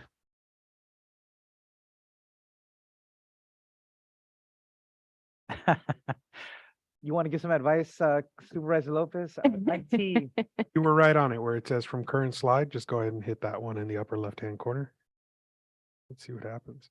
We might not be seeing it because once again, if you stop. Just go to display settings and select second tab on the top left. Nope. So, it's okay. This works, right? As good as it's gonna get. Yeah. Perfect. And I know the public has a copy as well. So I'll start over on my Mental Health Services Act spiel here. So our Behavioral Health Bureau proposes to increase expenditures in fiscal year 2024 by creating more diverse multidisciplinary teams to better serve our residents and maximizing the utilization of our very limited licensed staff by adding social workers and other classifications to the care teams. Under CalAIM, our behavioral health system will be reformed commencing this July 1st of 2023, which will transform what constitutes a billable service as well as rates for those services. And then in the near future, the substance use disorder services will also experience similar transformation. As part of our next year's request and this year's request, we are also expanding our prevention early intervention strategies with our community-based organizations. Our department will continue to provide regular updates to our budget committee on our MHSA fund balance and plans for expenditure in accordance with state statute. Next slide. She got it now. Okay, next slide. You get an A+, Miriam. Thank you. The next couple of, no lo toques. The next couple of slides, just leave it like that, Miriam. Just scroll through. The next couple of slides will go over our general fund augmentation request, which is $2.9 million. Go to slide 4, Miriam. There you go. I think there's a delay. The first area is for our animal services division. We propose to add 60 mobile spay and neuter clinics in the coming year that would provide services for pet owners at reduced cost for services, as well as no cost for feral cats, serving approximately 2,000 animals or 30 animals for every clinic at a cost of about $144,000. The second ask is for approximately $160,000 that would add a part-time veterinarian as well as a part-time registered vet tech. The reason being is that we are finding it ever so more challenging now to be able to find vets in the community that are able to take care of our animals for emergencies and after hours. And currently our clinic only has one veterinarian and one registered vet tech. The last request for animal services is $775,000 that would provide the funding needed to be able to move from our current needs assessment phase that is underway to determine the ability of our shelter to take in more animals and what may be needed, and moving that from a conceptual plan to actual construction-ready plans to be able to meet the growing need for unincorporated Monterey County and the city of Salinas, and hopefully future jurisdictions that join the Joint Powers Agreement. In the area of administration, I'm seeking $90,000 to pilot study the ability to add menstrual products at our health department, Natividad, and social services locations. We have combined about 46 sites, and this would add 100 dispensers of these very much needed products for individuals in our community who may not have access when they're entering our facilities. And lastly, on this slide for environmental health, as was presented to you on February 14th by members of the Litter Abatement Task Force, they provided a presentation on the importance of implementing strategies under 3 E's, which was eradication, education, and enforcement. And in order for us to be able to be successful in reducing the amount of litter experienced in our unincorporated Monterey County, all 3 pillars must work together to successfully impact and reduce the illegal dumping. So $120,000 to conduct a social marketing study and assessment, and then develop a plan for implementation, and $8,000 for the installation of cameras. And then the next slide shows our remaining general fund augmentation requests in the area of public health. Here I am before you again this year seeking an augmentation to be able to support our sexual assault response team and forensic services that our county is mandated to make available for our victims of sexual assault in our community at the amount of $266,000. And I'm hoping that if this augmentation is approved, it's approved with ongoing revenues, as this is an ongoing service that we need to make available to our residents. You heard a little bit today from my colleague Cristobal Oropesa about reinstating the $225,000 to continue our cannabis education efforts. So these are services in schools for our students and our parents, as well as the social marketing efforts to reduce accessibility to cannabis by our children and youth, and informing pregnant and lactating women of the dangers of cannabis use. Your investment in the county wellness program is an investment in your employees' well-being. This augmentation of $183,000 covers increased costs in delivering services, as well as expanding the availability of in-person and virtual workshops in the areas of mental health, physical activity, nutrition, stress management, and other topics. This program has been instrumental in supporting our colleagues, our employees during and post our current pandemic. That's a $183,000 ask, and then $83,000 to refresh some of the equipment that is outdated, as well as establish a maintenance agreement for the equipment that is in the gym. Last year, we had 600 employees that signed up for a gym membership at our wellness fitness center that's located at Schilling. And so we need to make sure that the equipment is safe and available for their utilization. If you were to approve that augmentation, our request would be that that funding be provided to our facilities department to be able to administer that. And then the last 3 asks for public health is continuation of your investment in Bright Beginnings and early childhood. The first being $300,000 to support the informal child caregiver network that's comprised of multiple agencies that support the capacity building of informal child caregivers. We estimate that 70% of our county families rely on family, friends, and neighbors to provide quality care to our children. Strategies to be implemented include formal playgroups with reflective practice, health and safety training, as well as child development workshops. And you heard some public comment earlier today on the value that FFNs have in meeting our families' needs for quality childcare. The second ask is for $225,000 that will deepen and broaden outreach, inclusion, and advocacy strategies, such as increasing membership in Mamás de Salinas Abogan, and expanding that effort into other communities in our county. Increasing Bright Beginnings presence in communities to garner support for further investing in early childhood, and deepening local family friendly policies, such as working with local jurisdictions in terms of general plan updates and opportunities to ensure that they're family friendly. And lastly, $350,000 investment in a comprehensive career pathway for early educators will help address the shortage of childcare providers in our county.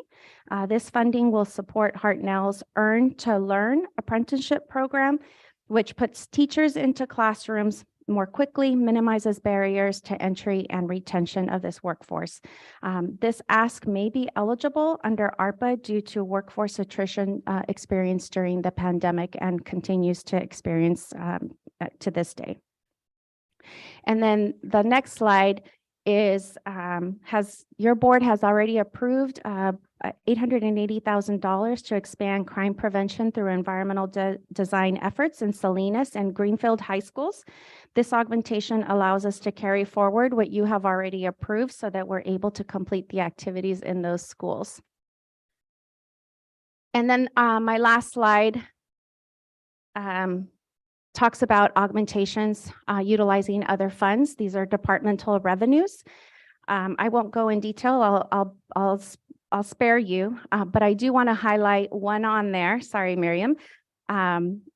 We propose to use $550,000 of health realignment to implement a participatory budget process that really will help to empower the people to decide how we should be spending their public funds. And I know that this is something that the board has talked about previously as a strategy to explore in the future. And so I propose that we utilize health realignment for the health department to be able to implement an inclusionary budget pilot in the coming year.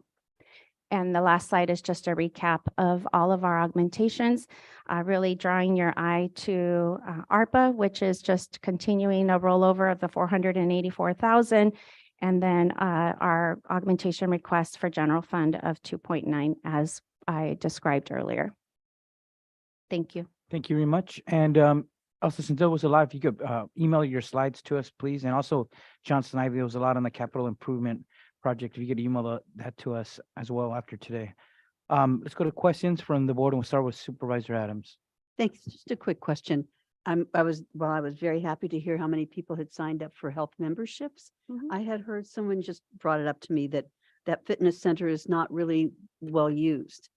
And I was just curious about two things. Number one, if it is well used or not. But number two, is it like almost unfair that Schilling has one and this giant campus here does not? Has there been any kind of discussion for having the same opportunity here? Well, I think your employees would appreciate having a fitness center in the government center and maybe at some of the other larger complexes. I don't know if that has been brought forward as a specific request. I do know that when we purchased Schilling Place, that is something that we wanted to make sure we outfitted the existing gym that was there. In terms of utilization, I can't speak to that. You know, sometimes we sign up to go to the gym, and how many times do we actually use it? I do know that a lot of the workers are still remote working, and so that could be a reason as to why there aren't a lot of bodies seen in the gym at this moment. But I can definitely get more specifics for you and respond to you directly after. Yeah, I just wanted to express my thoughts on it. Thank you. Supervisor Lopez.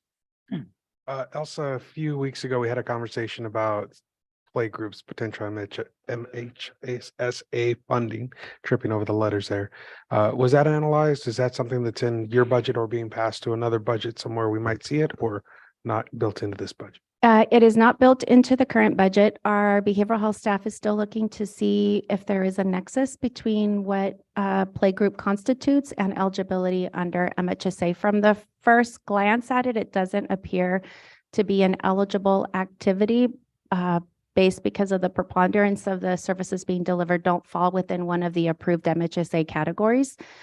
So I don't think that that will be an eligible funding source for playgroups. Okay, thank you. Anyone else? Well, I'll just follow up on that because I did ask Elsa before, and maybe today, just because we're short on time, but maybe before May 31st, we could have another in-depth discussion on MHSA funding. But just so we could put it on the table here, how much do we have in that fund that is not committed? I know we made we had a budget and some commitments in the current fiscal year, but we were expecting more revenues come in because the tax on the wealthy through the state bond that approved MHSA funding has exceeded what we thought would come in. So what do we currently have in the balance that's uncommitted? You know, I wish I had that number for you, and I'm hoping maybe one of my colleagues is online that can answer that for you. But I'm on the revenue slide, based on the federal government and now the state government delaying when our income taxes are due until October, we actually will see a decline in revenue next year. This year, our actual revenue, in 21-22, our revenues are $36 million. This current year-end estimate, because of the delay in taxes, is 24, and then we'll experience probably $40 million is what the estimate is for next year. If everything pans out the way we have it presented for fiscal year 24 in terms of revenues and expenditures, we'll have an ending balance of about $26 million. And there is an amount that does have to be set aside as a strategic reserve. And I apologize, I don't remember the exact amount. But for when we come before you before May 31st, we will make sure that we articulate of that ending fund balance, how much is our strategic reserve, how much is included for future capital investments. On the slide, you would have seen that for fiscal year 24-25, we do want to set aside $3.5 million to help fund or provide initial funding for a feasibility and architectural plans for a new behavioral health campus that we're looking to identify vacant county land where we can expand that. So I don't have an exact number for you today, but we will in the future. Yeah, because perhaps at a special meeting, we should have a further discussion on what, because I thought the last number I heard with the amounts, additional amounts that came in, it was more between 50 and 60 million dollars that we had that was uncommitted. But I hope I'm wrong on that. Your number is at 26 million at the end of the 2024 year. And then when I previously had asked you in budget committee, what is a healthy reserve? You had back then mentioned perhaps $7-8 million, but it still leaves a significant amount. And the reason I'm bringing that up now is because there is other requests we get from the community. For example, I know a request came to Department of Social Services because they're opening a new homeless shelter for women and children in Monterey, largely by private funds, but they're asking for a staff position to help fund that. That's like our county contribution that adds on to the millions that were raised through private philanthropic donations. But that seemed to be something that might fit within the MHSA funding, that when we're looking where we could get funding for it, I think that seems like the nexus that you were talking about earlier seems to fit. But I just want to have a better discussion. And I know Supervisor Church raised this previously. What are the proper uses and the nexus that needs to happen for MHSA funding? But from our research, there's a lot of flexibility in that state funding, and counties use it in many different ways. But when we're looking at a tighter budgets in the upcoming years, it was always our concern. That's why when Supervisor Askew and I were on the budget committee, we had the quarterly reviews, because there was a point where we had just millions of dollars sitting there, and we thought that it was in the intent of the voters to make sure we were utilizing that to meet the needs of our community. And I know you shared that concern as well, but we still had the ongoing issue of unspent funds in that account, and now that times are getting tougher, I hope that we could utilize some of that to meet some needs where I think it does make sense.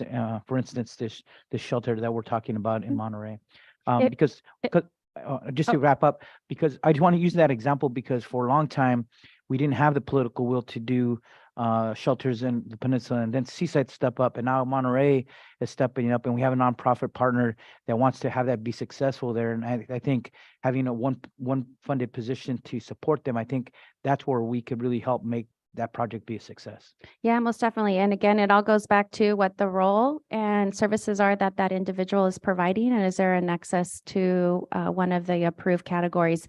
I will tell you that, you know, the reason we have a growing fund balance isn't for lack of not trying to spend it. Unfortunately, you know, over 20% of our behavioral health classifications are vacant and continue to be vacant because of attrition we've experienced during COVID, burnout, et cetera.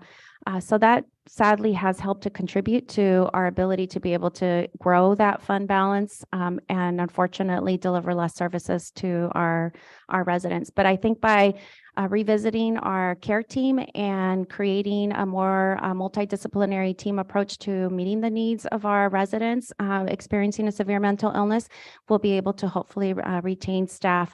And then I want to just a shameless plug again that I really hope our board in the near future reconsiders reinstating our educational reimbursement policy. We can use MHSA dollars for workforce development. And I think that if we grow our own, we will retain individuals who are already living in our community and help them pursue their higher education and fill some of these critical vacancies that we need to be able to better serve our severely mentally ill residents. Thank you. And I echo what Supervisor Lopez was saying too. When the opportunity arises in South County to have some shelter type service there, we should be looking at MHSA. What's that? King City's coming, but that's the hotel convert. That's a Project Home Key there, but these are shelter different than the Project Home Key efforts that are moving forward there. Yes, Sonia, CAO De La Rosa. Just a quick question on the opportunity to have staff to actually provide those services. Do we also contract with nonprofit organizations or other providers that serve substance use and behavioral health? I mean, that might be another avenue to consider for services that we're not providing now, potentially through your 3-year plan that you're working on now. And I think in looking at that growing balance, I mean, that is part of the plan to put some of those dollars in play through your 3-year plan, right? Most definitely. Sadly, our community-based organizations are also experiencing staffing shortages. About 50% or a little more than 50% of our behavioral health budget does go out into the community to community-based organizations. And this year we did increase our agreements with many of our community-based organizations in the prevention and early intervention services as a means of hopefully helping them to be able to bolster their workforce and being able to provide those services. And as you did state, we're in the process of finalizing our community input sessions that happened a few months ago that will then help to shape our next 3-year plan, where we do hope to be able to use some of this one-time fund balance as well as anticipated increasing revenues for MHSA to be able to support expanded services in those areas that the community has identified as priorities for them. Anyone else? Okay. Supervisor Askew? Just want to acknowledge, health department is one of the core functions of county government, and I just would love to support everything that you've submitted here for augmentation, as well as the core work that you're already including within your existing funding sources. I think that some of the programs that you've listed out under the public health augmentation list, including the sexual assault response team, that's one that we continue to hear a lot of community concern about, and definitely need to figure out how to get that fully funded and up and running and accessible in all the ways that it needs to be. But everything else that you have there, I would love to see us find a way to make those things continue and to happen. Thank you. Thank you. Yes, if money was unlimited, that's not the case these next few years. Thank you for your time. Yeah, thank you, Director Jimenez. So hopefully we have another discussion on MHSA before May 31st. Okay, we'll go to Social Services and Military and Veterans Affairs. And to kick things off, we have Lori Medina, the Director of Social Services.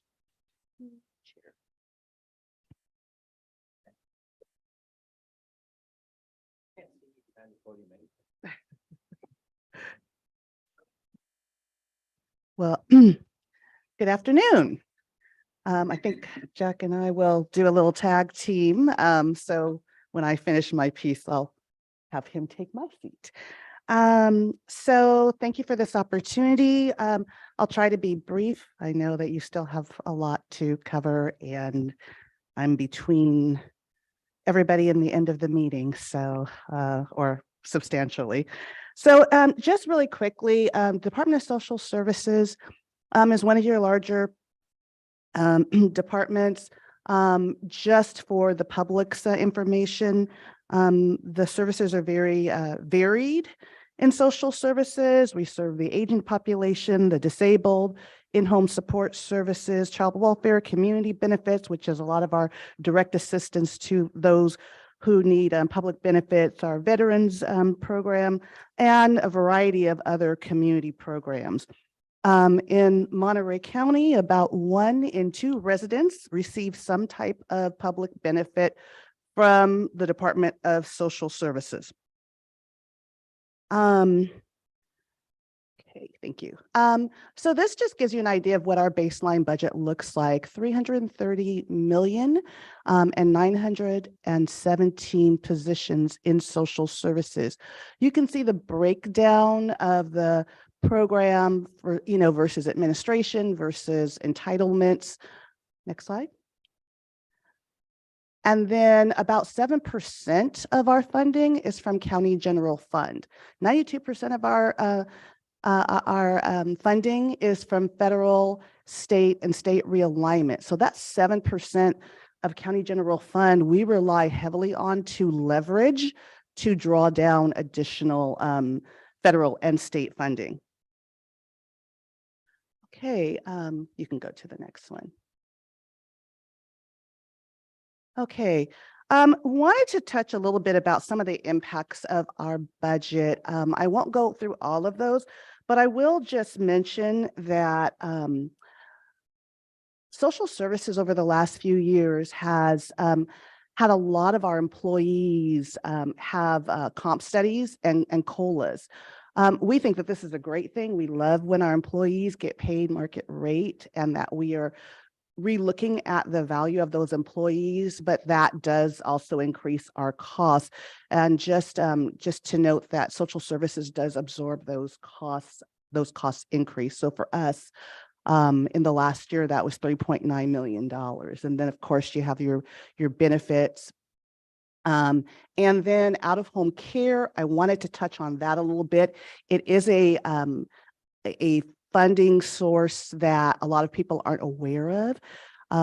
This is involving our foster care program. Some of our children who are in foster care have very, very high needs, may have to have specialized programs built around them in addition to a foster care rate, say if they're in a specialized facility. And so this 1.1 million represents the cost for about 4 or 5 kids in this past year that we have had to pay for out of one of the few flexible sources of funding that we have, which is realignment. And so, and the other thing I wanted to just acknowledge is that state realignment growth is decreasing. So while some of our costs have increased, our one of our few flexible funding sources is decreasing. The other thing I wanted to talk about, and you'll see it on the next slide too, is our in-home support services costs. As you know, a couple of years ago, we had our labor negotiations with in-home support services, and we agreed to a 3-year contract with them. And so we're in year 2, and so we're asking for the wage increase for the cost of the increase in the IHS program, and also the 4% maintenance of effort costs that the county is required to cover. Next slide. So here is where you see the augmentations that social services is requesting, most of which of their positions we're able to absorb internally. This is a good thing because we're able to draw down federal and state money, so we really get to leverage that county dollar that we asked for. So we've been using realignment to absorb some of those costs. But the negotiated wage benefit and the MOE, as I mentioned, that's the largest proportion of the 1.7 million in augmentation that we're asking for. 1.3 is really to cover the in-home support services augmentation. There are a couple of positions in veteran and military affairs that I'll let Jack talk to in a few minutes. And then we're asking for 75,000 to cover the nexus for the outreach and coordination gap in our budget. So we do pay for part of that service, which has been probably one of the more effective services that we've had. And we have a $75,000 shortfall to maintain the current level of service. So we're asking that out of county general fund. And then we're asking for, because of the growing aging population, needing a lot more coordination for our aging population. And that is a fast growing population that also needs a lot of homeless services. So we're asking for a community affiliations manager for that. Again, we can absorb that cost. We're asking for a program manager in family and children's services. We know that we've had a lot of attention in that area, and we really need to put some focused attention on quality assurance in that area, some oversight, look at training, and also staff development in that area. So we're asking for that resource, which we also can absorb. We're looking for an accounting technician for payroll. We have a need to separate that from our personnel function. So this is just a minor administrative cost to create some separation of duties. Again, we are proposing that we absorb that. And then there are 2 temporary positions right now that we have supporting our information and technology area. And we recognize that this is an ongoing need that we're going to have. So we're asking to just institutionalize that, also absorbing those costs for that. And then a management analyst in the director's office and my office for research, evaluation, and planning. We miss a lot of opportunities to seek funding, to do some research about best practices, and to see how we're really utilizing our programs, how efficacious they are. So we're looking to add that into my office. And then lastly, the general assistance cost of living increase. We usually try to keep that general assistance grant consistent with our CalWorks grants. It's fallen behind. So the 102,000, that is a purely general fund program. And so we're looking for $102,000 to get that grant level equivalent to our CalWorks funding level. And then back up. So, okay. Thanks. I like to show this slide because this represents all of the homeless programs that come out of social services alone. So as you can see, about $8.2 million in funding, and you can see the various funding sources that those programs are administered through. And what I'm asking for to help kind of fill our gap is the $75,000 for our outreach program. And I will also mention, there's a lot of other need out there in terms of our nonprofits. And just a week ago, I was, I think Supervisor Alejo already referenced it. One of the nonprofits reached out who really, I don't need to mention the name, but we have an opportunity for a shelter in Monterey. This would provide 35 additional shelter beds. It didn't make our proposal today because of just timing. We had already submitted our budget proposal, but that's another, I think, very modest ask given the need that we have, $100,000 for that. They were granted some property, and so are looking for investments from partners such as the county. And so just wanted to say that that's something that we are supportive of. It just didn't make our slide, but looking forward to having more discussion about that in our May, June discussions. And King City's on this list just for Supervisor Lopez. Yes. Their home key. And so is Seaside. 280,000. Casa de Noche Buena is on there. So yes, so we've built those into the various projects in our budget. All right, thank you. And Now introducing the one and only Jack Murphy. Thank you. Thank you, Lori. Good afternoon, Chair Leaho, members of the board. Jack Murphy, I'm the interim Military and Veterans Affairs Officer. I'm also your interim County Veteran Service Officer. I'm here to make a one-time general fund augmentation request in the amount of $202,000. And that's in order for us to maintain our fiscal year 22-23 status quo. And that would also allow us to retain 2 positions that we currently have, one of which is vacant and the other one which is currently filled. But first, for the benefit of members of the public who might be observing, what our office does for the County of Monterey is we advocate, support, we file claims, we do a lot of outreach to Monterey County's 19,000 veterans and also 6,000 active service members and countless veterans, survivors, and their dependents as well. We do benefits counseling, we file all the claims, as I mentioned, we defend claims before veteran appeals boards, and really we do whatever it takes. For context, in fiscal year 21-22, we served just under 3,000 unique veterans. We filed over 6,000 claim actions, and we received 1,805 compensable VA disability awards, totaling over $3.5 million in retroactive funds and an additional $7.3 million in recurring funding. That's money that's coming in new to the pockets of Monterey County veterans and their dependents or survivors. And that money is recurring year over year. Our average, depending on how busy we are, is between $11 and $14 million of new funding to the county every single year. It's notable that of the county's 19,000 veterans, we're only serving or reaching out, making a connection with about 30% of those veterans. So there's a lot of work to do. Our office is not very large. We're authorized 11 individuals to include my own position. However, we're only staffed at 9 right now. We're staffed at 8. Going into this upcoming fiscal year, $2.1 million for 9 positions. That's our baseline budget. Notice that 44% or so is outside funding or non-county funding.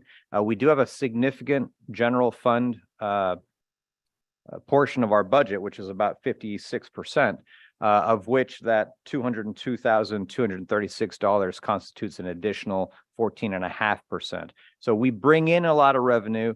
We do have an offset of just a hair under 50% or 44% of our expenses. And also note that, some of those funding categories, such as 13% or $273,000 for this upcoming fiscal year.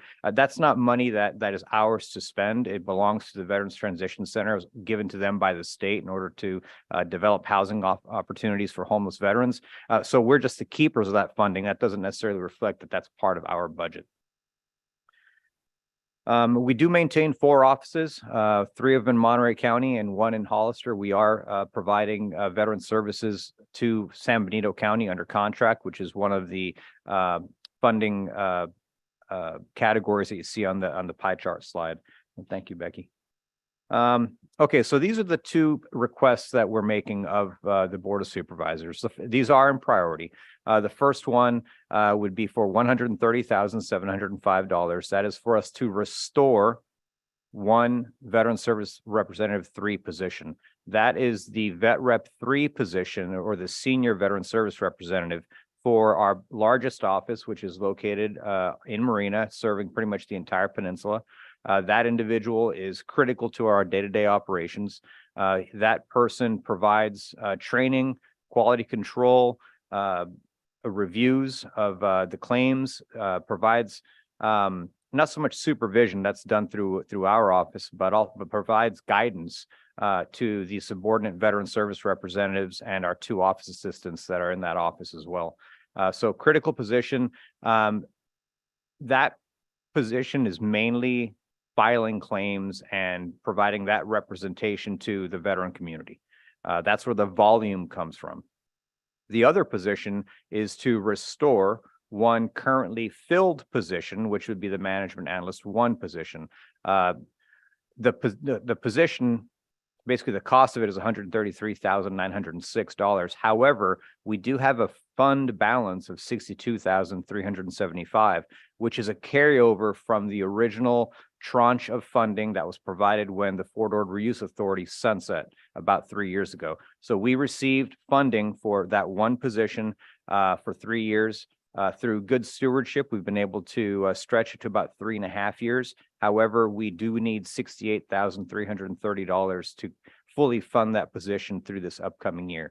That position does the majority of our outreach. It does the majority of our coordination with community-based and community-based and veteran serving organizations, interacts with all of your offices and your staff, interacts with all of our municipalities, our state and federal elected officials to coordinate and advocate on behalf of the needs of the military and the veteran community. So it's both.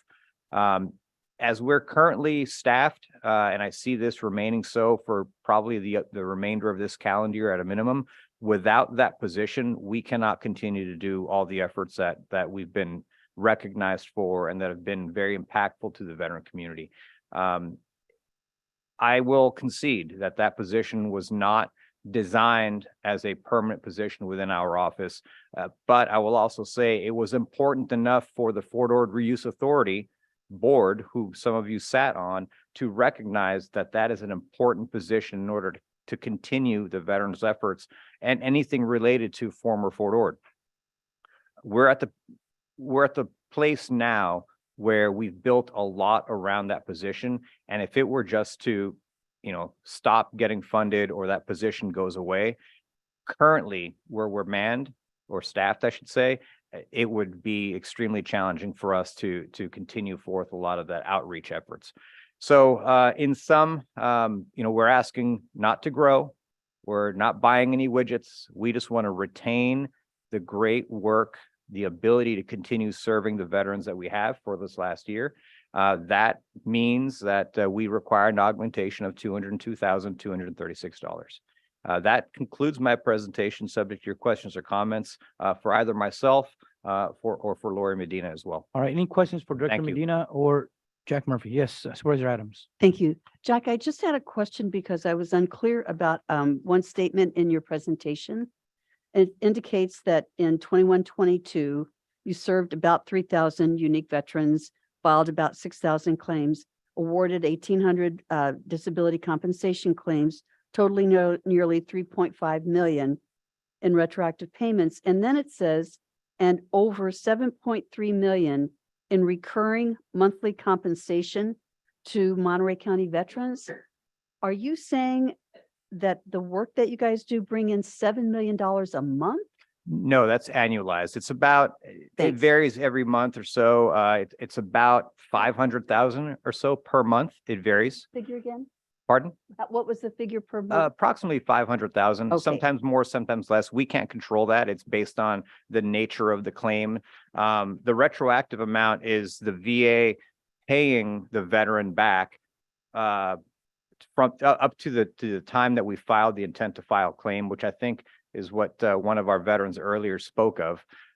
It can take months, if not years, for that claim to get processed. Now, the recurring fee, the recurring compensation is every single month. That's reinvested in our own community, Yes, is it yes. not? So to actually be more clear on that, and I'm glad you asked about that, Supervisor Adams. So for fiscal year 21-22, it was about $10.7 to $10.8 million of new money during that 1 year alone, right? The bulk of that, in this case, $7.3 million, recurs every single year until that veteran generally passes away. Often that benefit will be carried forward to the surviving spouse. However, what I don't outline in that statement are some of the intangible awards, such as assisting a veteran's dependent get connected to an educational benefit, assisting somebody navigating the VA system so that they can have an in-home caregiver, assisting someone with a home loan, assisting somebody with getting veteran on their license plate. Those are claims that we do. And that's part of that 6,000 claim actions, but they're non-compensable claims, meaning it's not bringing money into the taxpayers' pockets. Got it. Thank you very much for Thank you this. for your And thank you question. for the work that you do. Thank you, Thank you. Supervisor Askew. Yep, thank you. As we continue to go through our this is our chance to sort of give some initial feedback, but I think that the request that social services is putting forward is very restrained, given the needs that we know exist in the community. And I would hope that we can find a way to support both the IHSS salaries that we've already agreed to. So I think that that would be that's the majority of what you're asking for in terms of dollar amounts. And I do know that in District 4, where we do have most of the former Fort Ord and the veteran community is significant, and the services that are provided are significant. I'd just like to remind the board that we did invest also recently in a veterans hall on the former Fort Ord, which was a long time goal of our military and veterans community. And so having these staff available to now provide services in that location that the community has long awaited will be actually very important. So I look forward to having support for the requests that are before us on this department. Thank you. Anybody else on this side first? Back to Mary, Supervisor Adams. Yeah, thank you very much. Laura, I just wanted to be sure the 75,000 for the homeless and outreach coordination, that's the same group that helped us so much at the mouth of the Carmel River, isn't it? Got it. Okay, thank you very much. Now she's on board. Believe me, I was before. I know you were, and you just needed to be reminded why. I just wanted to thank Lori and also Jack. Thank you for having your veterans. These are the people who you work with day in and day out, who know what you do, and I think you're asking to just be kept whole. It gets frustrating when you have to wait 6 weeks to get help of your office. So I know these positions are critical because your office was always on top and trying to be timely in terms of responding. But there's been some hardship here with, so I think keeping these positions will help you get back on track in terms of timely response to your constituents. So thank you. Thank you. Okay, thank you very much. We're going to keep this rolling. We're going to public and safety, criminal justice. And we're going to item 12K, Department of Emergency Management, Tracy Molfino, Emergency Services Manager. And then we have Good afternoon. Go ahead, Tracy. No, I'll make it quick. Good afternoon, Chair Leo and board members. I'll make it quick and also promise I won't have an earthquake during the presentation. Please. Again, Tracy Molfino, the Interim Emergency Services Manager for the department, your newest department, staff authorized of 9 folks. Currently, we have 6 staff and hopefully soon a director within the next month, so we can move forward. Our requests are somewhat minimal, we think, and supported certainly by the very busy last 3 months that we all have been through.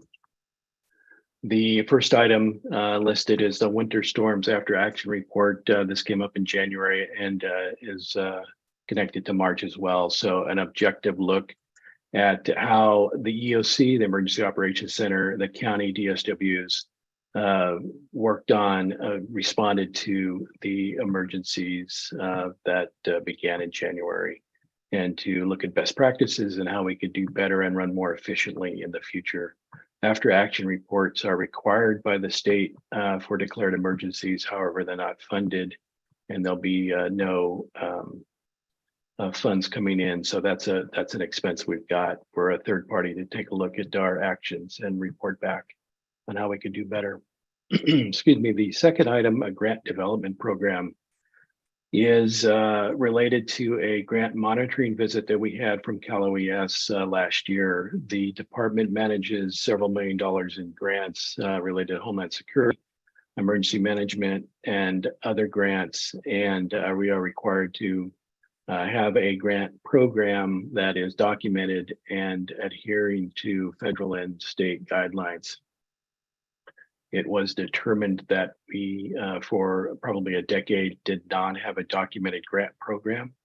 So we are asking for funds to hire an outside expert to be able to assist us in developing a program that'll meet the standards of both FEMA DOJ and State Cal OES for grant procurement and financial stability. The third item is in relation to our web EOC software. That is the core software for responding, documenting, planning for emergencies and disasters. We've used it extensively these last 3 months for resource requests, for planning operations, for maintaining all documentation and requesting for reimbursement. It's a core item for us. Currently, the system is old and housed on 2 servers, one at our office and one at ITD. And we need to move to a cloud-based system to improve our ability to use to its full capability. The next item, duty officer vehicle replacements. We maintain, I think, 6 vehicles, and some are a decade old and in need of replacement. And so we need additional funds to be able to replace those vehicles. We're in the position now where we're having to borrow vehicles to be out in Paro and work the EWB program for our staff. So that will assist us in replacing some of our vehicles. With our change and our rebranding and what we've experienced recently with trying to get information out to the public in a timely fashion in multiple languages, we need assistance in funding and developing our website, additional translation capabilities, and getting it up to date for a department, and conducting outreach services as we move to a new alert and warning system this year as well. And then lastly, a EOC facility review and assessment. During the height of both emergencies, we had over 80 people in the EOC, and we were busting at the seams and trying to use every available space, having people in the hallway taking over part of 911 across the hallway.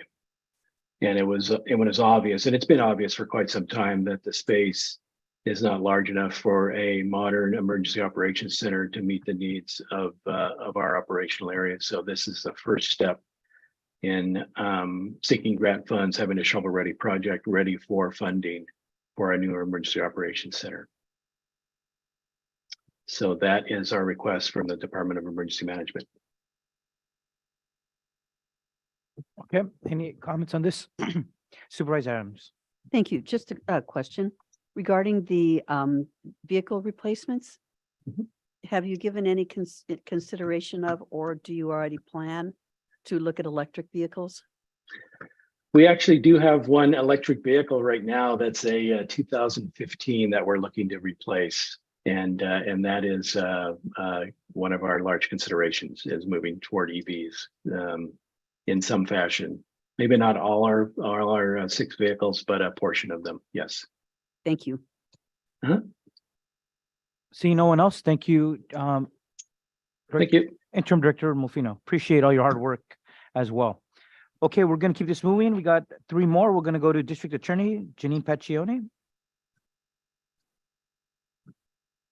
And appreciate her work in reaching a balanced budget, a model for other departments. Thank you for your work on that. Good evening.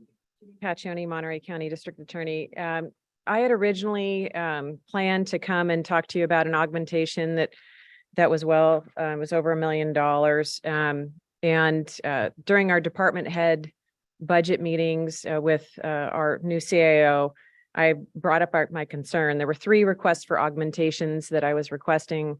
The first being the Department Information System Coordinator. We called that a DISC, and I'll get into that in a minute.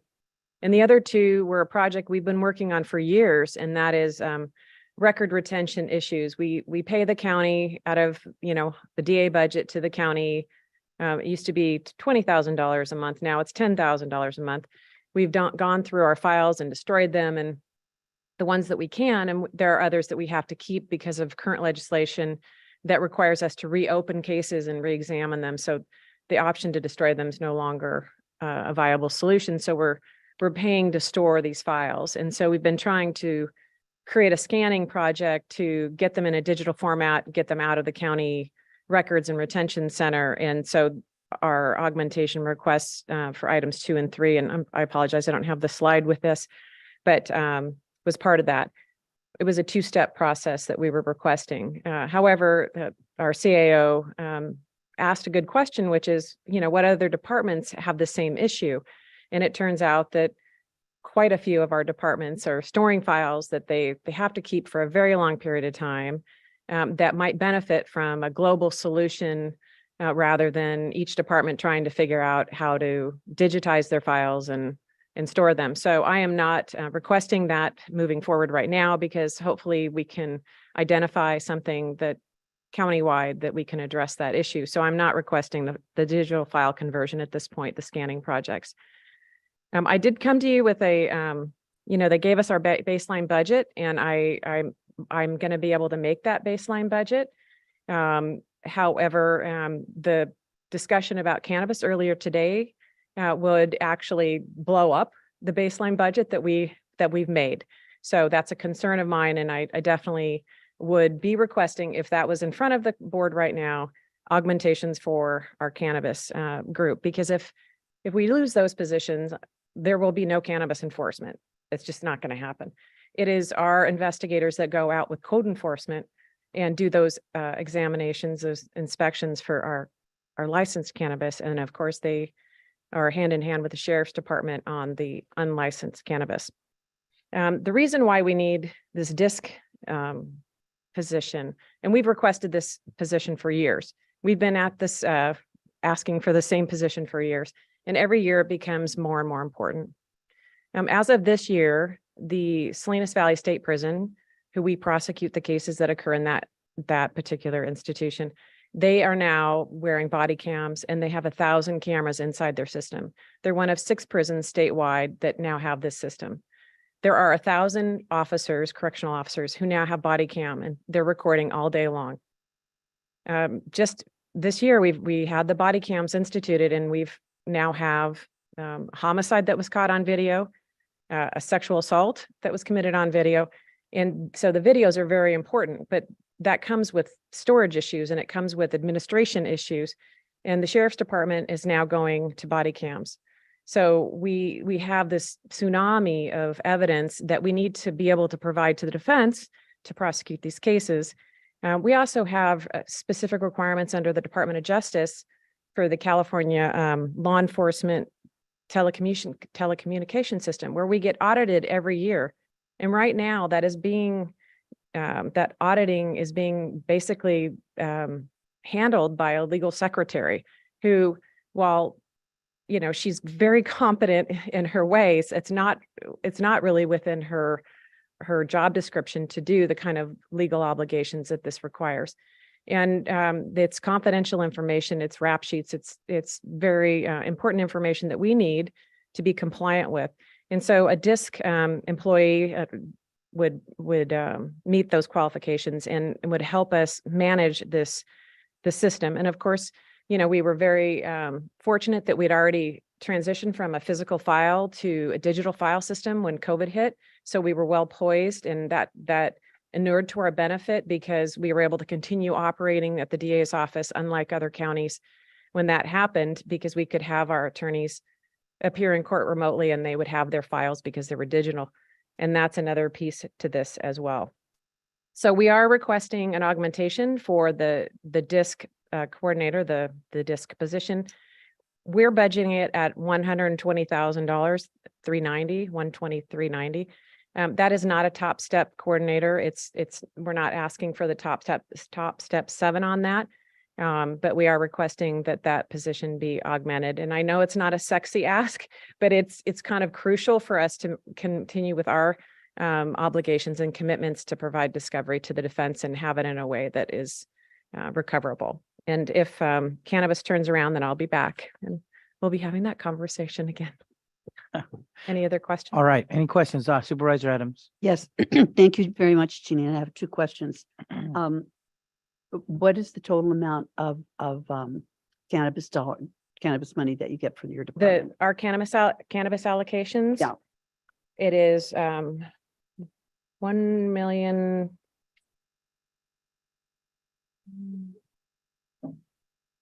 I think it's 1.2 million. We have 3.5 positions. We have 1 attorney, 2 investigators, and half of a forensic auditor. Right, I know I've got those notes that said it, so that's fine. And then the 120 for the disc person, is that fully loaded? That's all the benefits and everything? Yes. The 120, okay, great. Thank you very much. Okay, Supervisor, our church. Just looking at the digital file conversions, you have it broken down to two areas. One's 94,000, one's 1.2 million, just a It little was a clarification. two-step process. We were going to start with our murder cases on the first step. Okay. And then move on to the bulk of the felonies past that. And I know you've shrunk files down, just out of curiosity. This would have been closer to a 2 million conversion prior to that? Oh, yeah, we've been working at this for years. We've been using extra help to work out at records retention to destroy, and we've scanned what we can, but it's time consuming and it's a lot of files to do. Thank you. All right, Supervisor Askew? No? Okay. We'll go to supervisors. It's now, Say on the sheet that was passed out for cannabis amount for next year. got to speak in the mic. Yep, sorry. The sheet that was passed out on the cannabis discussion, the amount budgeted for next year is 1.054 million for the district attorney, which is less than what you mentioned. So we want to make sure that we're not missing something that you had counted on getting covered by cannabis. Right. Well, that was in our baseline budget. Okay, so Yeah, just want to make sure that was all that covered. amount was in our baseline budget. Okay, perfect. And then the only other comment, I know you've been working on the Family Justice Center project, and I don't see anything here, and I didn't see anything on the capital improvements plan. So maybe the timing is just that things aren't quite aligning, but I would expect that at some point we'll have some request for some planning work to go into that project. Yes, I did explore the CIP approach. And the timing was too late to jump on that at that point. So in our next budget cycle, I'll try and kind of put that on the agenda to move forward. Just want to make sure it was on everyone's radar that there is another big project that we've talked about that will eventually fall into a budget request. Thank you. Thank you. Yeah, I don't see Supervisor Lopez. We'll go to CAO De La Rosa.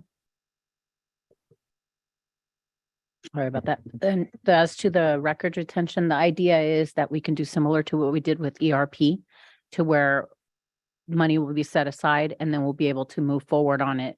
And the entire, essentially all departments that would need to have those scanning services, we could do them all at once, and it's with funds that we've already set aside. So my hope was that if you have other folks, other departments that have larger amounts, we'll be able to include it as part of that. So it'll be, I'm going to make sure that we keep it moving. So just know that it's not going to fall off. It's something that we're moving towards. Great. Thank you. All right. Thank you, DA Pacioni. I appreciate you and your team. We're going to the last two presentations. Let's go to the public defender now, Susan Chapman. And then we'll have the sheriff's office after that. And before I get started on my presentation, I would like to support the district attorney's request for the DISC individual that would be processing the discovery from the tapes. That is really essential for effective prosecution, but also to get the information to the public defender so that we can process our claims of unjust arrest and have people incarcerated for a far shorter time. So it really does facilitate the whole justice process. Thank you. And if you could speak closer to the mic, just for folks at home. Thank you. So, good evening, Chair Alejo, supervisors, and county residents. I am Susan Chapman, the County of Monterey Public Defender. Recognizing the suffering felt among our residents due to these recent storms and limited finances available for the next fiscal year, our department is requesting only to remain whole and not add a new service or costs at this time. The Public Defender's Office is a general fund supported department. We rely on the board for funding to provide our core services, which are mandated by state, federal, and constitutional law. With your support, the Public Defender has been able to perform our core functions and mandated services in both criminal and civil courts. The Public Defender represents our community members facing the most serious criminal matters, including felonies to misdemeanors, probate, and conservatorships. We provide legal services to juveniles, veterans, those suffering from drug and alcohol addiction, mental health issues, and lack of permanent housing. A failure to adequately fund the public defender could result in wrongful convictions or lengthy pretrial custodial time. We have been fortunate to access state grants that allow the public defender to significantly expand our outreach throughout the county by providing post-sentence relief information and services in addition to educational seminars. With grant funding, we hired a full-time psychiatric social worker and look forward to adding a full-time, we're adding a California State University Monterey-based social worker intern this fall. Grant funds were also used to hire our racial justice attorney, reflecting our commitment to equity and justice in the legal system. Our staff regularly participates in community events, including but not limited to Law Day, Lotus Day, the Village Project, First Night, the League of Women Voters, local high school mock trial competition, job fairs, Sun Street, the Vet Stand Down, and many more.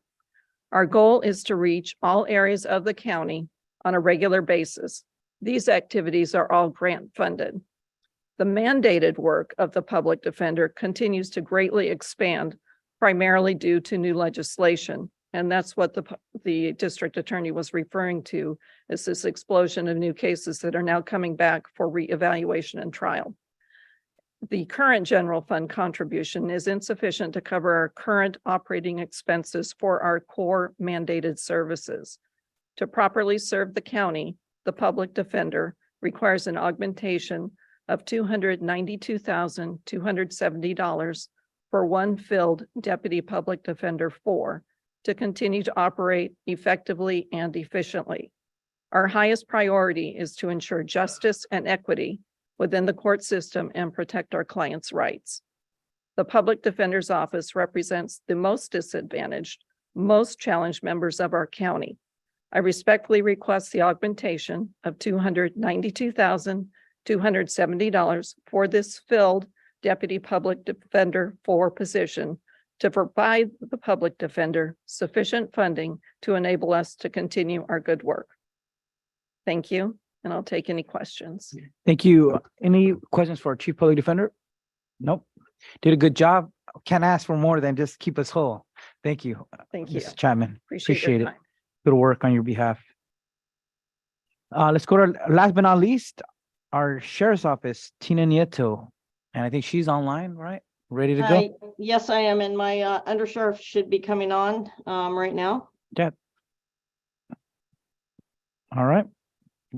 Thank Might you. wa- You saved the best for last. I thank you for Of that, Board of course, always. Supervisors.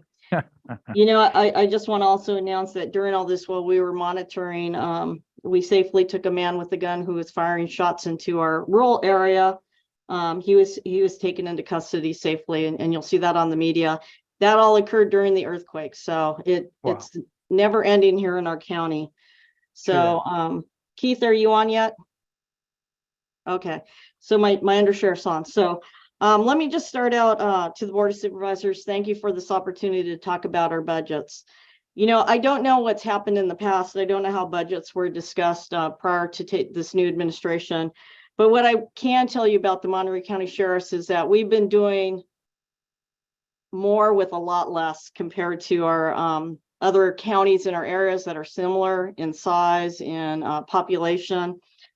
I'm going to give you a quick example before I turn it over to Keith to present our budget requests and augmentations. Monterey County, we currently have 468 full-time personnel serving a population of 432,000 in our area.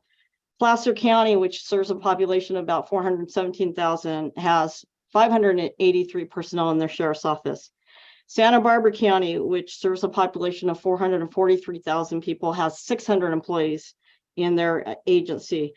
SLO County Sheriffs, which only serves a population of 282,000 people, has a higher number of personnel that work the sheriff's office, 487 personnel, with a fraction of the population in Monterey County. The one thing I can tell you about the Monterey County Sheriff's Department is we are a full service sheriff's department. We take care of enforcement, we do civil, We take care of the courts, and we have a large custody operation. The only thing that we don't have that other counties may have is we don't oversee the Department of Emergency Management, but if the Board of Supervisors ever asked us to take over that, we would happily do so. With that, I'm going to turn it over to my Undersheriff, Keith Boyd. Good afternoon, Mr. Chairman, members of the board. We have a brief slideshow to run through our budget request and current position. So currently, our projected baseline budget for fiscal year 24 is $146 million. And we are seeking 14 augmentations with total $7.2 million to bring our requested budget for fiscal year 24 to $153,864,283. Currently, some of our challenges that we're facing as an organization is just a high volume of existing vacancies that were inherited. We are currently, at the time of this slideshow being created, we have 47 vacancies with 25 in our sworn ranks and 22 in our professional staff ranks. And compounding this, we have an additional 43 employees on some form of an industrial leave status. That brings us to approximately 20% of our staff positions being consumed by vacancies and or industrial leave, which leads to other impacts on the budget. We are aggressively working to fill our vacant positions, working with our human resources personnel that are from downtown that are here at our office. And we have plans in place to get all of our recruitments for vacant positions open, our goal during the month of April. And we have a high volume of deputy sheriff applicants in background right now, and we truly expect by the end of this calendar year to fill all 47 vacancies and address attrition as it occurs.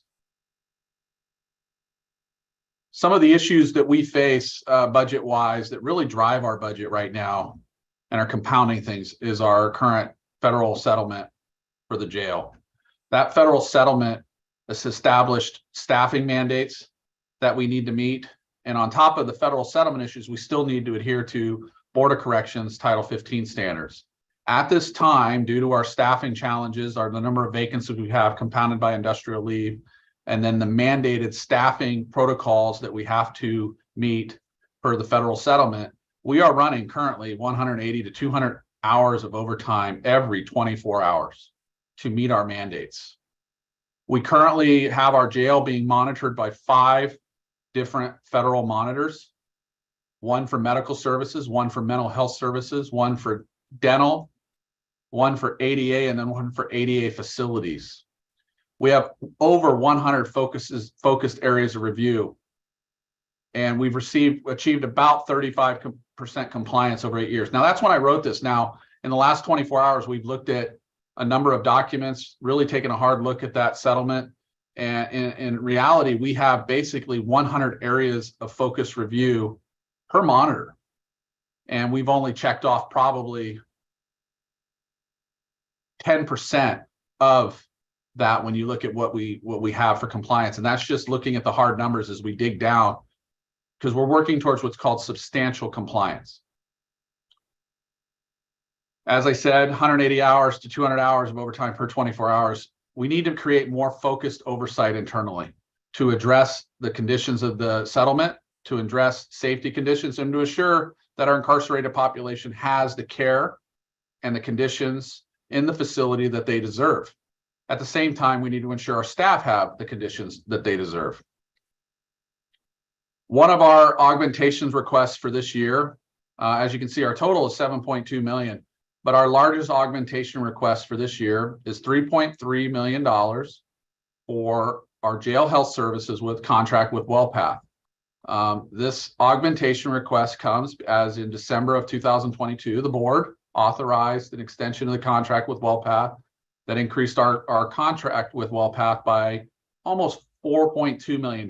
We were able to supplement some of this cost through AB 109 funding. So we were able to bring that from 4.2 to 3.3 using some of that funding to reduce the cost. This funding is critical to maintaining the conditions that our incarcerated population and our community expects our incarcerated population to receive. when it comes to their health, their wellness, their safety, security, and mental health and such.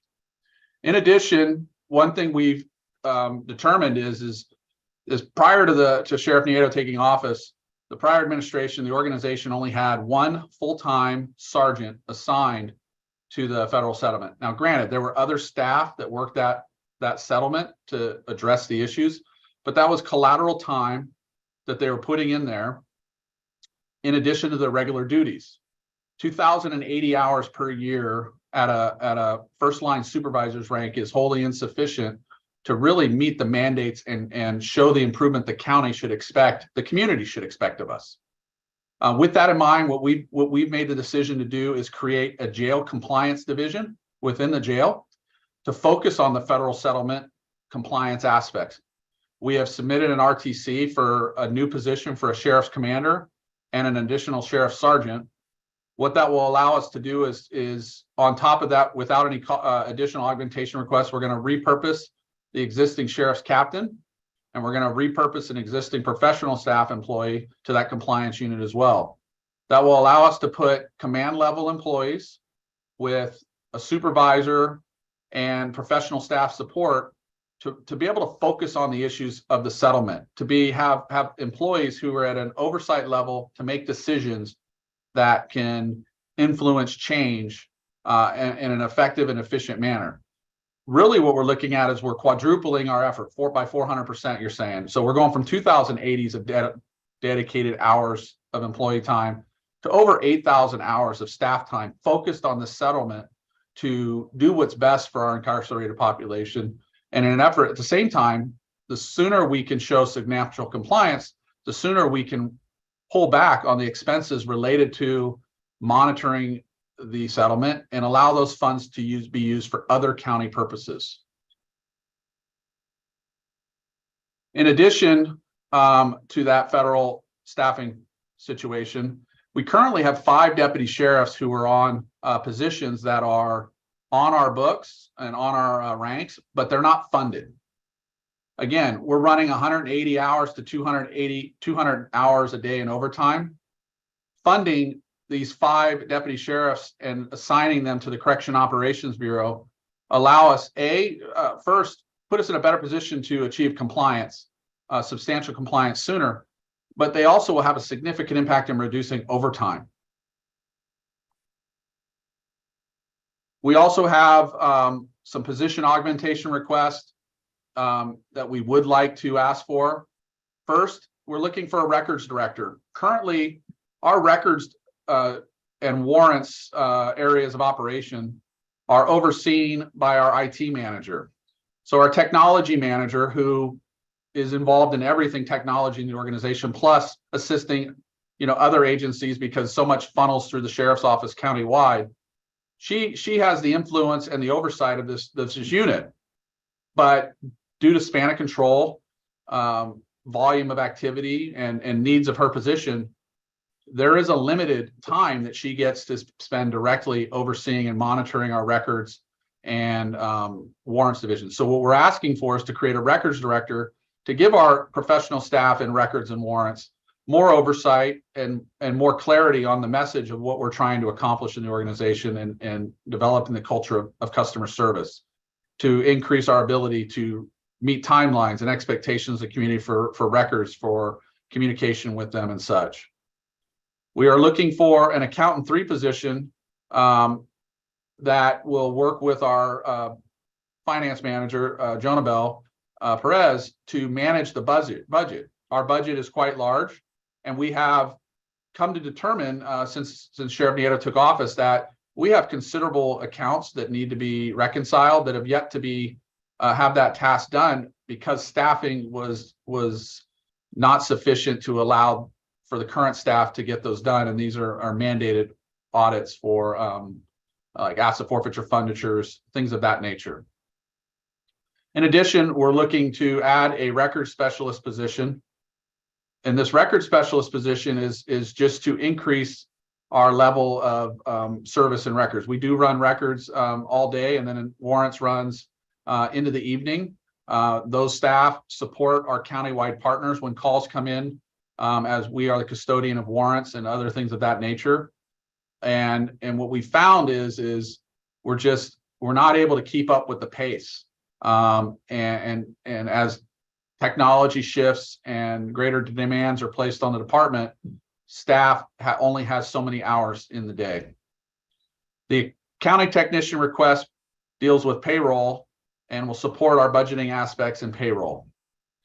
We are also asking for a DIS, just as the district attorney, and the district attorney made a great point. Technology is evolving.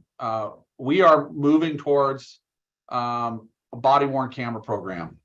This body-worn camera program would be upwards of 300 cameras, and it would involve cameras within our correctional facility and field services. Cameras in the correctional facility would be running nearly 24 hours a day, just storing data, compiling data, and it takes a lot of time to go through and manage that data. And with that in mind, we're looking to add a disc to be able to help assist manage our body-worn camera. And at the same time, we plan to add car cameras in the field. Transparency is critical in this profession, you know, and frankly, the sheriff's office here in Monterey County is one of few in the state of California that don't have body-worn cameras actively in use on their staff or in their cars.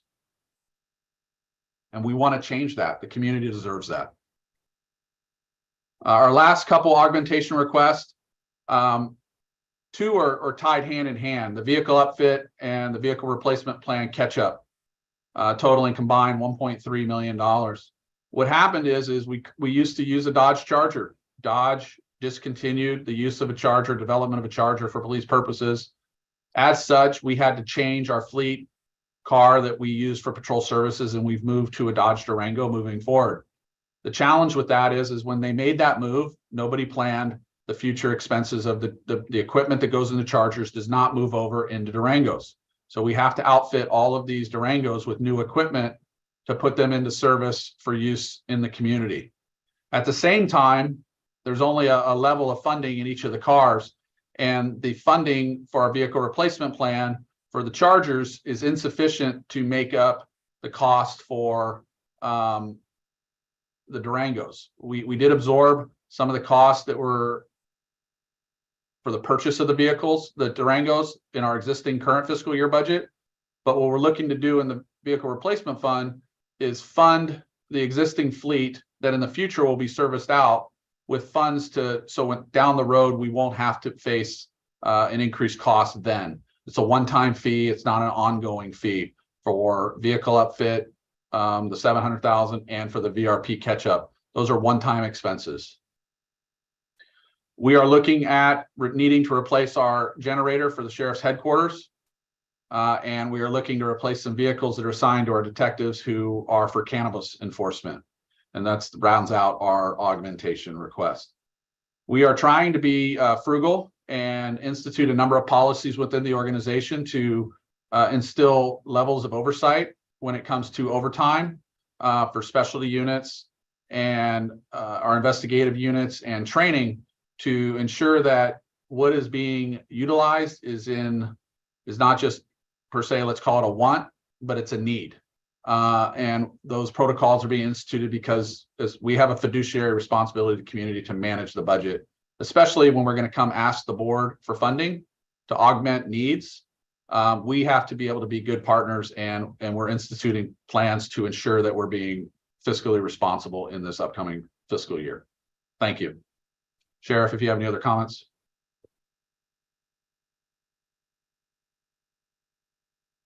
Apparently not. No, thank you, Keith. I was Okay. here. I was looking for my button. I've got two screens, so. But thank you. But we'll take any questions from the board of supervisors. All right, we'll start with Supervisor Lopez. Just one quick question. Are we sure that the Dodge Durango is going to be around in the future as well? I'm worried, having been part of a car dealing family, that Durango is not a popular vehicle. And I know that was the problem with the Charger. So I'm just curious if we've looked at all the options.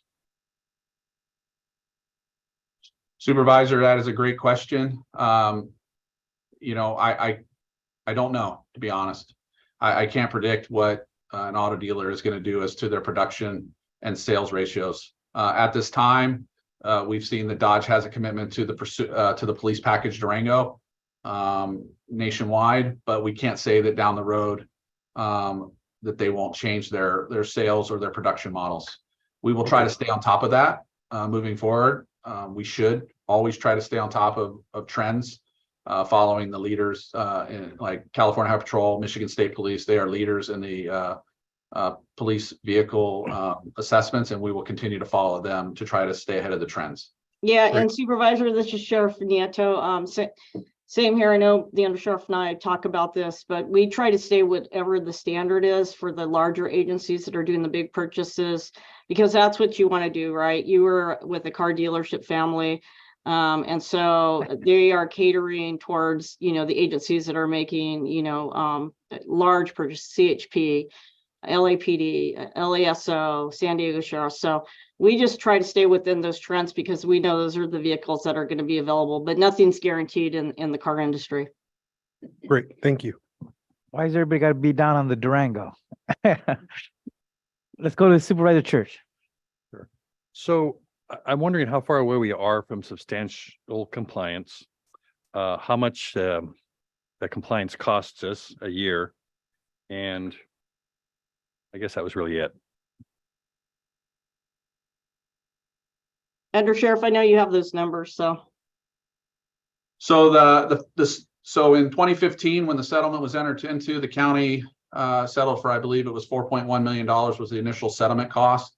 And the settlement allows for up to $400,000 a year for attorney fees and such related to it. And in addition to that, there are compliance fees for the monitors. And I don't have the numbers for the monitors. I haven't seen those yet.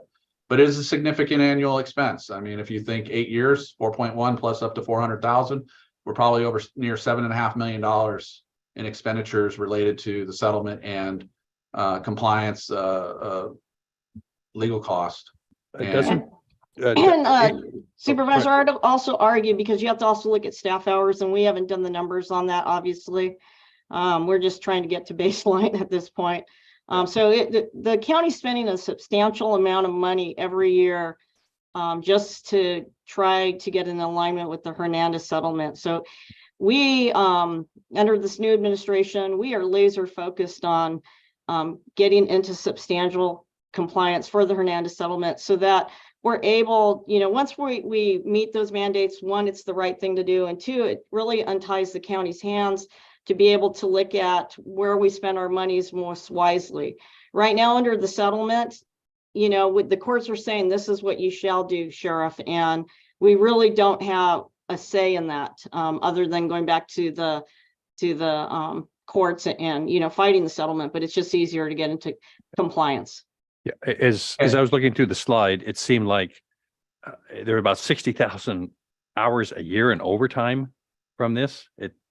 When I did some computations and just wanted to see if that was roughly correct.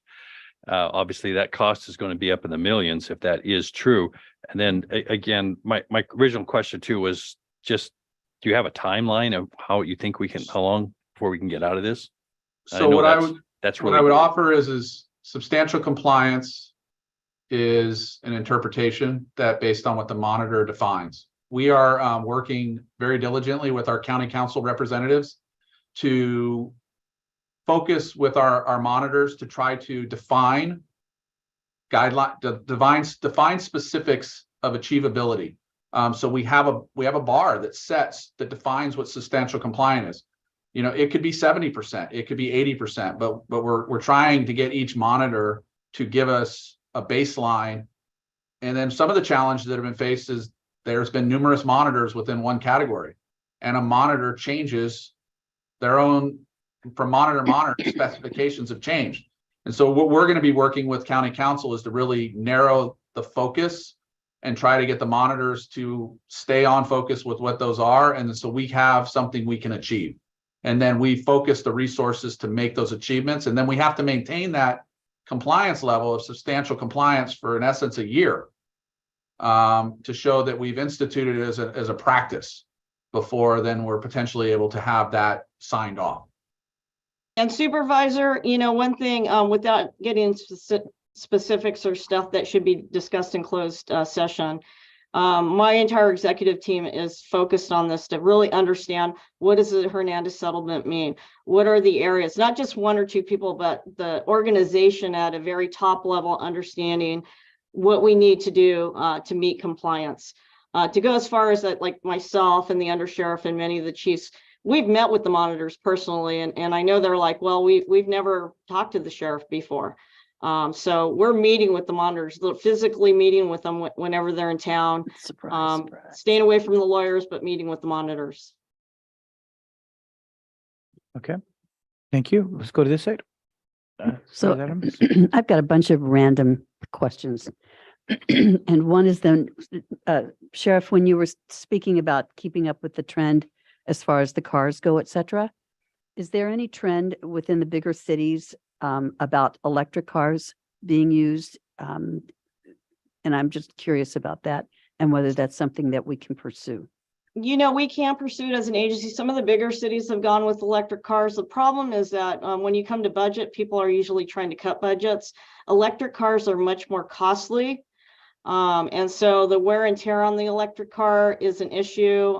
But there's, you know, with fleets and with the law enforcement fleets, some of the bigger cities are looking at using electric cars. You know, as far as even in LA, I know they had a Tesla for a while, and I believe even in our neighboring city over with Nick, they have an electric car. But for the whole fleet, I would say it's not practical budget wise, but we certainly can, as we move forward, start saying, well, maybe we'll purchase a couple here and there and test to see how it works in our rural community. Because we're a big county. That's the other thing. And it has to do with charging and battery life, right, and how long they'll go for. Okay, thank you for that. And then the other one has to do with the body cameras. You've heard me complain about this before, that one of the concerns that I continue to have are all of the worker comp cases that come out of the sheriff's department.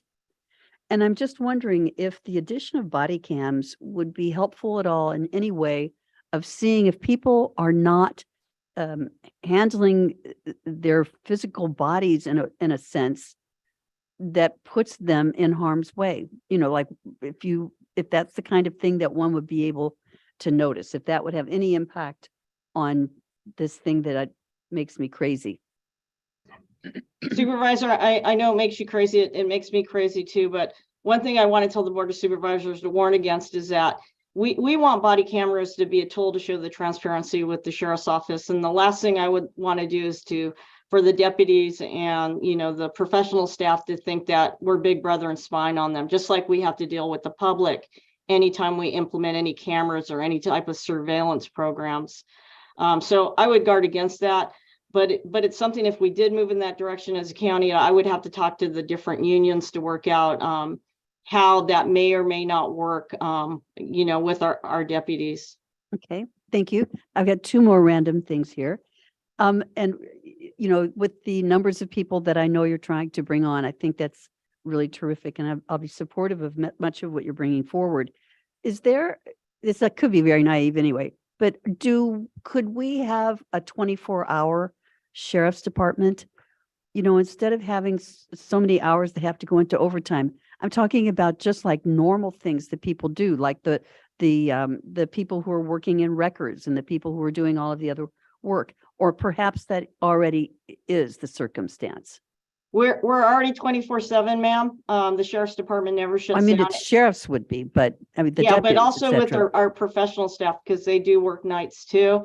The overtime that that is being generated right now, that the undersheriff talked about, is actually being generated because of the Hernandez settlement. So this is not this is the sworn personnel that have to staff the jail under the Hernandez settlement. That is driving that massive amount of overtime. Okay. And then finally, I am hopeful that you might be in discussions with Dr. Harris at Natividad. So, ma'am, you'll be happy to hear both myself and the undersheriff met with Dr. Harris, I think last month or maybe 3 weeks ago, to discuss how we might move forward with our medical care of our inmates. Whatever the county does, though, it's going to be something that's going to take years to work out if we do move in that direction. Thank you. But if we don't start sometime, it'll never happen. Thank you I so agree, much. ma'am. Thank you for Thank you everything very that you're much. doing. Anyone else? Yeah. Supervisor Askew? Yeah, thank you. I appreciate the presentation, and I also appreciate I'm just going to say restraint compared to last year's request from the sheriff's office. We have already approved the $3.3 million well path settlement contract increase. And like many of the other augmentation requests that came forward, they're really things that we've already agreed to that are not, in my mind, things that we can say no to. So really all that we're talking about here is a much lower a request coming from the sheriff's office. The one question I did of the positions that are being, and I don't see a position list, but of the positions that are being requested, what is the total number and how many of those are unsworn or non-sworn positions? So we are requesting, show you here. So we're requesting 7 new positions to be added to our roles, which are 1 sheriff's commander, 1 sheriff sergeant, which are sworn positions. And then we were asking to add these 5 positions, which are all professional staff. Then we are asking to have funding restored for these 5 sworn positions, deputy sheriff positions that already are on our rolls but are unfunded. Got it. Okay, thank you for clarifying that. And Supervisor, in the meantime, I can tell you myself and my staff are looking at ways to staff the hours that we're mandated to do in the jail, maybe using 960s and other things that we're not talking about here for this request. But we are looking to do that to try to bring our overtime down. But we're requesting these things so we know, despite what happens, that we can bring the overtime down.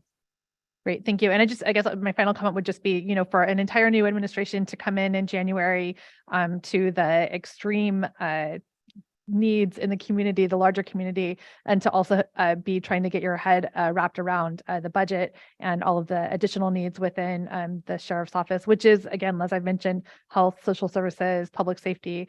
These are baseline mandates of local government. You guys have had I'm impressed with what you've been able to come up with and how sharp your pen has been on this request, given everything else that you've had to handle this year. Thank you. Thank you. Anyone else? See any? I would just add, Sheriff, thank you for moving forward to implement the body cameras. I think that was something that the previous administration was unwilling to do. I'm glad you're doing that. I think that's one of the landmark things that you're doing under your new leadership that has become standard in many police departments throughout Monterey County. Just hadn't made progress in our sheriff's department. So I want to salute you and support you on that implementation.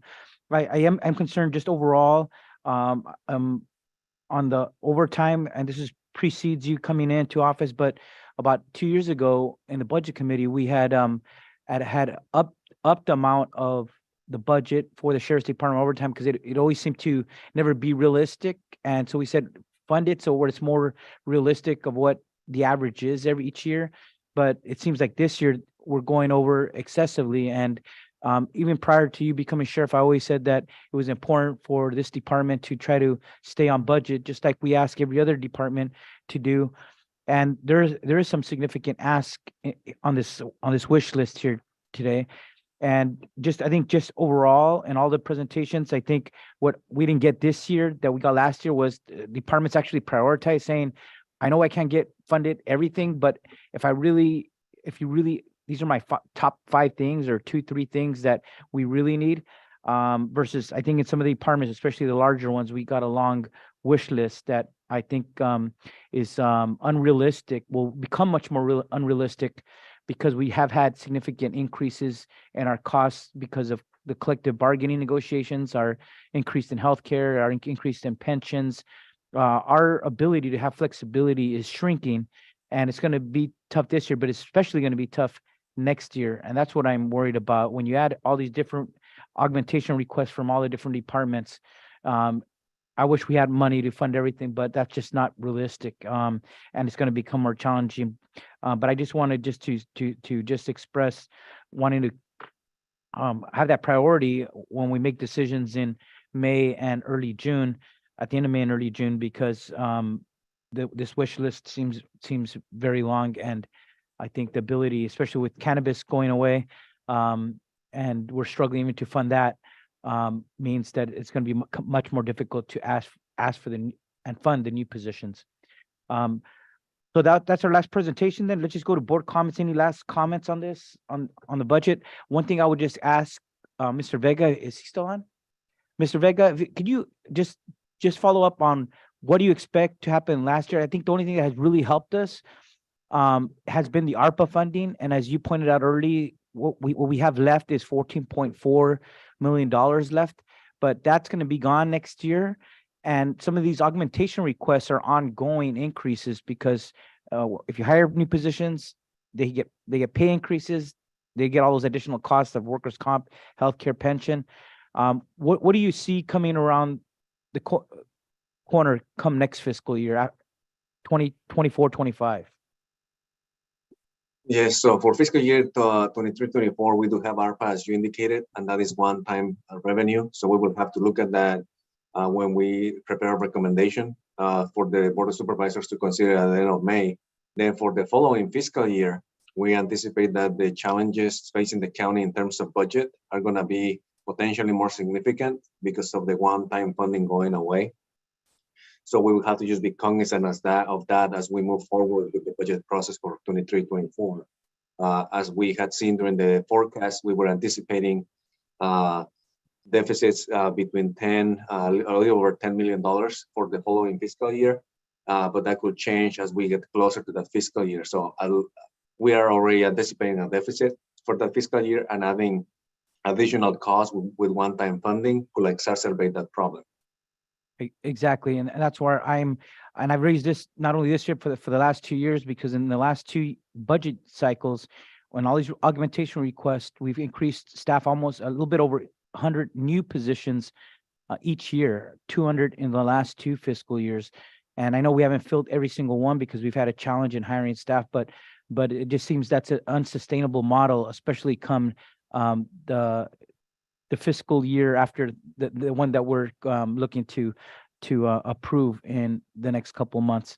So that's all I wanted to say. I think we have to be cognizant of that. The challenge is real, the money is less, and otherwise I always hate to start hiring new positions, and then when times are tough or we're facing a deficit, those folks are the first to face a pink slip, and that's unfair to them and putting them in that situation when they perhaps left another job to come here, and then they're the first ones on the chopping block.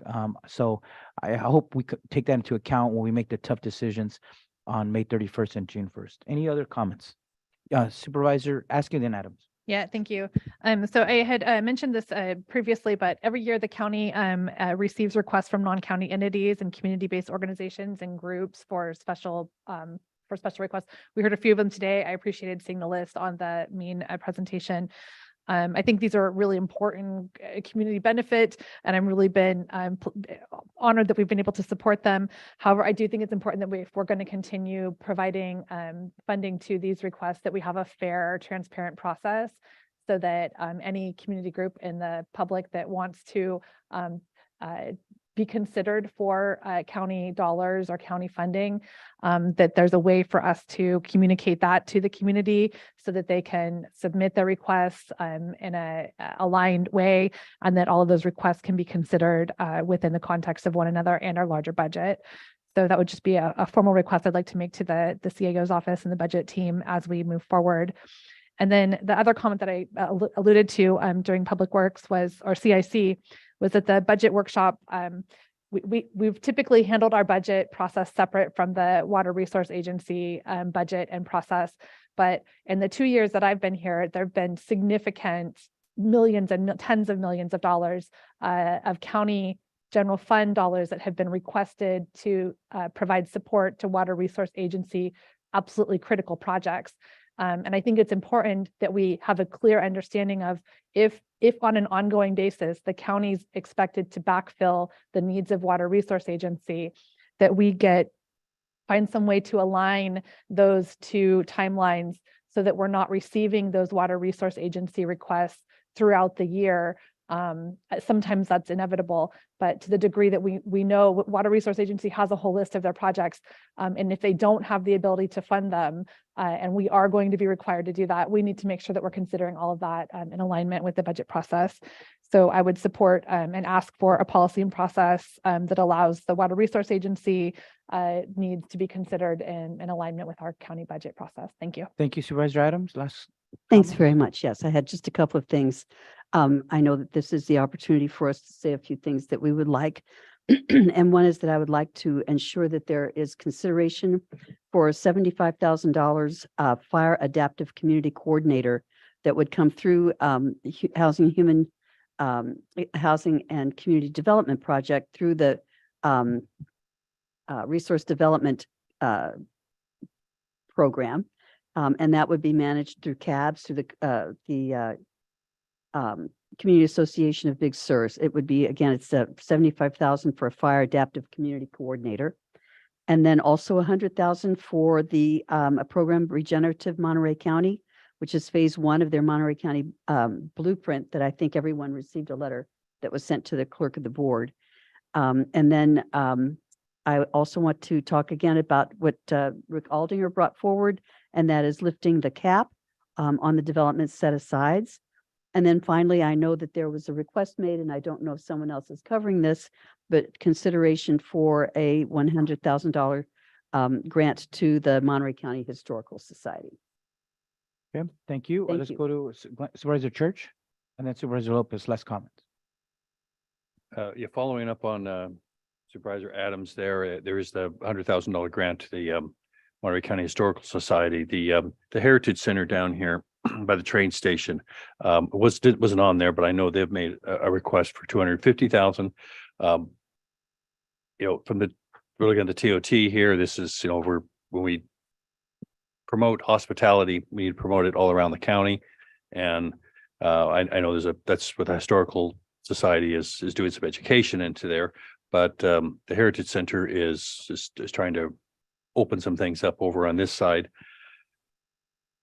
A lot of things take in here today and all. So I don't know if I want to bring up on too much more out of this. I think there's a lot of things to just assimilate, and it's been a long day, so I'm going to pass it on. It has. Supervisor Lopez. Sorry, might be a little long-winded here. Zeke, I'm going to ask you to sharpen the pencil here, capture some notes. So first off, want to start off with, we heard from the folks from the Salinas Soccer Complex. I'm supportive of that request. Also, one that's still in the hopper is the Salinas Valley Promise, which we've backed in the past few years, and they're extremely successful. Salinas just came online as a partner as well for the first time. So now all of the Valley cities are a partner in that. So I'd like to see that funded. The veterans request today, the $202,000, that is a priority for me. Want to make sure that that's noted. On the lifting the cap question, I think that's a big policy question. I'm supportive, but I also wonder if we talked in years past about a committee specifically looking at what was going to happen in the future. So I'm wondering if that committee ever met, if there was any outcomes from that committee. I'd want to hear that as part of that decision-making process. But overall, I'm generally supportive, but if a percentage needs to be set aside for some of the funding requests that we're hearing from communities, specifically for those things that are TOT driven, I think this would be the time to make that call as well. So just want to throw that out there. There was the case management system for 23K that was proposed early on today that I'm supportive of. I want to talk about, there was an item that didn't get specifically called out from Public Works, but it was a weed abatement, fire, tree trimming to help reduce fire risk in our county. And I think that's critically important.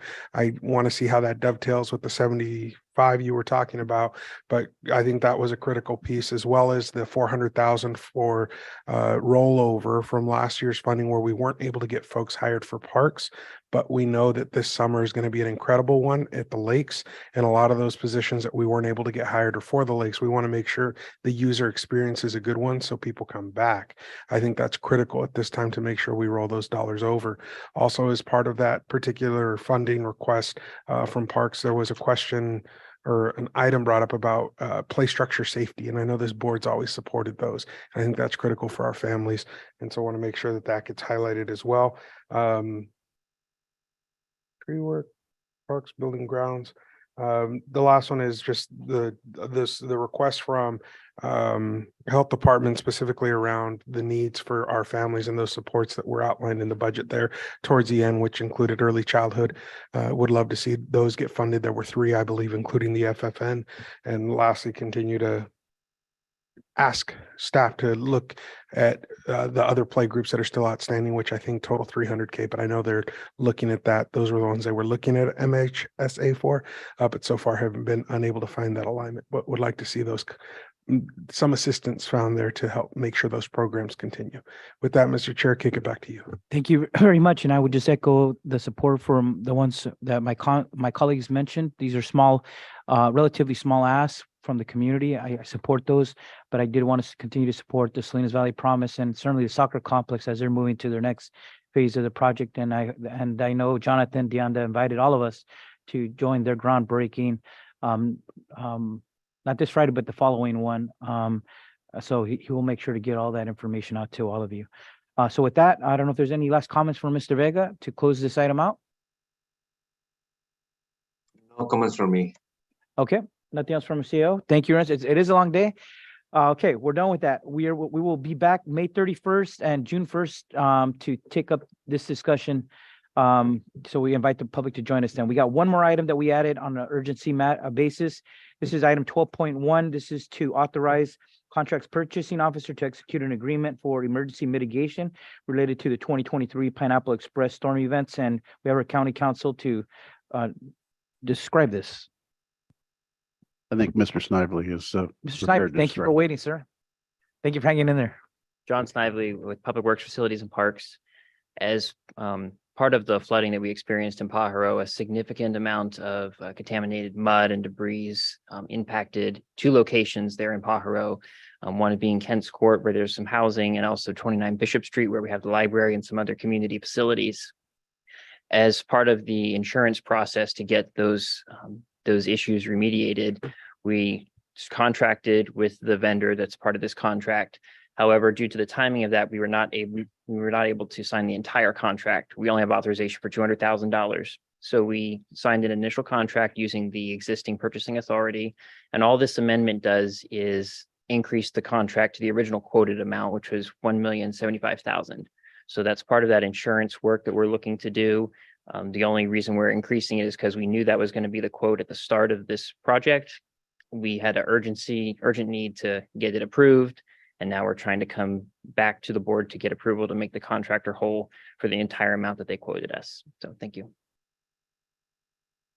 Thank you, sir. And I want to express, as we mentioned earlier, just support for doing those repairs on the Pajaro Library and also the mobile homes that the County of Monterey owns on Kent's Road, 1819 mobile homes, and those are important to get those fixed for those families to be able to return home safely and for that to happen as soon as possible. So thank you for your team's work on that. Let's go to the public. Any members of the public would like to comment on this urgency item that was added on today's agenda? Nobody in person, nobody on Zoom. I'd like to move to approve. Second by Supervisor Church. All those in favor, please say aye. Aye. Aye. All those against, motion carries 5-0. Thank you. We have CAO, you wanted to make an announcement on a referral? Just a quick announcement. We received a referral related to the reallocation of Monterey County Funeral and Burial Assistance Program funds. And this is to consider the funds being used to assist low-income people affected by the March flooding events in the communities of Pajaro and San Ardo. So staff will be ready to present on this at the next meeting, and it'll be added as an urgency referral. Okay. Let's go to read out from closed session by County Council. Thank you, Honorable Chair, members of the board. There was no reportable action today. Thank you very much. With that, we will adjourn the meeting. Thank you very much. It is 6:07. Thank you. Long meeting. Happy Easter.